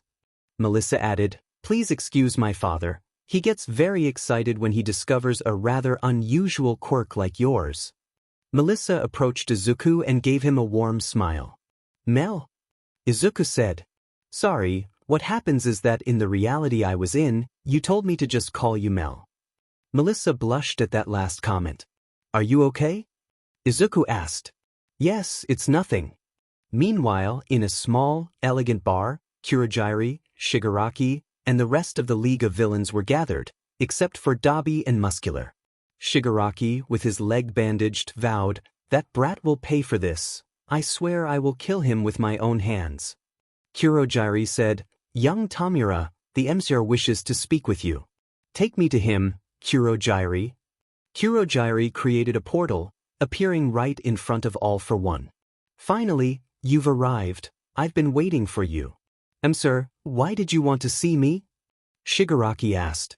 To be honest, you are no longer of use to me. What did you? He was grabbed by the neck. But your quirk will be quite useful to me. Shigaraki struggled to free himself but couldn't. All for One stole Shigaraki's deteriorating quirk. After doing so, with the same explosion that killed Nana Shimura, he hit Shigaraki, destroying the place completely. Kurogiri, terrified by what he saw, said nothing.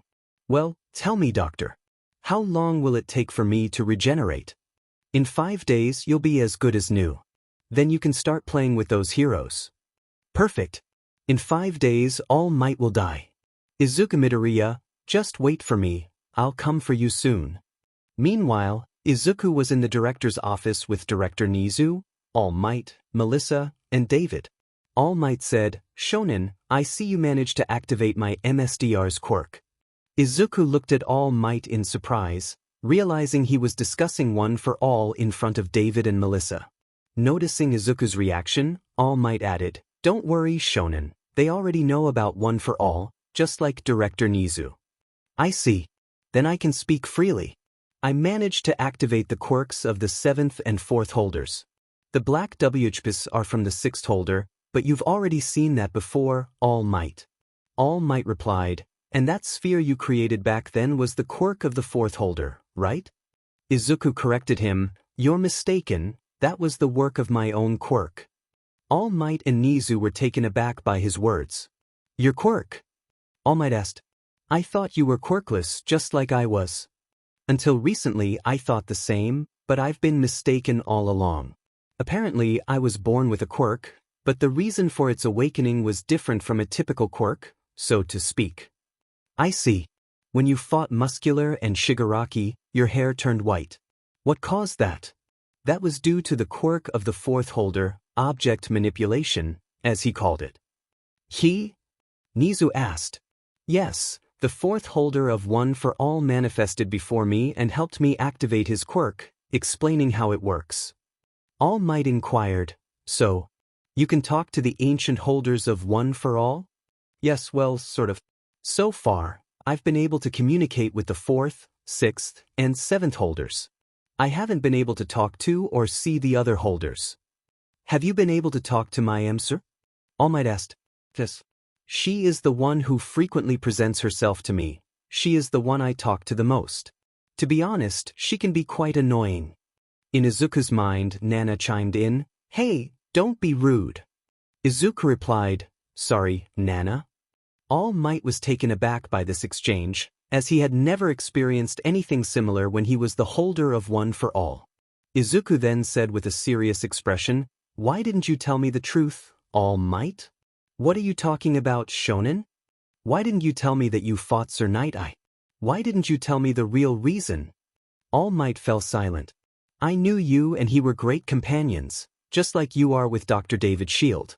The reason you fought was that he used his provision on you, right? He saw your destiny, he saw the future where you die. Did you know?" All Might replied, "Shonen, Don't give me lies, All Might. Did you know?" "You knew he told you. Why didn't you share that with me? If I had known, I would have trained as hard as possible. Every day. Because..." Tears began to fall from the green-haired boy's cheeks. At this revelation, David and Melissa were left in shock, as All Might had never confided this to them. Melissa asked, "Uncle Might, is that true?" Nizu, who knew the truth, remained silent, as it was All Might's place to disclose it. All Might approached Izuku, transforming into his slim form, and hugged him in a paternal manner, saying, "For that very reason I didn't tell you. I didn't want you to know the truth about my future. I knew how much you admired me. How could I tell you something like that? I simply couldn't. I didn't want to worry you, Shonen, much less place a huge burden on you. But I see you already know the truth. Forgive me." Izuku hugged All Might tightly, saying, "You will change that future, I promise you. During this time, you were like a father to me. I already lost my mother. I don't want to lose anyone else. That's why I will steer the rest of the quirks and defeat All for One, even if it costs me my life." All Might embraced Izuku, saying, "Don't overexert yourself. You don't have to carry everything alone, Shonen." David added, "Kid, if you want, I can make you a new suit that adapts to your new quirks. What do you say? It would be an honor for me to create the suit that the new symbol of peace will wear." Izuku wiped his tears and accepted. "Alright, daughter, let's take Izuku's measurements and start working." Melissa nodded. Nizu said, "About that, Dr. David, there's a student in general studies. She aspires to create gadgets to help heroes like you. If you could have her assist you, I would greatly appreciate it. She has potential. She's a good girl." David replied, "I would be delighted, Director Nizu." Nizu said, "All Might, would you be so kind as to take them to the general studies classroom? I want to speak privately with young Midoriya." All Might nodded and left with David and Melissa. Nizu turned serious and said, "All right, young Izuku, now you can tell me the whole truth. I promise I won't reveal anything you tell me. It will be a secret between you and me." "Okay, I'll tell you everything." Izuku proceeded to share the entire truth with Nizu about the different futures he had seen, but how they all ended the same way. Nizu was undoubtedly surprised to hear the green-haired boy's story. "I see, so in the end he ends up winning. That's why you decided to leave UA? You want to distance yourself from all your friends to avoid involving them in the futures you saw, right?" Izuku nodded. Nizu said, "I didn't know you were carrying all that." "Don't worry, Director Nizu." Nizu continued, "It must be very difficult for you to see your friends die over and over again." Izuku lowered his gaze, reflecting deep sadness. "I know you will find that destiny where All for One is defeated." The rodent offered Izuku a warm smile. "Thank you, Director. For now, I'll go for a walk. I need to clear my mind." "Of course, I understand. Your dormitory is already prepared since your house was destroyed. You have nowhere else to go. This place is safer for you. Thank you very much, Director." After saying that, the green-haired boy left the director's office and began walking away from the campus. He walked through the type of forest that lay before reaching UA. With his head down, Izuku was stopped by a voice he recognized. He turned around to find Jairu, who was playing with her jacks, spinning them on her fingers. "What do you want, Jairu?" Izuku asked. "Well, I just want to know the reason behind the sadness in your words." "I don't know what you're talking about." He turned to leave. "Do you no longer love her?" Izuku stopped dead in his tracks at that question. "Do you no longer love Momo?" I don't love her." "You're lying." "Say what you want, I already told you the truth." "That's a lie. You didn't tell me the truth, Midoriya, you're just lying. And that doesn't work with me, and you know it. My jacks allow me to detect when someone is lying.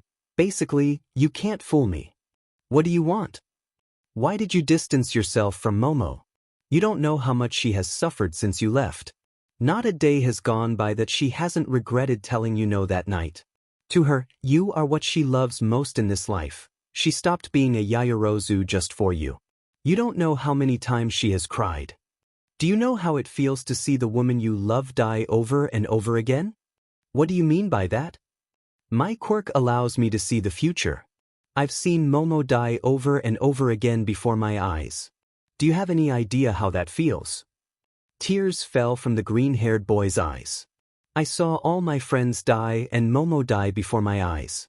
I tried to change the future so many times that my body filled with scars. Izuku pulled off his shirt, revealing the scars covering his body. Jiraiya couldn't believe what she was seeing. For every time I die, a scar appears on my body. I've died so many times and seen Momo die so many times that my soul screams for it all to end. Every time I see her, I want to hug her and kiss her. I love her with all my heart. But if I can't change her fate, then what's the point of living a lie? I distanced myself from everyone to avoid involving them. I couldn't bear to see them die again, not anymore. I couldn't. His voice faltered more and more. That pain and sadness, accompanied by the frustration he felt, burst forth in tears that tore at his soul. Jiraiya had tears on her cheeks from what she had heard. If I have to give my life to change the future of all my friends and the woman I love, then I will do it without hesitation. I don't want to live a life where Momo isn't by my side. If that were the case, I wouldn't be alive, I would be dead inside. At that moment, Izuku was hugged from behind. He turned around to find the black-haired girl embracing him, tears in her eyes. So that's what you were carrying? You idiot. You don't have to carry all that. I can't stand being another minute without being by your side. I can't stand being away from the person I love.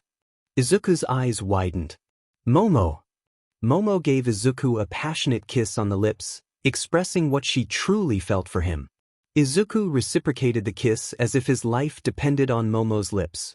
Tears fell from Momo's cheeks as she wrapped her arms around Izuku's neck, pulling him closer, fulfilling the promise he made in the other reality. Jiraiya watched with a slight smile, happy for her friend and the green-haired boy.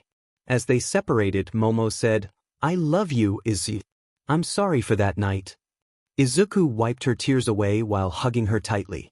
Momo added, "We can change our destiny together. If necessary, we will create it together. But I don't want to be apart from you anymore. Besides, you're not alone, Izuku."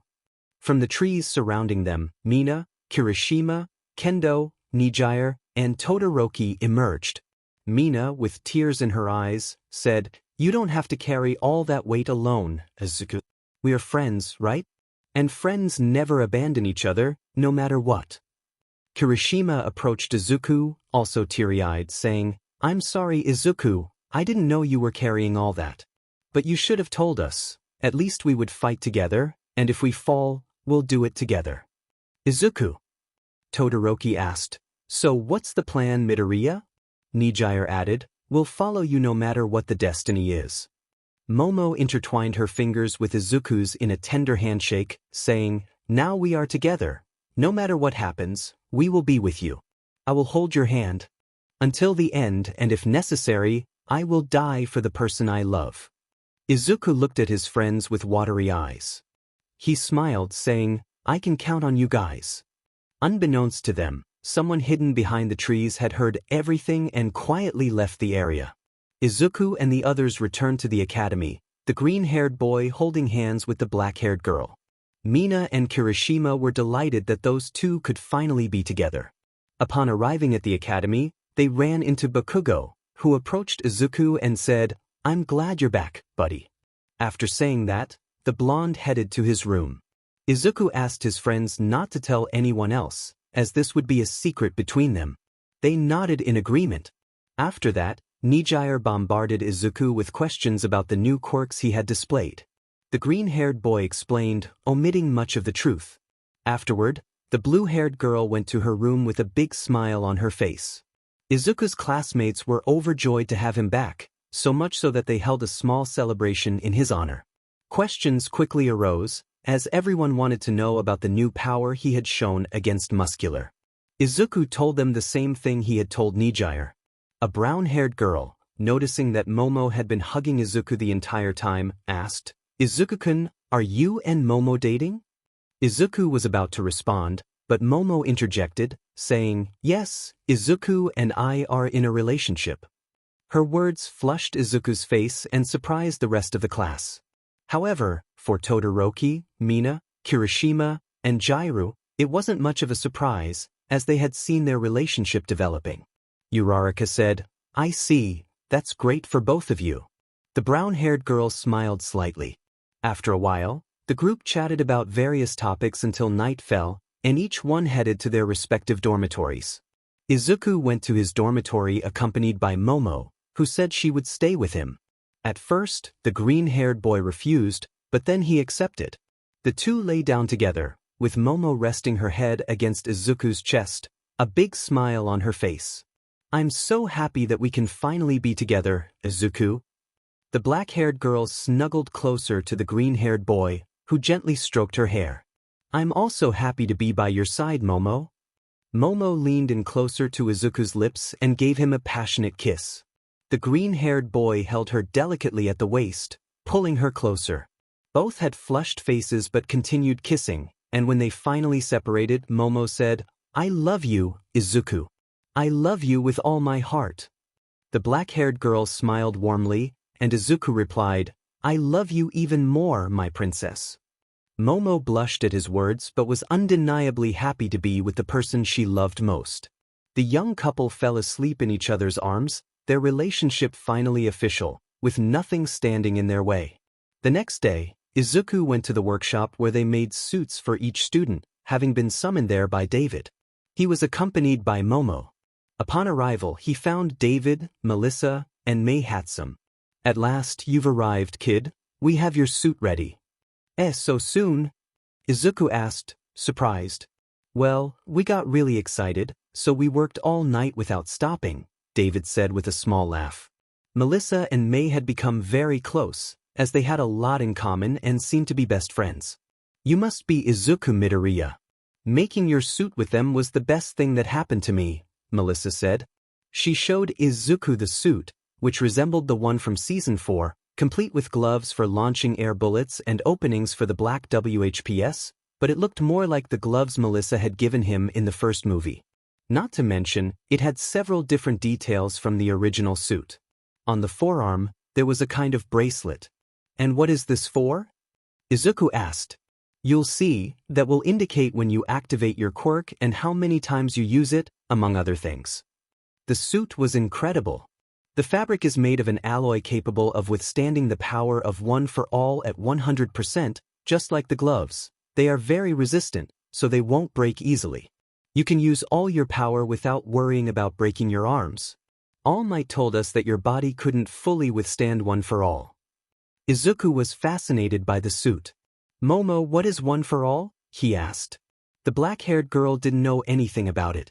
Mei added, "It's true, they mentioned it so much, but I don't know what it is."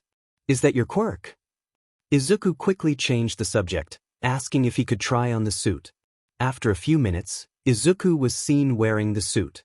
Momo was amazed at how the green-haired boy looked in the new outfit. He definitely appeared different.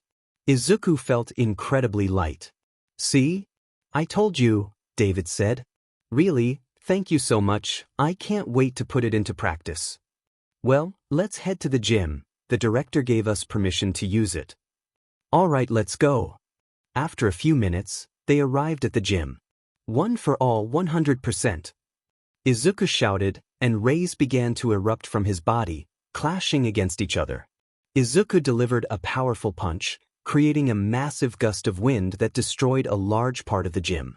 David was astonished, as the power Izuku demonstrated seemed greater than All Might in his prime. Izuku was impressed that his body remained intact. The suit had absorbed all the impact. "Now try using the black WHPS," Melissa suggested. Izuku nodded. He concentrated, making the black WHPS emerge from his suit. Momo watched Izuku with bright, sparkling eyes. Izuku returned to normal, thanking David, Melissa, and May for the suit. The latter then asked for one last favor. Dr. David, could you create a room capable of resisting any quirk at 100%? David replied, to do that, I would need the holders of those quirks to use their powers to help me create the room, meaning it would have to withstand their impacts. Izuku asked if he could be involved in the process and how long it would take. David paused for a moment before responding, maybe a day and a half. Here at UA, they have plenty of resources. Please, I beg you. All right, kid, leave it to me. May, will you join us? I would be delighted to help. Izuku removed the suit and left the area with the black-haired girl. By midday, Izuku's group gathered for lunch. To everyone's surprise, Bakugo didn't utter a single word throughout the entire meal. He wore a thoughtful expression, as if his mind were elsewhere. After lunch, Mina and Momo went to their room to talk, while Bakugo headed to his. Izuku left the academy and made his way to a small beach with a stunning view of the sea. He settled onto the sand. At that moment, Liz appeared before Izuku. I didn't know you could manifest as an illusion, he remarked. Liz playfully hit him on the head. Do you think I'm an illusion, Baka? Ouch, that hurt. I'm sorry. Liz chuckled softly. She sat down next to Izuku. I'm glad you and that girl finally became a couple. It was about time, don't you think? Izuku remained silent. Anyway, the countdown has started. We only have 4 days until everything comes to an end. And you still haven't found the right destiny. I know. Well, with so many destinies, it's hard to find the right one. She stood up and walked barefoot to the shore. What are you doing? Izuku asked. I want to feel the water on my feet. It's my first time at the beach. Liz smiled as the waves lapped at her feet. Seeing her smile made Izuku feel as though his worries and frustrations were fading away. Liz, you know that all destinies follow a pattern. And what is that pattern? That everyone dies first and I'm always the last. Not to mention, my friends are the first to arrive at the scene. Liz fell silent. You know I've already found the right destiny, don't you? Liz continued to be quiet. Anyway, let's enjoy our last days together. After all, it will be the last time. The green-haired boy smiled broadly, and Liz shed a few tears at the sight. After a while, Izuku returned to the academy. 2 days passed, and David had created the room requested by the green-haired boy. Izuku informed all his classmates, except for Momo, Uraraka, Toru, Mineta, Koda, Tsuyu, Siro, and Shoji, that the rest should enter the room and use their quirks at full capacity. The students didn't understand why but complied with Izuku's request. The room served its purpose perfectly, effectively repelling their attacks without any issues. The students couldn't damage the room at all. This is perfect for training, Izuku said. He thanked David for everything. After that, he entered the room to train with his classmates, as he needed to MSTR the black WHPS, levitation, and object manipulation. He had to be able to control them at will, and with the help of his classmates, he gained a better understanding of how to manage the black WHPS. Only 2 days remained until everything began. Izuku would wake up agitated at night, as the ancient holders of One for All showed him the history of how everything had unfolded. Not to mention, the images of his deceased friends haunted his mind. Momo noticed this and hugged him to calm him down, beginning to sleep beside him every night. Izuku calmed down considerably at the sight of the black-haired girl safe and sound. After witnessing the various futures, he no longer knew if he was in the right reality or not. The 3rd day passed, and the voice of the first holder echoed in the green-haired boy's mind. He will soon awaken and come for you, Izuku. The day when everything would be decided had arrived. It was 10 in the morning, and a large number of heroes surrounded an old building in the middle of a forest. They had discovered All for One's hideout, and Detective Sukachi was in charge of the operation. Endeavor, Hawks, Mirko, Ryukyu, and Midnight, among other heroes, were present, including the 3 greats. The rest of the academy had not been informed of this. Only All Might and the director were aware. Aizawa, having witnessed what happened last time, was prepared to give his life for his students, ready to face death in that place. Nizu had asked All Might not to participate, stating that there were heroes capable of confronting All for One. Izuku was aware of the situation, as he had seen it coming. He asked his classmates to train one last time in the room, but this time all together, which seemed odd to everyone. The green-haired boy also requested that All Might enter the room. Surprised by his successor's request, All Might agreed to join. Once inside, Izuku looked at all his classmates and thanked them for everything. He turned to Momo and gave her a passionate kiss on the lips. "Are you okay, Izuku?" Momo asked. "Yes, nothing's wrong." He moved toward the door of the room to close it, as he usually did during training. But this time, as Izuku stood in front of the door, he turned to look at everyone one last time and said, "Thank you for everything, guys. Momo, I love you with all my heart." After saying that, the green-haired boy swiftly exited the room, locking it from the outside and completely sealing his classmates inside. Izuku left the academy. Outside, Director Nizu said, "In the end, you did it, kid." "This was the only thing I could think of, Director." They watched as a massive explosion erupted in the distance. At that moment, the voice of the first holder said, "He has awakened, Izuku." Izuku's expression turned serious as he declared, "It's time to change everyone's fate. One for all 100%. After saying that, the green-haired boy leaped away from the spot. Nizu, watching the green-haired boy leave, thought, "Life can sometimes be so harsh that it makes your soul bleed. Sometimes you have to make decisions that require immense willpower. Not everyone can do it, but, kid, you are undoubtedly the best hero I have ever seen. Carrying the weight of your friends' deaths on your shoulders, dying as many times as necessary to rewrite a new story, and still managing to smile, knowing that death awaits you and that you may never see the woman you love again. That certainly requires a great heart and a strong will." Minutes before the explosion, we see the heroes gravely injured as they face a high-grade army of Nomus. All of this is taking place inside a large abandoned building in the forest on the outskirts of the city.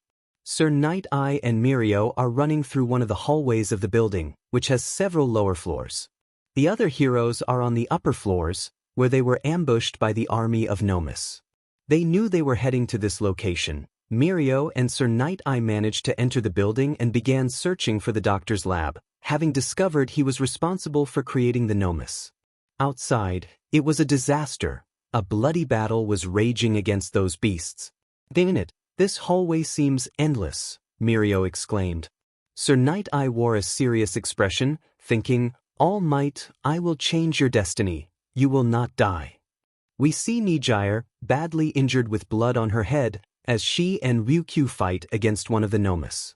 It was putting up quite a fight, as even in her dragon form, Ryukyu couldn't contain the brute strength of that beast. Mount Lady was in her giant form, crushing several Nomus, while Endeavor, heavily injured, battled 3 Nomus that were twice as strong as the ones All Might faced. Aizawa fought alongside Present Mic and Kamui, holding off a few Nomus. Edge Shot and Sniper showcased their skills against those beasts.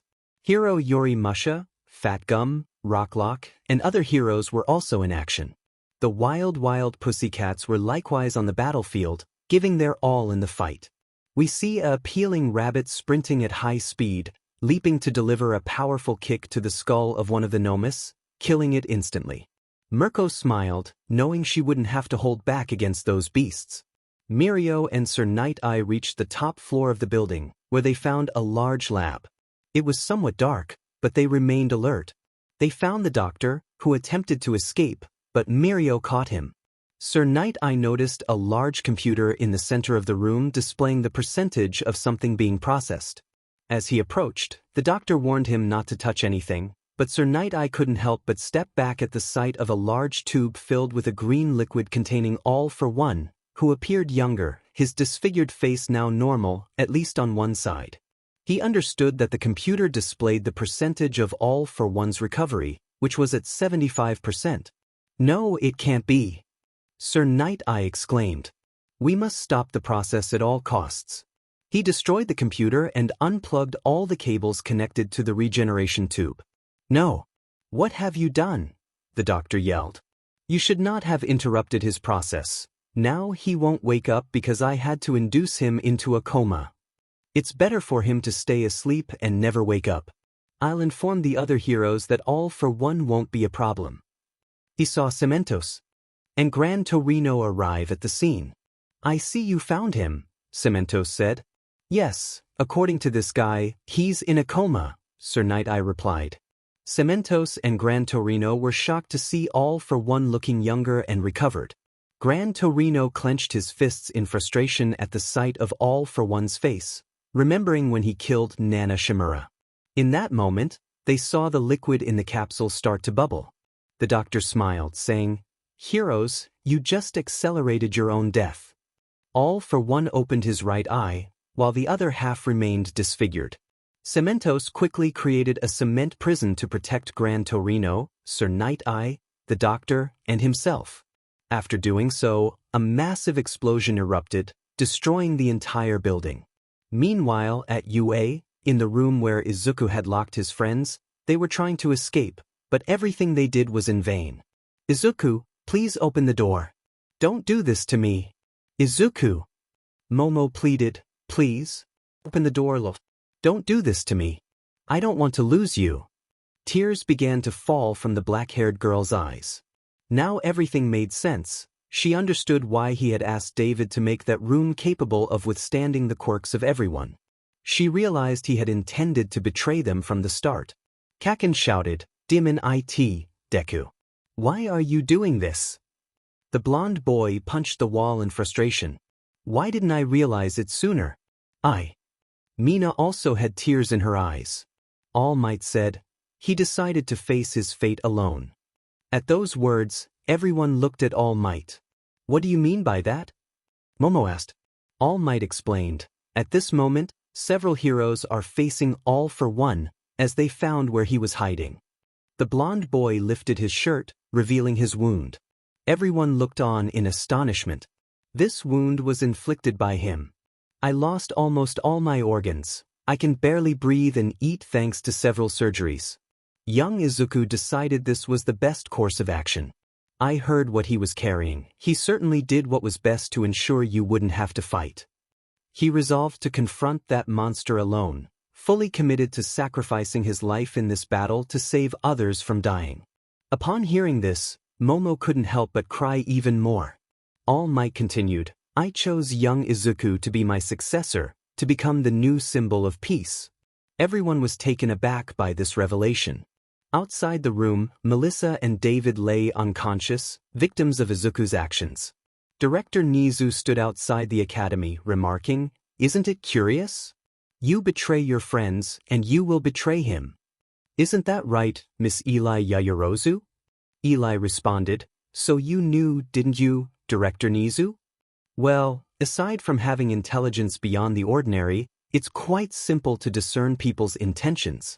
When I saw young Izuku and what he told me, it was easy to predict how all of this would unfold. But that was his choice and his will, so I couldn't do anything but." Eli interrupted, "Betray him, right? You have a plan up your sleeve, don't you?" Nizu smiled and said, "I can't allow a single person to bear the weight of everything, especially someone who has already suffered so much in this life." Eli smiled at his words. Nizu continued, "Did you foresee what was going to happen? You did when young Izuku hugged you, didn't you?" Eli replied, "So you figured it out." Nizu added, "Well, I investigated you, but I never imagined you would choose to betray Izuku." Eli stated, "Sometimes you can't choose who you fall in love with, it just happens. And with those emotions in your heart, you can make the hardest decisions. I simply want to see him happy, so I will do whatever it takes to protect his life, his happiness, and that smile I cherish so much." Nizu replied, "I see. Then let's get moving and act before it's too late." Eli nodded, placing her right hand over her heart. Meanwhile, back with the heroes, those fighting outside the building in the forest were sent flying by the explosion from within. The shockwave engulfed a large area in mere seconds. Aizawa shouted, "It can't be!" Mirio, Sir Night-Eye, Cementos, and Gran Torino were inside.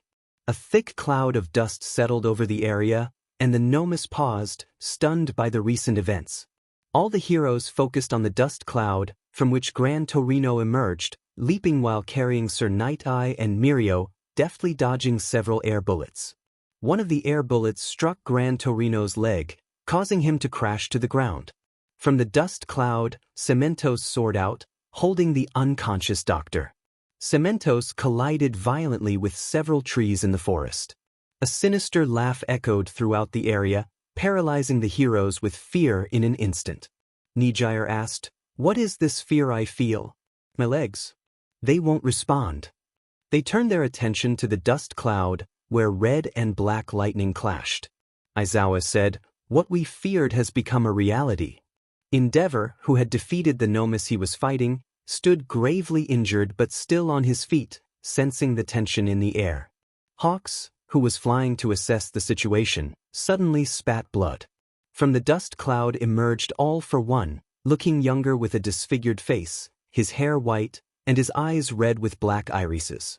He had a somewhat muscular build, but his mere presence exuded immense pressure and fear. He surveyed each hero present, and the Nomus instinctively positioned themselves behind him.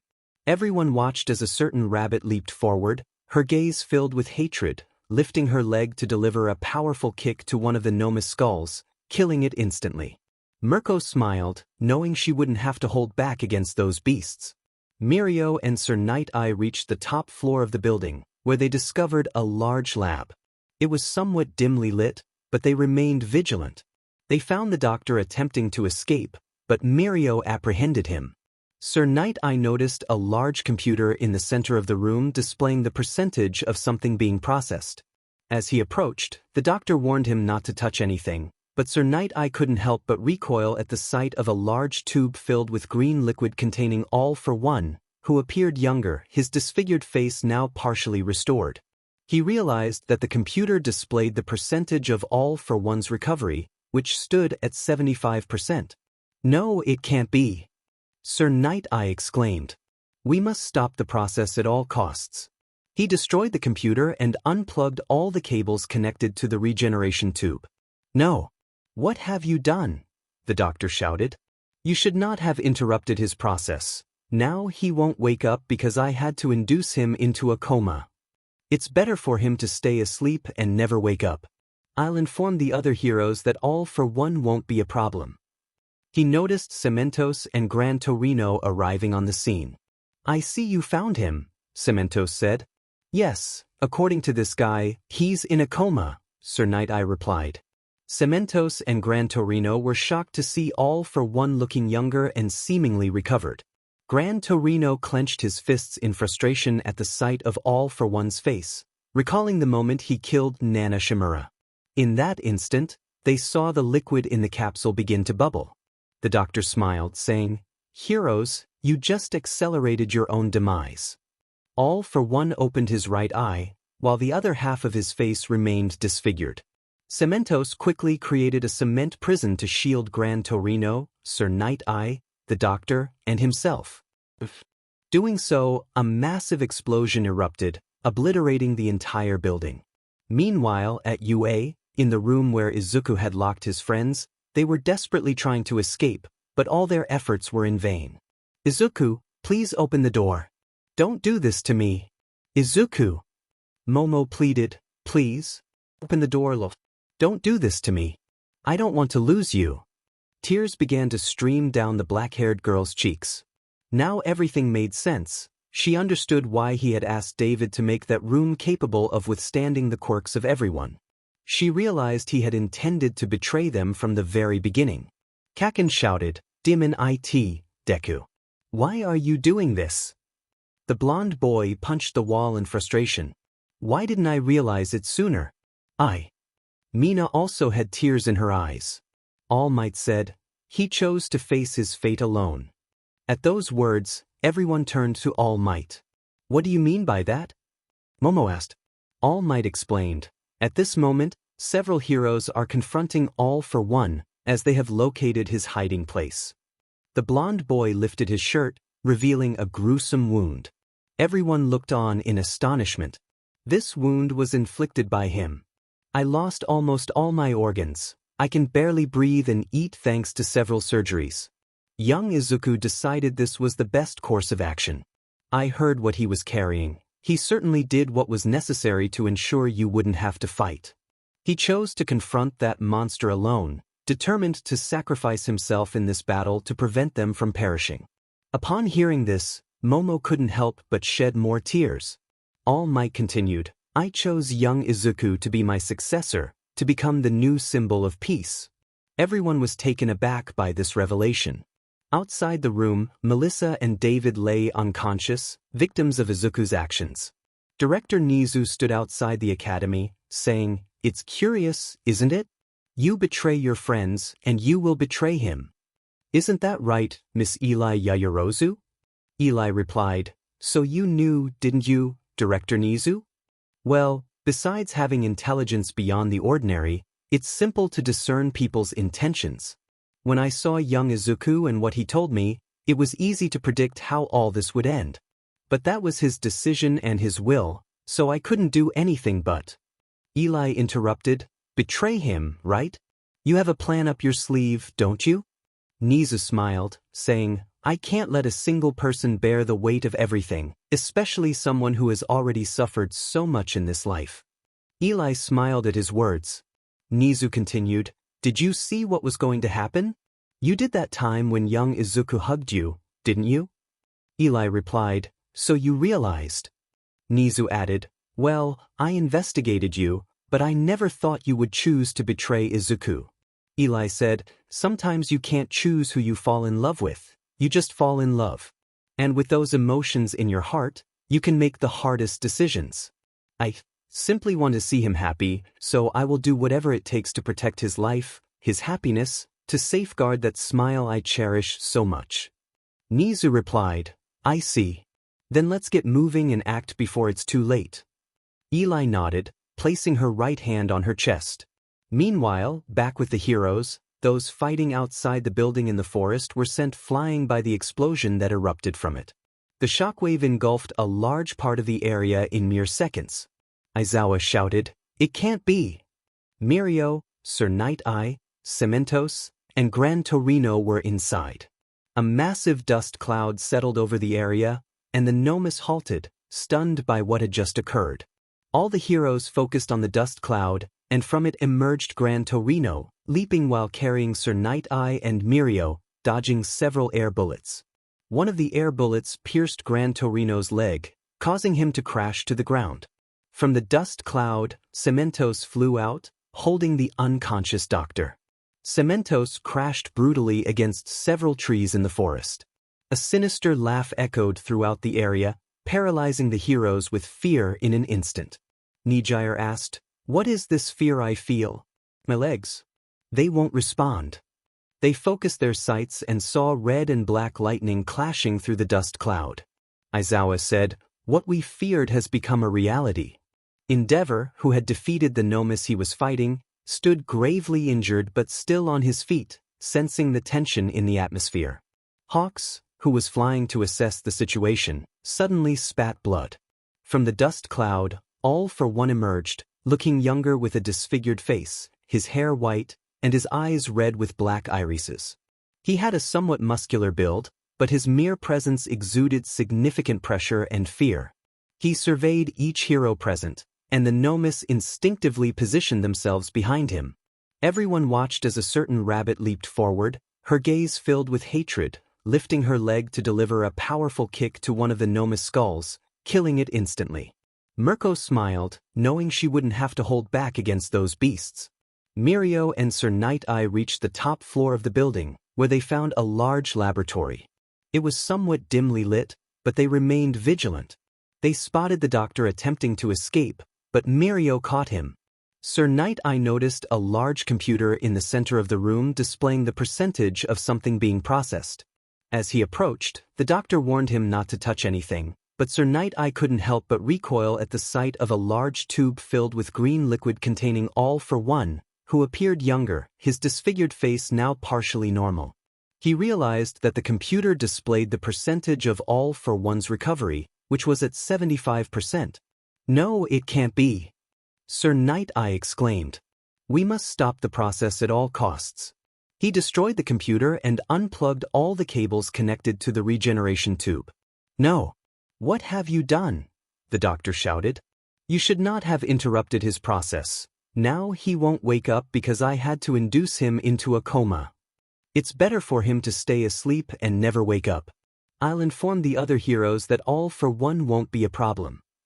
He noticed Cementos and Gran Torino arriving at the scene. I see you found him, Cementos said. Yes, according to this guy, he's in a coma, Sir Night Eye replied. Cementos and Gran Torino were taken aback to see all for one looking younger and fully recovered. Gran Torino clenched his fists in frustration at the sight of all for one's face, recalling the moment he killed Nana Shimura. In that instant, they saw the liquid in the capsule begin to bubble. The doctor smiled, saying, Heroes, you just accelerated your own demise. All for one opened his right eye, while the other half of his face remained disfigured. Cementos quickly created a cement prison to shield Gran Torino, Sir Night Eye, the doctor, and himself. Just after doing so, a massive explosion erupted, obliterating the entire building. Meanwhile, at UA, in the room where Izuku had locked his friends, they were desperately trying to escape, but their efforts were in vain. Izuku, please open the door. Don't do this to me. Izuku. Momo pleaded, please. Open the door, love. Don't do this to me. I don't want to lose you. Tears began to stream down the black-haired girl's cheeks. Now everything made sense. She understood why he had asked David to make that room capable of withstanding the quirks of everyone. She realized he had intended to betray them from the very beginning. Kaken shouted, Dim it, Deku. Why are you doing this? The blonde boy punched the wall in frustration. Why didn't I realize it sooner? Mina's eyes were also filled with tears. All Might said, he chose to face his fate alone. At those words, everyone turned to All Might. What do you mean by that? Momo asked. All Might explained. At this moment, several heroes are confronting All for One, as they discovered where he was hiding. The blonde boy lifted his shirt, revealing a gruesome wound. Everyone gasped in astonishment. This wound was inflicted by him. I lost almost all my organs. I can barely breathe or eat due to multiple surgeries. Young Izuku decided this was the best course of action. I heard what he was carrying. He certainly did what was necessary to ensure you wouldn't have to fight. He had resolved to confront that monster alone, determined to sacrifice himself in this battle to protect them from harm. Upon hearing this, Momo couldn't help but shed more tears. All Might continued, I chose young Izuku to be my successor, to become the new symbol of peace. Everyone was taken aback by this revelation. Outside the room, Melissa and David lay unconscious, victims of Izuku's actions. Director Nizu stood outside the academy, remarking, It's curious, isn't it? You betray your friends, and you will betray him. Isn't that right, Miss Eli Yaoyorozu? Eli replied, So you knew, didn't you, Director Nizu? Well, besides possessing intelligence beyond the ordinary, it's simple to discern people's intentions. When I saw young Izuku and what he told me, it was easy to predict how all this would unfold. But that was his decision and his will, so I couldn't do anything but. Eli interrupted, Betray him, right? You have a plan up your sleeve, don't you? Nizu smiled, saying, I can't allow a single person to bear the weight of everything, especially someone who has already suffered so much in this life. Eli smiled at his words. Nizu continued, Did you see what was going to happen, didn't you? You did when young Izuku hugged you, didn't you? Eli replied, So you realized. Nizu added, Well, I investigated you, but I never thought you would choose to betray Izuku. Eli said, Sometimes you can't choose who you fall in love with, you just fall in love. And with those emotions in your heart, you can make the hardest decisions. I simply want to see him happy, so I will do whatever it takes to protect his life, his happiness, to safeguard that smile I cherish so much. Nizu replied, I see.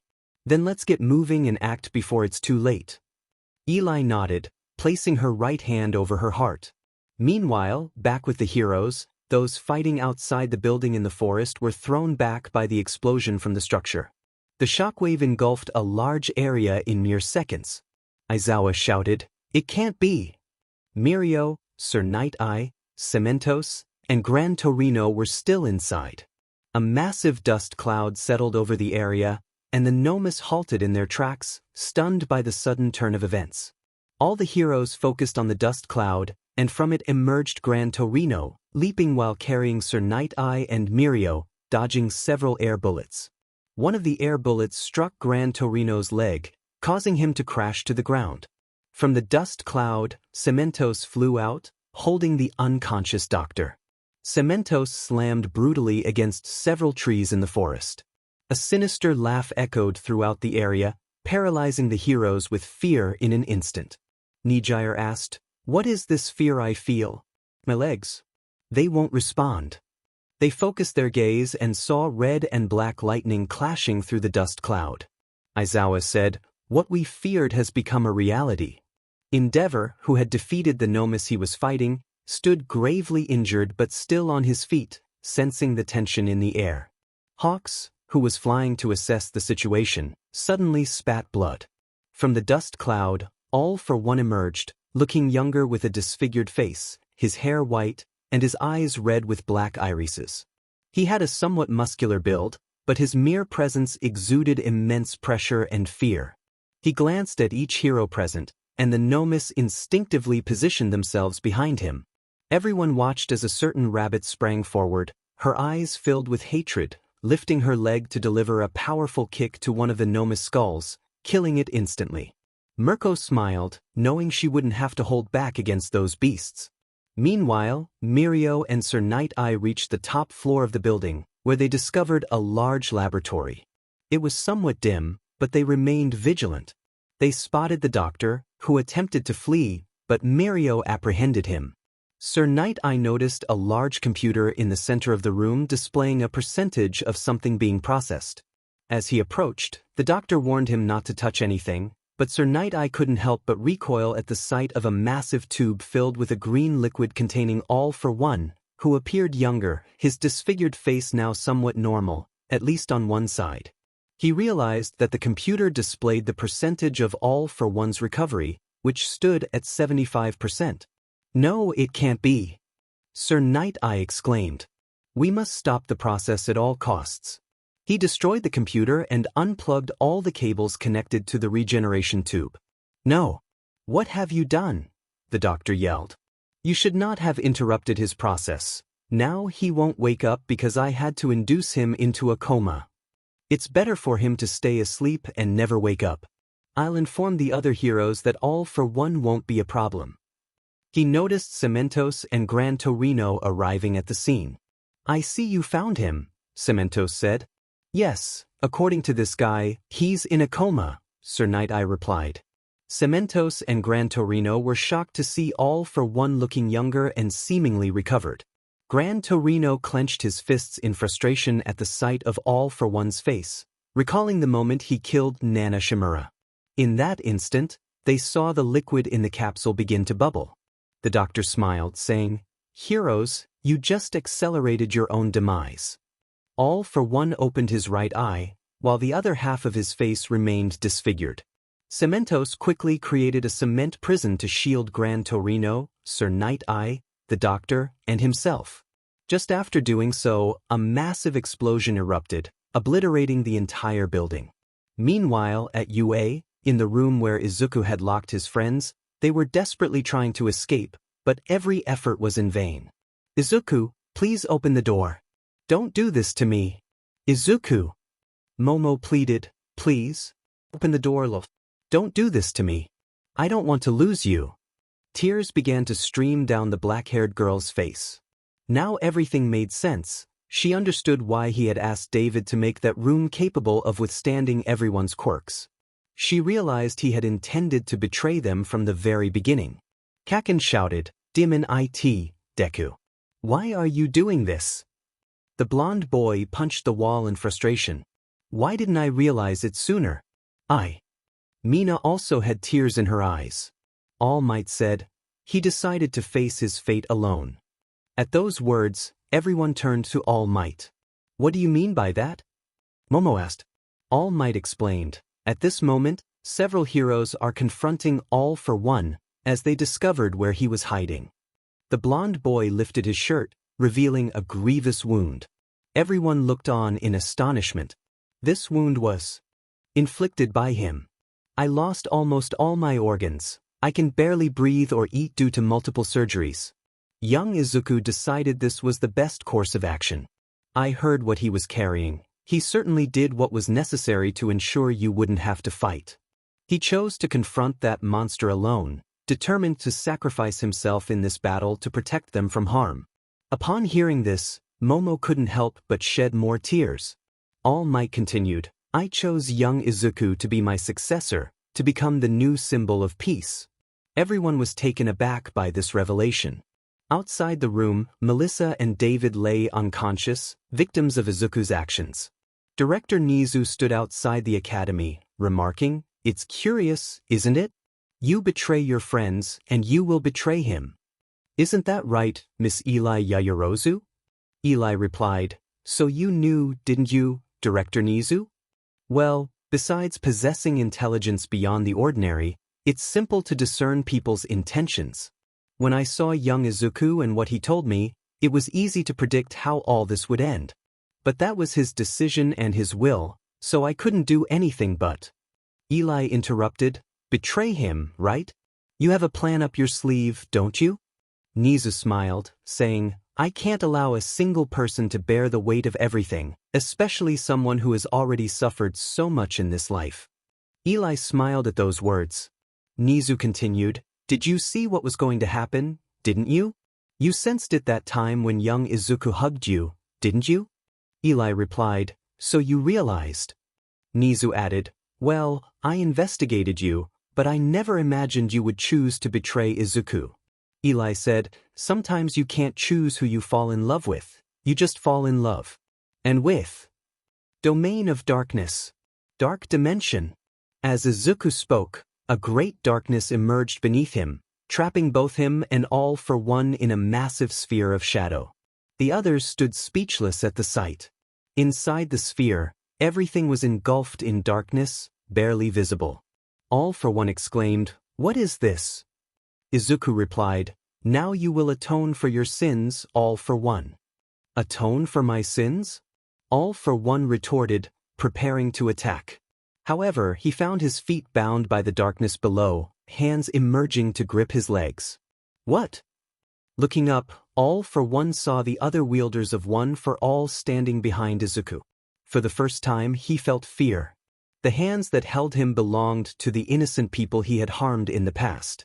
He tried to speak, but a hand covered his mouth, rendering him speechless as he heard a familiar voice. Your time is running out, Shigaraki said with a sinister smile. In this dimension, the souls you mercilessly killed return to torment you in life, Izuku added. All for One screamed as both Shigaraki's hand and the hands gripping his feet began to burn him. He managed to break free, blood spilling from his mouth as Shigaraki had severely burned him. With fierce determination, All for One unleashed his dragon-like columns toward Izuku, who simply walked slowly toward him. The moment the columns made contact, they vanished. Why? All for One gasped. Can't you understand? Eli warned you before, you're starting to lose your quirks. In a few seconds, you will die. I will kill you before I reach my limit. Before he could finish, Izuku was suddenly at his side, his hand inches from All for One's face. All for One didn't even see him move. Izuku grabbed his face and slammed him brutally into the ground. All for One coughed up blood from the impact, and Black WHPS seized his foot, lifting him into the air. Izuku quickly positioned himself above All for One, raising his right foot as he declared, This is for Kaminari and Mineta. Manchester Smash. With that, he delivered a powerful kick to All for One's stomach, sending him crashing back to the ground. Izuku fell to his side while All for One struggled to rise. As Izuku spun in the air, he shouted, This is for Aizawa-sensei. He landed a fierce kick to All for One's face, sending him flying several meters until he crashed against the barrier of darkness, falling to his knees, gasping for breath. Izuku stood ready to deliver the final blow. All for One, barely managing to stand, gathered all his strength into his right arm, shouting, "I will not lose to a brat like you." Suddenly he was grabbed from behind. Glancing over his shoulder, All for One's heart sank as he saw his brother, the first wielder of One for All. "Accept your end, brother," the first wielder said, placing his hand over All for One's chest, his fingers sinking into his flesh. All for One screamed in pain but managed to break free, clenching his fist tightly. One for All 200%. All for One lunged forward with a prepared punch, while Izuku charged at him with equal speed. Their fists collided, creating a massive shockwave. All for One pushed himself to the limit, forcing Izuku back. Izuku's arm began to crack as if it might break. The black WHPS wrapped around his arm to cushion the impact of One for All. And this is for All Might. One for All 1,000,000%. Delaware Detroit Smosh. All for One saw the faces of all the wielders of One for All behind Izuku, their fists raised in solidarity. With that blow, Izuku shattered All for One's arm, striking him squarely in the face and driving him into the ground, creating a massive crater and unleashing a whirlwind of air that threatened to dispel all the darkness. Outside, the ground cracked violently, alarming the others. Kaken was worried for his friend. Back inside the sphere of darkness, All for One lay on the ground, his body returning to normal, blood covering his right arm as he struggled to breathe, his vision blurred. He was on the brink of death. "It's over, All for One," Izuku declared. "You can no longer harm me, you are just a normal person now." In a faint whisper, All for One pleaded, "Please, don't kill me." Izuku raised his right hand above him, gathering darkness that began to take the shape of a large dagger, hovering ominously over All for One. "Don't kill you? You killed innocent people without a shred of compassion. You killed my friends and my teacher. And above all, you killed Eli. Did you show mercy when you pierced her heart? Did you?" Tears streamed down Izuku's cheeks as he asked. Please." Izuku slowly lowered his hand, the dagger descending toward All for One's heart. "This is for Eli." With that, he drove the dagger into All for One's chest. All for One coughed up blood, letting out a faint sound of pain before everything fell silent. All for One was finally dead. At last, it's over. Izuku's hair returned to normal, and the black WHPS ceased to emerge from his body. He turned to see the wielders of One for All behind him. The second and third wielders were shrouded in darkness, their faces hidden. "So?" Izuku began. All Might, in his slender form, smiled at his disciple. "I knew you could do it, Shonen. You won the battle. But at what cost?" "No, not at all. Sooner or later, this was going to happen. It's not your fault, Shonen." The first wielder spoke. "Izuku Midoriya, we do not regret choosing you as our bearer. You have delayed All for One, the evil that has reigned for so long. Well done, kid." "Are you all?" The first wielder smiled warmly. "Yes, we can now rest in peace. We have no reason to remain within One for All. The reason we stayed was to help the new user, to guide you on the right path to defeat the evil of this world, All for One. You achieved that goal, there's no reason for us to stay. You know how to handle our quirks, so there's nothing more we can teach you." The only ones remaining were the second and third wielders. They still had not taught him how to use their quirks. Izuku looked at Nana. Will you also leave, Nana?" Nana nodded. "I see." The sixth, fifth, and fourth wielders approached Izuku, smiling as they said, "Make good use of our quirks, Hero Deku. We wish you the best, kid." "Thank you. Without you, I could never have one. All Might, before you go, can I ask for one last hug?" Izuku's voice trembled. All Might smiled softly and embraced him. The hug felt paternal, as if they were father and son. With teary eyes, Izuku held his mentor tightly, remembering how it all began. "I miss my mom and love her very much. Please tell her I'm sorry for not being with her during her last months." "I will tell her, Shonen. You can be sure of that. Both she and I are proud of you." They separated from the embrace, and someone placed a hand on Izuku's shoulder. He turned to see Aizawa, Kaminari, Mineta, Hawks, Kamui, Endeavor, and Tamaki. Aizawa-sensei. I am very proud of you, Izuku. From the first test I gave you, I knew you had unique potential.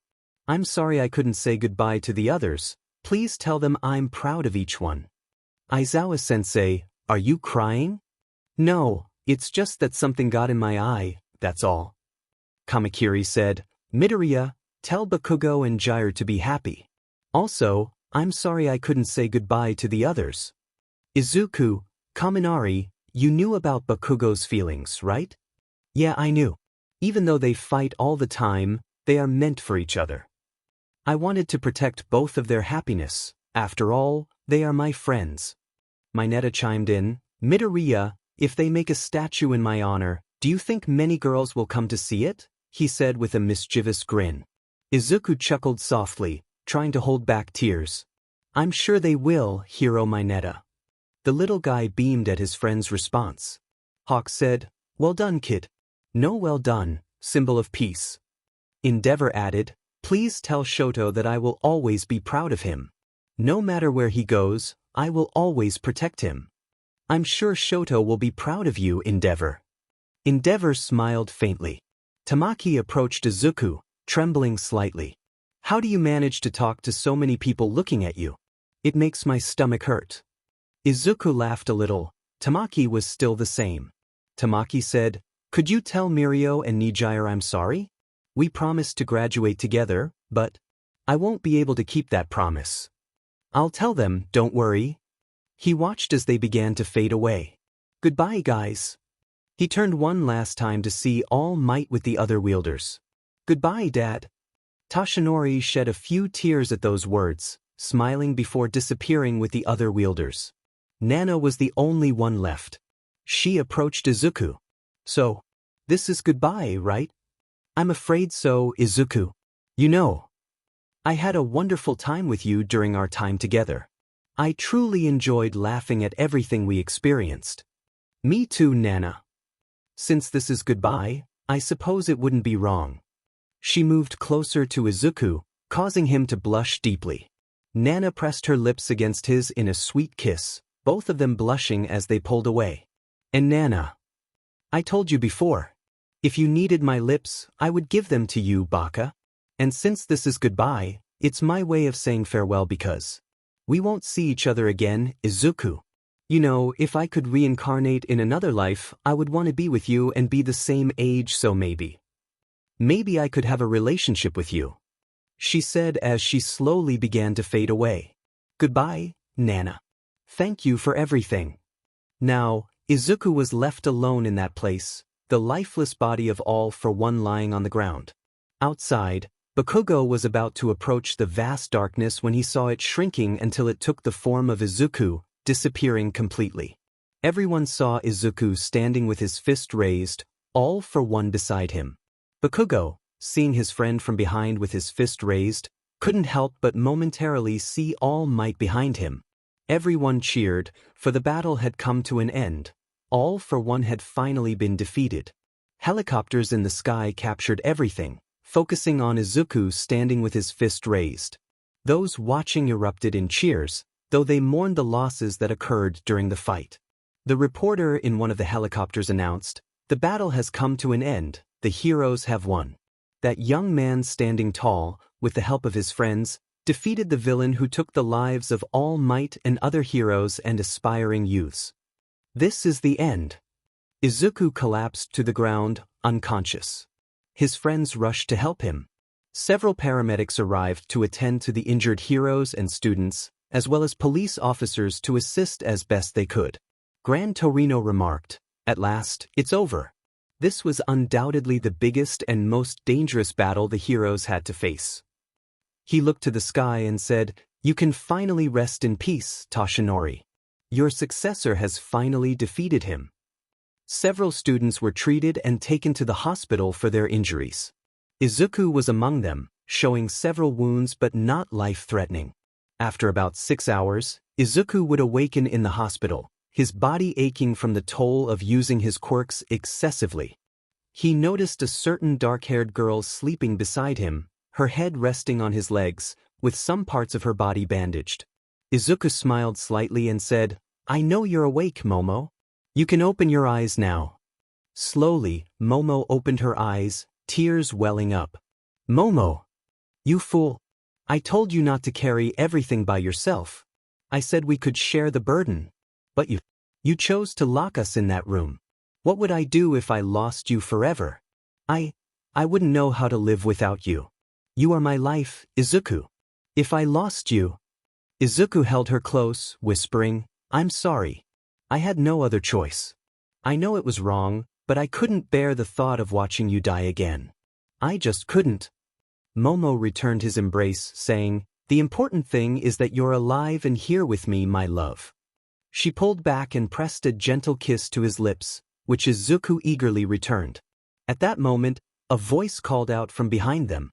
Well, I see you've managed to wake him up, Momo. Both young people turned to see Bakugo and Jairu approaching. The blonde had his right leg bandaged and was leaning on Jairu for support. Kaken, I'm so glad to see you both are okay. Bakugo offered a faint smile and glanced at Jairu. You could let me go. I told you I can walk on my own. I told you no. Stubborn muscle head. The doctor said not to exert yourself, or the wound could reopen. Who are you calling a musclehead? Do you see any other musclehead around here? Izuku and Momo chuckled at the exchange, though their smiles were tinged with the sorrow of their lost friends. I'm sorry, Jair. Because of me, Kaminari. This isn't your fault, Midoriya. We chose to help you. We knew what could happen. That idiot saved me and sacrificed himself.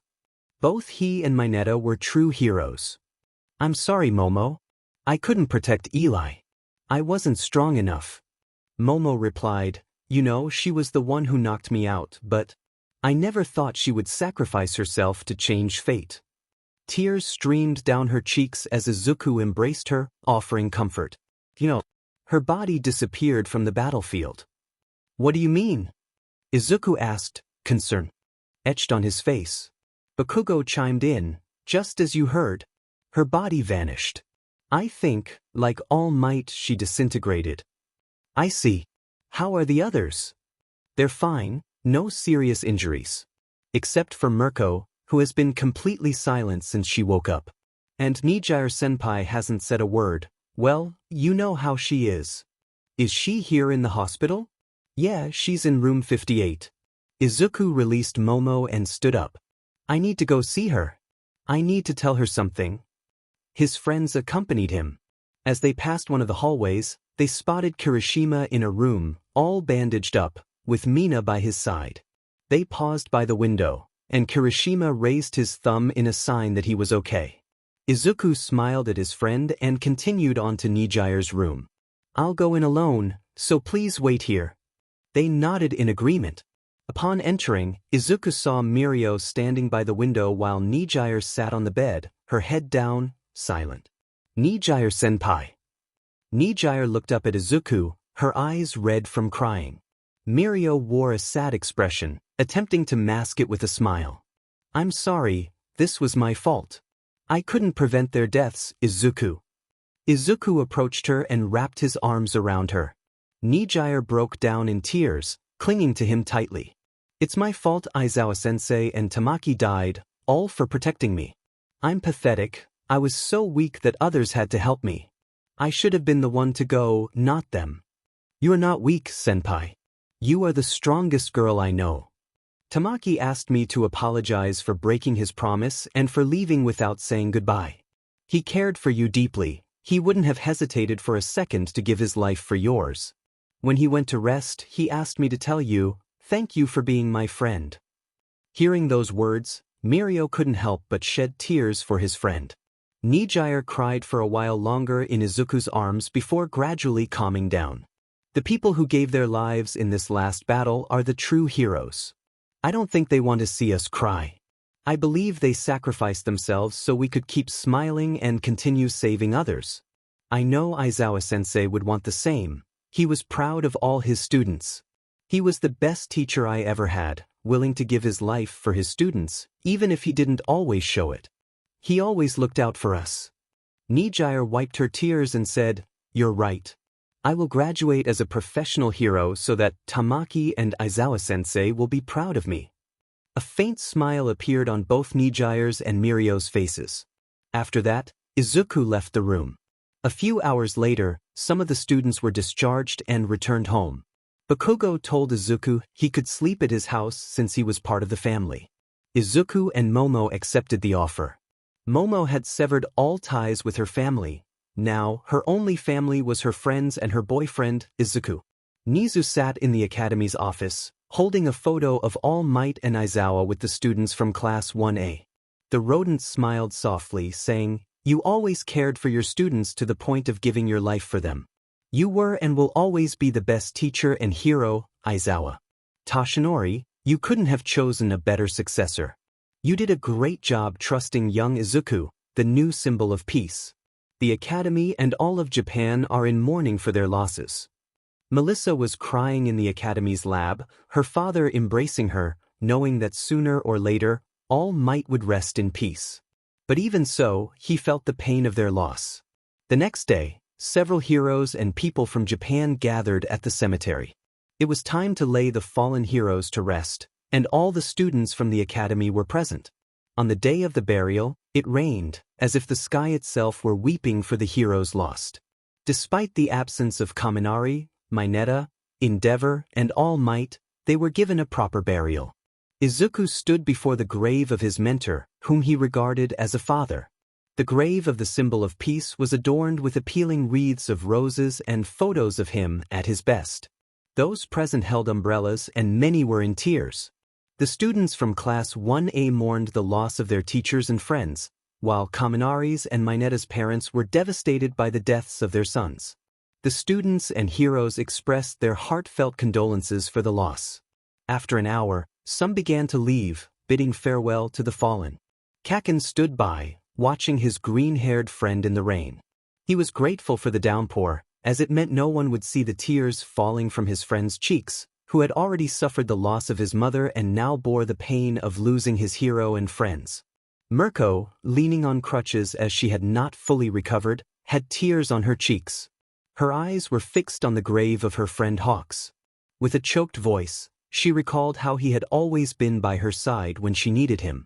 Midnight embraced her to provide some comfort. Mirio and Nijire placed a wreath of roses on Tamaki's grave, alongside a photo of the three of them together. With a trembling voice, Nijire said goodbye to her friend. Mirio hugged her, both grieving the loss. Each student from Class 1A laid roses on the graves of Mineta and Kaminari. On Aizawa's grave, there were photos with his students and various flowers. Present Mike bid farewell to his friend. Shoto stood with his head bowed, holding a wreath of roses in front of his father's grave. Fuyumi and Natsuo, accompanied by their mother, stood behind him. Fuyumi had shed a few tears, recalling the last words her father had spoken to her. Shoto placed the roses down and, with a choked voice, said, "Goodbye, Dad. Thank you for everything. I promise I will make you proud." Momo approached Izuku and hugged him, comforting him, as she knew he was devastated. Kaken and Jiru also embraced the couple. Melissa and David joined the burial to say goodbye to the symbol of peace. Izuku told them to leave, saying he would stay a little longer. Momo kissed him on the cheek and joined the others. As the minutes passed, everyone had left, and the only one remaining was Izuku. He noticed the presence of 5 more people at the site. He walked over to the grave of Shigaraki Tamura, which had been given a proper burial. On the grave was an inscription that read, "In memory of the villain who gave his life to save humanity."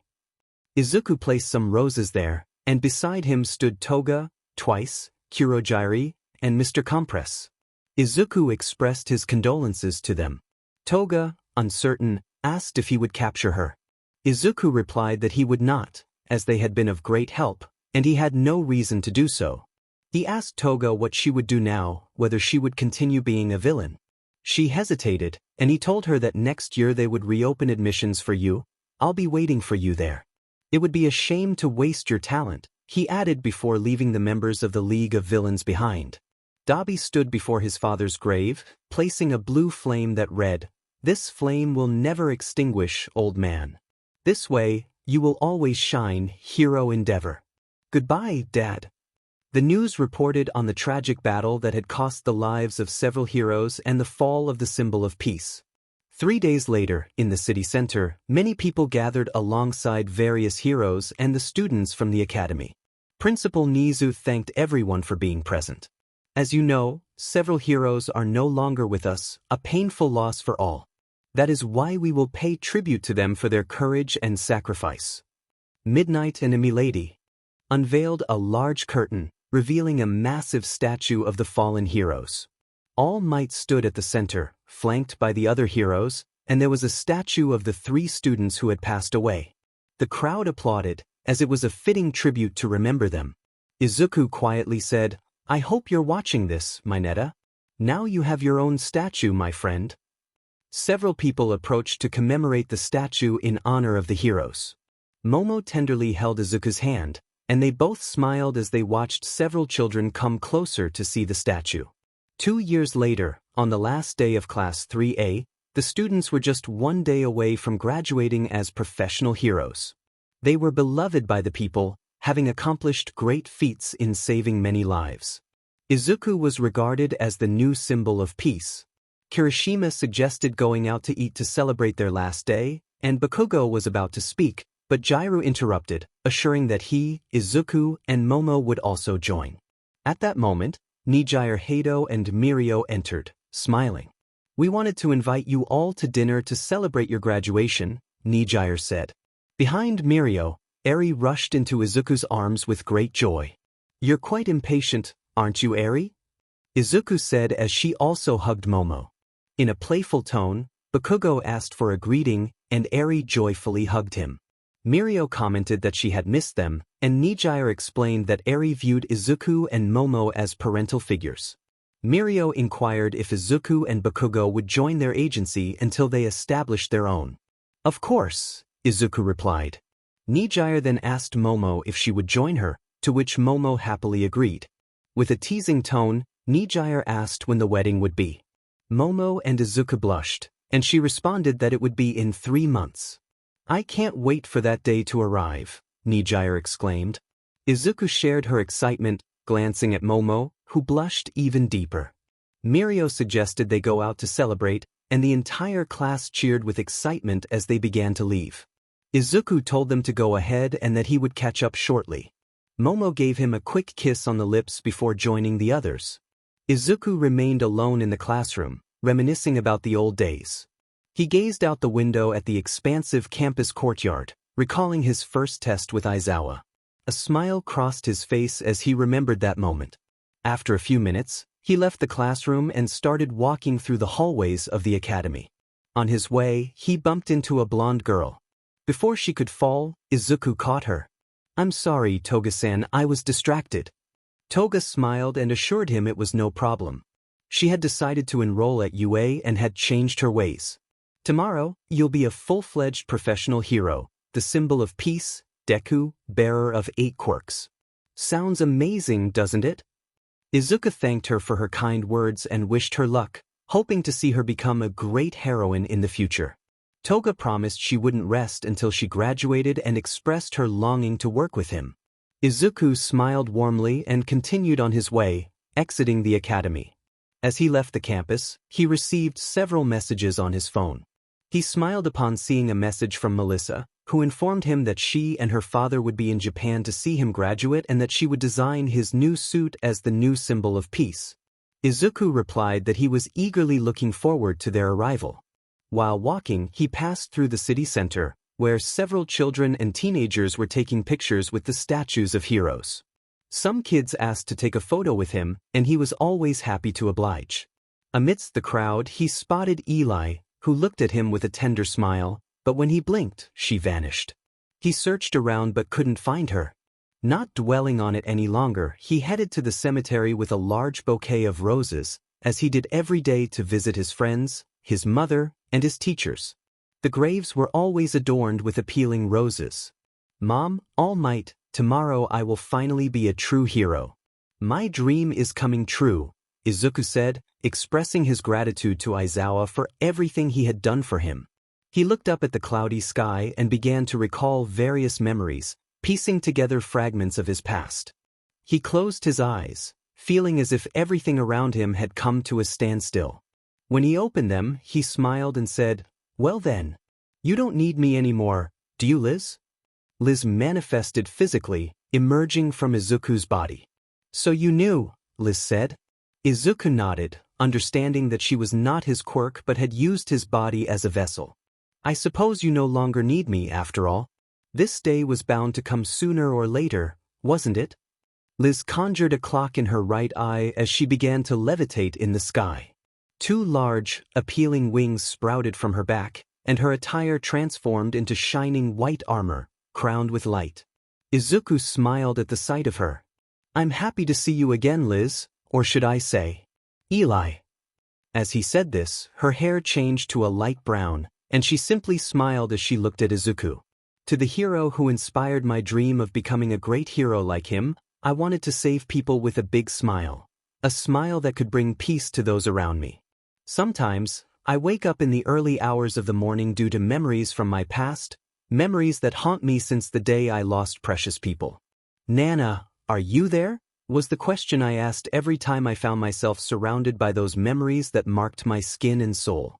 It seemed silly to ask if she was there, but sometimes I just wanted to lie to myself, thinking, maybe she will answer my voice, and perhaps I can hold her again. The memories of the past attack me, and I don't know how to defend myself against them. I thought I had moved on, but I realize I may never truly overcome it. I can never erase from my mind the losses of my friends, the death of my mentor and hero, All Might, the person I considered a father. Each time I wake from my nightmares, I notice my cheeks are damp with tears. I can't help but look to my side, and that pain eases when I see my two reasons for living beside me. Seeing Momo and my little Eri sleeping next to me like a family, I can't help but lean over to kiss their foreheads and whisper softly how much I love them. Momo has always been by my side. She changed my life in the most appealing way possible. We've had our ups and downs, but I will never regret choosing her as the woman I want to love for the rest of my life. Isn't it curious? The girl who listened to me when my mother passed away found a place in my heart and has stayed there ever since. I love her with all my heart, just as I love my little Eri, who has never left our side since Mirio and I rescued her. According to Nijire Senpai, she sees us as her parents. I can't shake the memory of when she first told Momo, "I love you, Mama." When she said it, Momo's eyes filled with tears, and her face flushed with happiness and emotion. Without thinking, she hugged Eri tightly because she loved her so much, and those simple words brought her immense joy. For the two of them, I would give my life to protect them. Their happiness means everything to me. 3 months have passed since the students of Class 3A graduated as professional heroes. Izuku and Kaken joined the agency of the Hero Lemillion until they could establish their own hero agencies. We see the green-haired hero patrolling the streets in his hero costume, greeting the little children who approach him for autographs and such. One child asked if he could also become a great hero like him. "It doesn't matter what kind of quirk you have, if you work hard, you can be even better than me," the hero Deku replied, a big smile on his face. The child's face lit up with joy at the words of his number one hero. After that brief moment, Izuku heard his best friend's voice through the communicator he was wearing. "Hey Deku, did you notice anything strange among some of the people?" his companion asked. Izuku replied, "No, I haven't seen anything out of the ordinary, Kaken." The blonde shouted back through the intercom, "How many times have I told you to call me by my hero name, you darn nerd?" Izuku apologized. "Oh, I'm sorry, I got used to calling you Kaken. I'll correct my statement." "Ahem. No, I haven't seen anything out of the ordinary, Ground Zero." Kaken responded, "I see. Well, you'd better hurry up, nerd.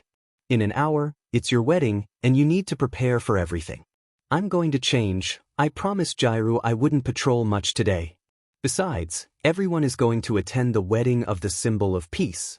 Are you nervous, buddy?" Izuku admitted, "To tell the truth, I've been looking forward to this day. I wonder if Momo is nervous." "Alright, I'll head ahead. We'll see each other at the church," he said. Kaken replied, "Okay, understood. I'll tell Mirio we're done for today." After this, both cut off their communicators and went to get ready.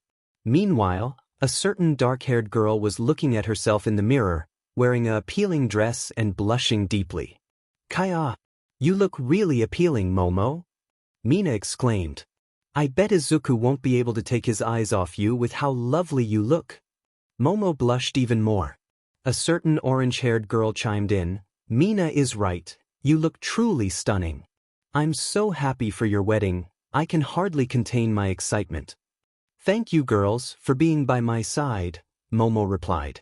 Mina said, "You must be joking, we wouldn't miss this for anything." The rest of the class had already confirmed their attendance at the wedding. Todoroki had been checking in every day about the wedding, and he and Tsuyu were the first to confirm they would be there. Who would have imagined those two would end up together? Momo mused. "But they make a lovely couple, don't you think?" Kendo added. "Yes, you're right," Mina agreed. "By the way, Mina, when's your wedding with Kirishima?" Kendo asked. Mina blushed at the question and replied, "We haven't set a date yet, but the day will come. Besides..." She touched her belly with a happy expression and said, "I haven't told him he's going to be a dad." This news surprised the two present, who immediately hugged their friend, congratulating her on the news. Meanwhile, in a large hall, a certain light blue-haired girl was floating in the air, placing appealing decorations on the walls. All set for the big wedding party of Izuku and Momo, Nijire announced. A certain blonde was helping her. "I can see you worked hard, Nijire. I bet Izuku will be very happy about all this," Mirio said. Nijire smiled brightly and replied, "Yes, well, it's all for my kohai. They deserve to be happy, don't you think?" "Yes, you're right. Well, we should head to the church. Everything will start in a few minutes," Mirio said. Both friends left for their destination. At the grand church in the city, several professional heroes, Director Nizu, and Izuku's friends were gathered, all waiting for the couple to arrive. Little Eri was holding Kyuka's hand, who wore a appealing dress, while Kaken stood nearby in an elegant suit. "Aunt Jiru, why haven't Dad and Mom arrived yet?" Eri asked. "Don't worry, Princess. I'm sure they're on their way," Jiru reassured her. In the church seats, Tsuyu and Todoroki were together. "I can't wait to see them both," Tsuyu said. "It's been a while since we last saw them," Todoroki replied. Ida was outside the church, looking at his watch, muttering, "What a lack of punctuality on their part." Uraraka, who was next to him, said, "Calm down, love. I know you want to see them again. We haven't seen them since we moved to another city. I'm sure they're almost here." At that moment, they saw a certain green-haired boy in an elegant suit stepping out of a car, slightly tightening his muscles. Izuku smiled widely at his friends as he entered, with only the dark-haired girl left to arrive. He was already at the altar. The best men were Bakugo and Kendo, and everyone witnessed as the church doors opened wide, revealing the bride in a stunning wedding dress.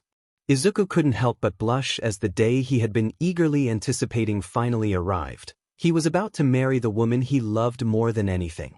David skirted Momo by the arm, guiding her to the altar, where their eyes met, reminiscent of the moment they first confessed their feelings to each other. Kirishima was in tears at the sight of the couple, and Mina hugged him, saying, "Come on, love, they haven't even gotten married yet." Kirishima replied, "I promised I wouldn't cry, but I can't help it, I'm so happy for them." The priest began the ceremony, and the couple exchanged their vows until it was time for the moment everyone had been waiting for. "Izuku Midoriya, do you take Miss Momo to be your wife? Do you promise to love and respect her, to be faithful, and to stand by her in health and sickness until death do you part?" Izuku, gazing into his beloved's appealing eyes, responded, "I do." The priest then posed the same question to the dark-haired girl, and she answered in kind. Izuku placed the wedding ring on her finger, and she reciprocated. "Now I declare you husband and wife, you may kiss the bride." Izuku lifted the veil, clearly seeing the dark-haired girl's eyes. He tenderly held her chin and gave her a passionate kiss. Everyone present applauded the newlyweds. Eri noticed her uncle shedding tears and asked, "Uncle Bakugo, are you okay?" Bakugo replied, Yes, princess, it's just that. Jairu hugged him, saying, if you want to cry, just let it out. No one will judge you for crying. After all, he's your friend, and it's normal to cry when you see him happy. Afterward, the couple stepped outside the church, where they took photos with all their friends and teachers. Gran Torino beamed with pride for his disciple, having also helped him enter the remaining quirks he possessed. Later, they celebrated in an appealing and elegant hall on Nijire's property, with everyone joyfully toasting to Izuku and Momo's wedding. During dinner, Mina seized the opportunity to congratulate the couple and share the news that she was going to be a mom.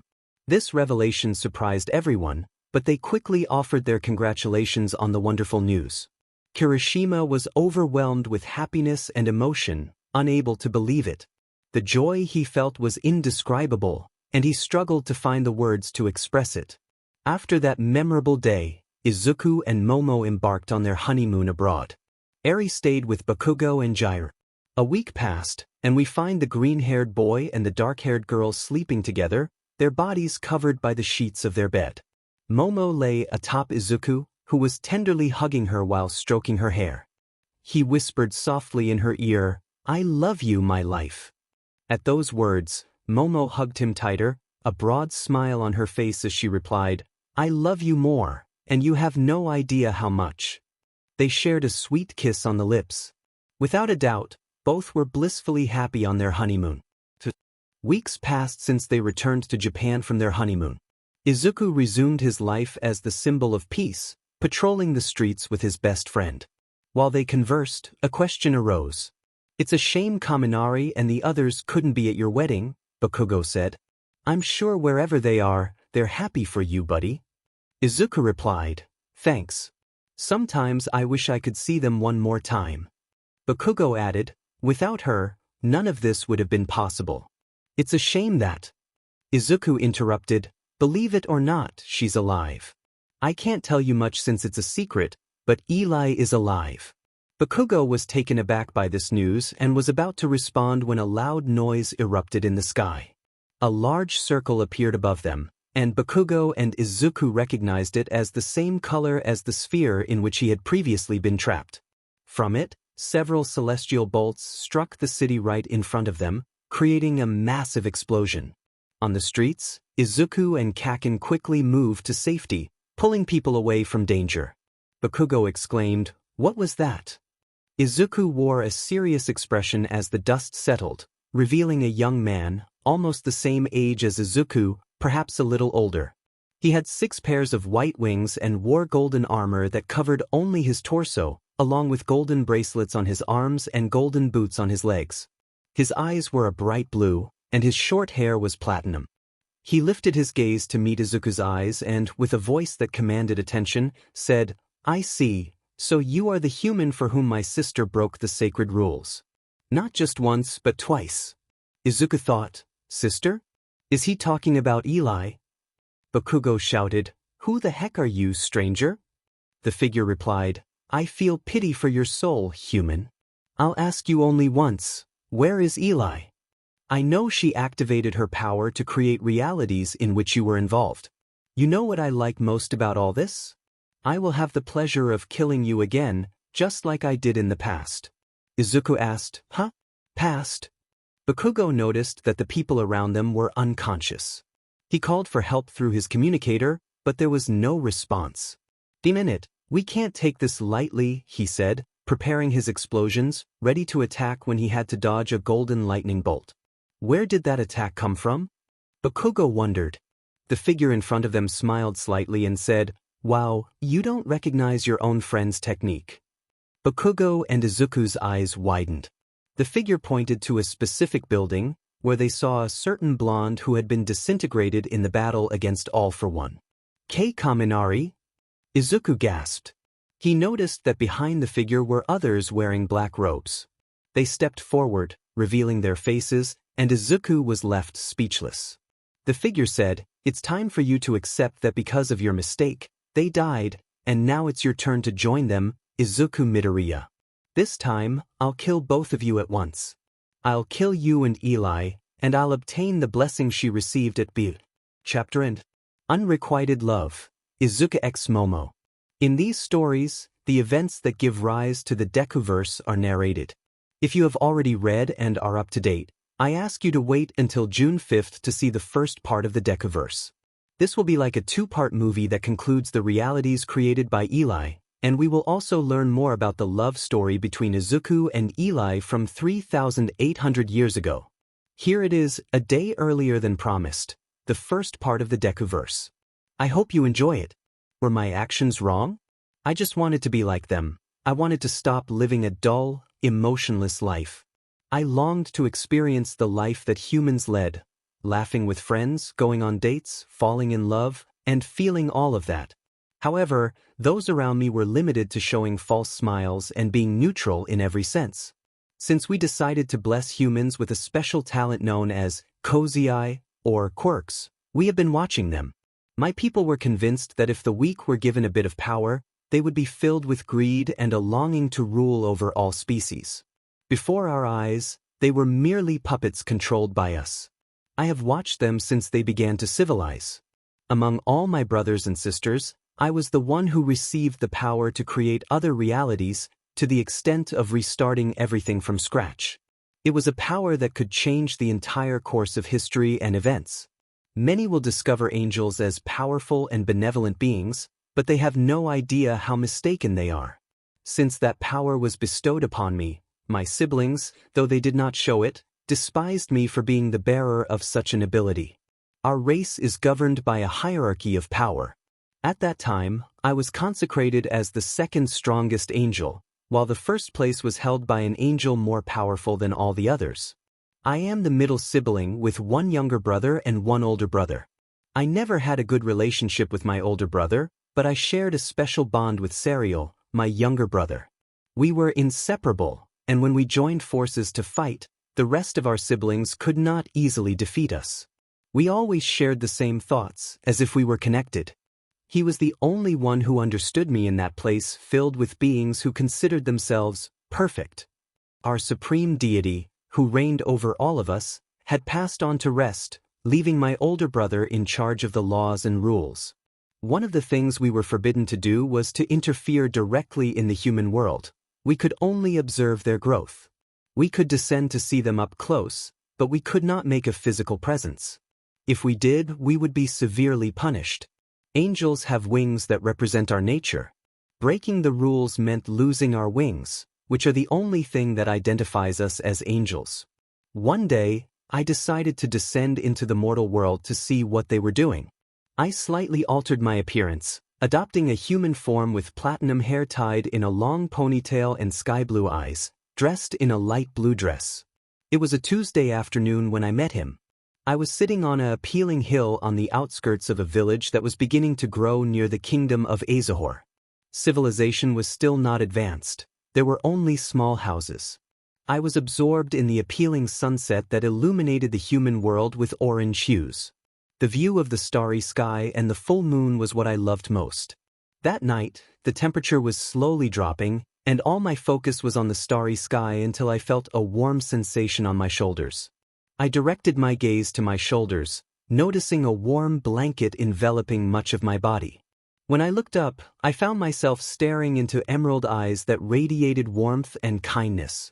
Beside me sat a boy with tousled gray hair, emerald eyes, and a sincere smile that I found hard to comprehend.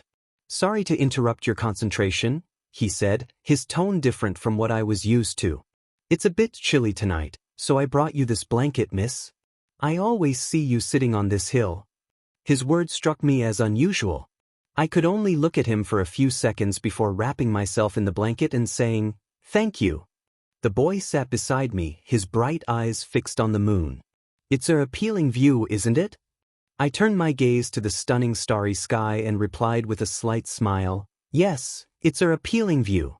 I never tire of looking at the stars." He stood up and asked, "Why do you fake your smile?" I looked at him, confusion in my eyes.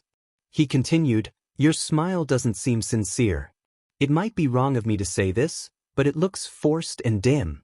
Is something bothering you, miss?" Surprised by his words, I instinctively responded, "No, nothing is bothering me." For a moment, his emerald eyes held a hint of sadness and concern, but then he replied, "Well, I suppose I'm mistaken. Maybe your smile is natural after all. I hope the blanket keeps you warm. I have to head home now. Good night, miss." Before he walked away, I found myself asking, "What's your name?" He turned back, a sincere smile on his face, and said, "Izuku. My name is Izuku." After introducing himself, he continued down the hill toward the village. I watched him until he vanished from sight, captivated by his eyes, his aura, and his voice. Every aspect of him felt distinct from the rest of humanity. I could only describe him with two words: kind and innocent. His aura was pure and warm, making it easy to recognize his innocent heart. It was the first time I felt such curiosity about wanting to know someone. In all my long existence as an angel observing humanity, I could say with certainty that he was unique among the thousands of humans in the world. He had seen through my eyes, noticing that I was trying to smile like humans often do, but it seemed my smile didn't fool him. He realized it was false, yet I wondered why there was sadness and concern in his eyes.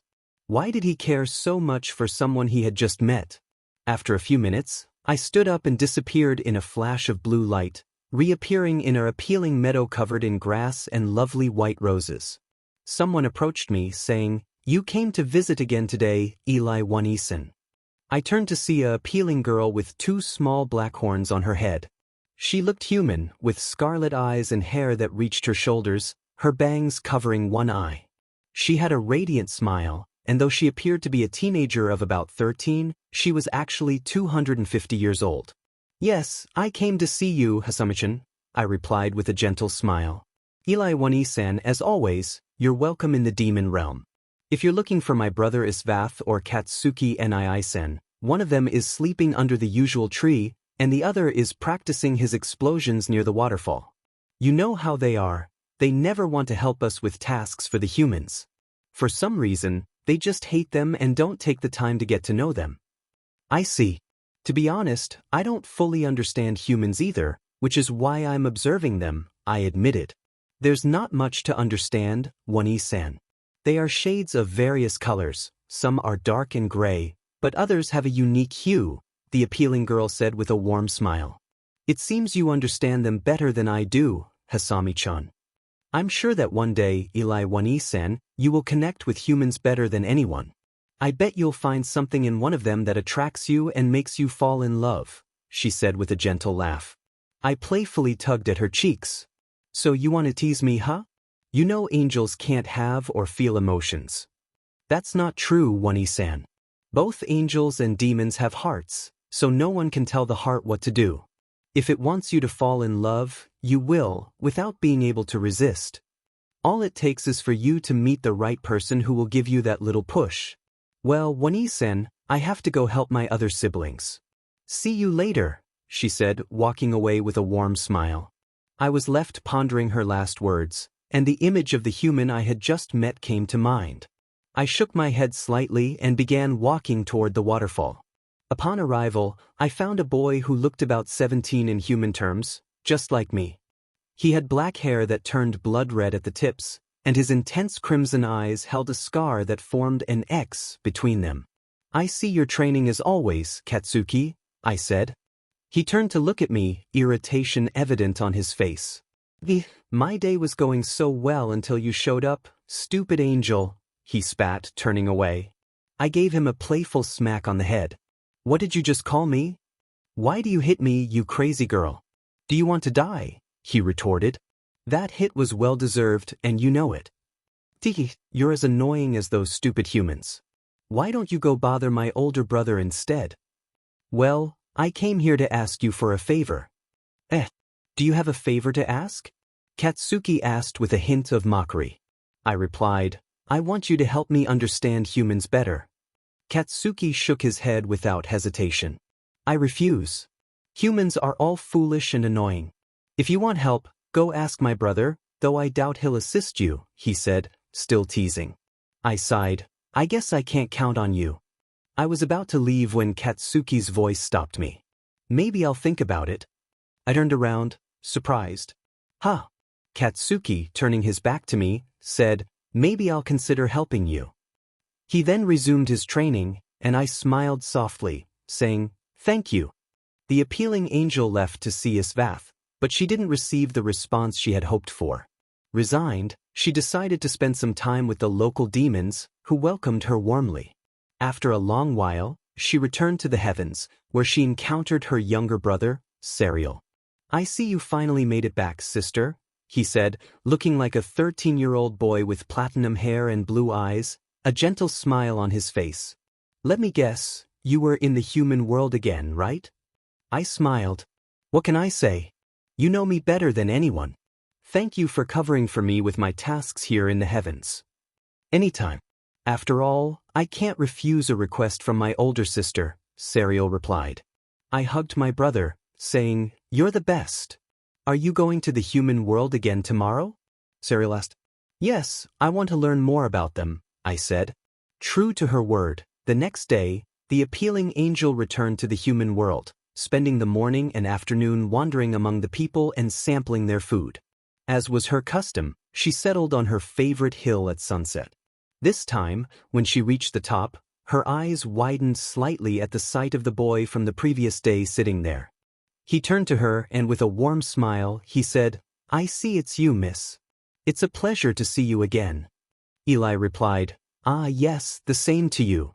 She sat beside him, gazing at the appealing sky, and without looking at him, she asked, "How can I smile like you?" The boy with gray hair responded, "That's not something you can imitate. Each person has their own smile. You can't copy someone else's smile. It will only resemble it but never be the same because you don't know how that person feels, what their emotions are, or the reason behind their smile. Every smile has a motive, a forced smile to pretend we're okay, a big, appealing smile when someone's actions or words make us happy. There are many smiles with different reasons behind them. I can't give you instructions to smile like me. You have to find, or rather, give a reason for each smile you share." Eli's eyes widened slightly at his honest, sincere, and warm words. She could only ask, "How? Can I do that?" "Well, just be yourself to start. Don't try to be someone you're not, and don't try to fit into a world where you're not happy. Just do what your heart desires, and before you know it, you'll be showing the most appealing smile to everyone around you," he replied with a warm smile that made Eli gaze at him intently. "Will you help me?" "Help you?" he replied. "Yes. Can you help me?" I don't know what my heart wants. I can't distinguish my emotions. I just don't know." He noticed how her gaze fell to the ground and said, "I would be delighted to help you, miss." Eli lifted her gaze to meet his bright emerald eyes. He tilted his head, asking, "Is something wrong?" noticing how she couldn't stop looking at him. "No, nothing. Just thank you." "So, when do we start?" "How about tomorrow morning?" he suggested. Eli nodded slightly and said, "By the way, I didn't tell you my name yesterday." She hesitated, unsure whether to reveal her true angelic name. In the end, she said, "My name is Lisbeth." "Lisbeth? That's the first time I've heard that name." "I think it's lovely," he said. "Lovely?" Eli echoed. "Yes, a very appealing name for an appealing lady like you." For a brief moment, Eli felt as if an invisible thread connected her to him. "Thank you for your kind words," she replied. "Well, I have to go now," he said. "Can you stay a little longer?" she asked. "I have so many questions and I know you can answer them." "Of course," he said, sitting down in front of Liz and looking into her eyes. They talked and time flew by. Before they realized it, the sky was adorned with countless stars and an appealing, large moon. Izuku took off his jacket and gently placed it around Liz, saying, "The temperature has started to drop. This will keep you warm, Miss Liz." Liz could see Izuku's face more clearly now, and she thought his eye color was even more appealing up close. "Thank you," she said. Izuku stood up, saying, "Then I'll see you tomorrow, Miss Liz. Please be careful on your way home." As he walked down the hill, Liz felt the warmth of the jacket he had given her. Although she couldn't feel temperature, she sensed a warm sensation from the jacket that she couldn't quite understand. The next day, as they had promised, they met again on the hill. Liz had changed into more casual clothing that human girls wore. When Izuku arrived, he greeted her with a friendly smile. "Good morning," Liz asked. "So, what will we do first to understand my emotions?" "Simple, we'll take a walk," he replied. "A walk?" Liz echoed, intrigued. Izuku noticed Liz's confusion and said, "Yes, I can easily tell that you are not from this kingdom." He had observed her curiosity about everything around her during their previous encounters. Wanting to show her some appealing places, he suggested, "Let me take you to see some sights." "I understand," Liz replied. They began walking deeper into a forest and soon arrived at a stunning spring hidden among the trees. Liz was captivated by the appealing view before her. Izuku continued to show her various lovely spots, and they spent the entire morning exploring. By noon, he took her to the bustling center of the kingdom, where the aroma of various food stalls filled the air. Taking her by the arm, Izuku led her to try different human dishes, which was a new experience for Liz. She was unsure how to savor the flavors, and Izuku chuckled softly at how adorable she looked. Liz was amazed by the taste of human food, and after their meal, they continued to stroll through the kingdom. An appealing melody caught Liz's attention, drawing her to a large crowd of people who were smiling and clapping joyfully. "Izuku, what are they doing?" she asked. "Oh, you'll have to see it for yourself," he replied, taking her hand and guiding her to the lively gathering. In the center, couples danced to an upbeat rhythm, and Liz watched in awe as they spun and moved with happiness. "They're dancing. Do you want to try?" Izuku asked. "Oh no, I don't know how to," Liz began, but before she could finish, Izuku pulled her into the dance. "Just do what I do," he encouraged, gently spinning her around before clapping his hands. Liz watched him and mimicked his actions. "That's it, Liz," he cheered. As they danced, Liz accidentally bumped into Izuku. "I'm sorry, Don't apologize. It's your first time dancing. It's normal to make mistakes. Nobody is perfect in this life. We were born to make errors, not to be flawless," he reassured her. His words stirred something warm within Liz, and as they continued to dance, she began to grasp the rhythm. While dancing, Liz partnered with a little girl with blue eyes and black hair. For reasons she couldn't explain, Liz felt a warm and appealing sensation inside her. Izuku noticed Liz starting to smile like he did, and he returned her smile as they danced together. After about 10 minutes, the music came to an end, and the crowd applauded. "Izuku, that was so exciting and fun," Liz exclaimed. "Isn't it?" he agreed. "Come on, we have more of the kingdom to explore." He took her hand again, and Liz admired his back, noticing the gentle smile on his face.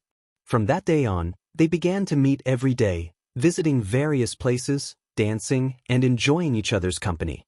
Liz found herself thinking about Izuku when she was alone, feeling a warm sensation in her chest. Her brother Serial noticed the change in her. She had a different smile, one that was more vibrant and joyful, making her even more appealing. Happy for his sister, Serial saw that Liz was experiencing love for the first time, but she didn't quite understand the feeling. So, she decided to seek advice from her friend Hazami from the demon realm. Upon hearing everything, Hazami smiled warmly and said, "That means you're in love with that human, Izuku. I knew you would find someone someday." "Am I in love?" Liz questioned, unsure. "Angels can't feel emotions like that." "But you are feeling it, and that's more than enough proof, Izuku. The longing to spend more time with him, to think about his smile and his eyes. It's obvious that you're in love." "What should I do?" Liz asked. "What does your heart tell you?" Hazami replied. "My heart?" Liz pondered. "Just follow what your heart desires. It's that simple. If you want to be with that human, do it. After all, I'm sure he feels something for you too. Angels and demons, your race shouldn't be a barrier to being with the one you love. What if you break the rules? Would you rather live a life where you don't belong or be with the person who makes you blush just by looking at them?" Liz remembered the appealing places she had visited with Izuku and how happy she felt when she was with him. Placing her hands on her chest, she declared, "I want to be with him, Hazami." "Then go for it, Izuku. You have my full support," Hazami encouraged. Liz smiled brighter than ever before and said, "Thank you." She spread her 6 appealing wings and flew out of the demon realm. That same day, she and Izuku had agreed to meet at a hill where he wanted to show her something special. Liz arrived first, and when Izuku saw her from a distance, he smiled. As they stood face to face, he said, "I'm glad to see you again, Liz. Come on, we should go before it gets dark. I'm sure you'll love this place." Taking her hand, Liz felt the emotions she had slowly discovered stir within her as Izuku held her hand. A soft blush colored her cheeks, making her look even more appealing. Although he had held her hand before, this time felt different, knowing she was in love with the boy with gray hair and emerald eyes. Before reaching their destination, Izuku covered Liz's eyes with his hands to keep it a surprise. After a few moments, he slowly removed his hands, allowing her blue eyes to take in the breathtaking view before her. "Do you like it?" he asked.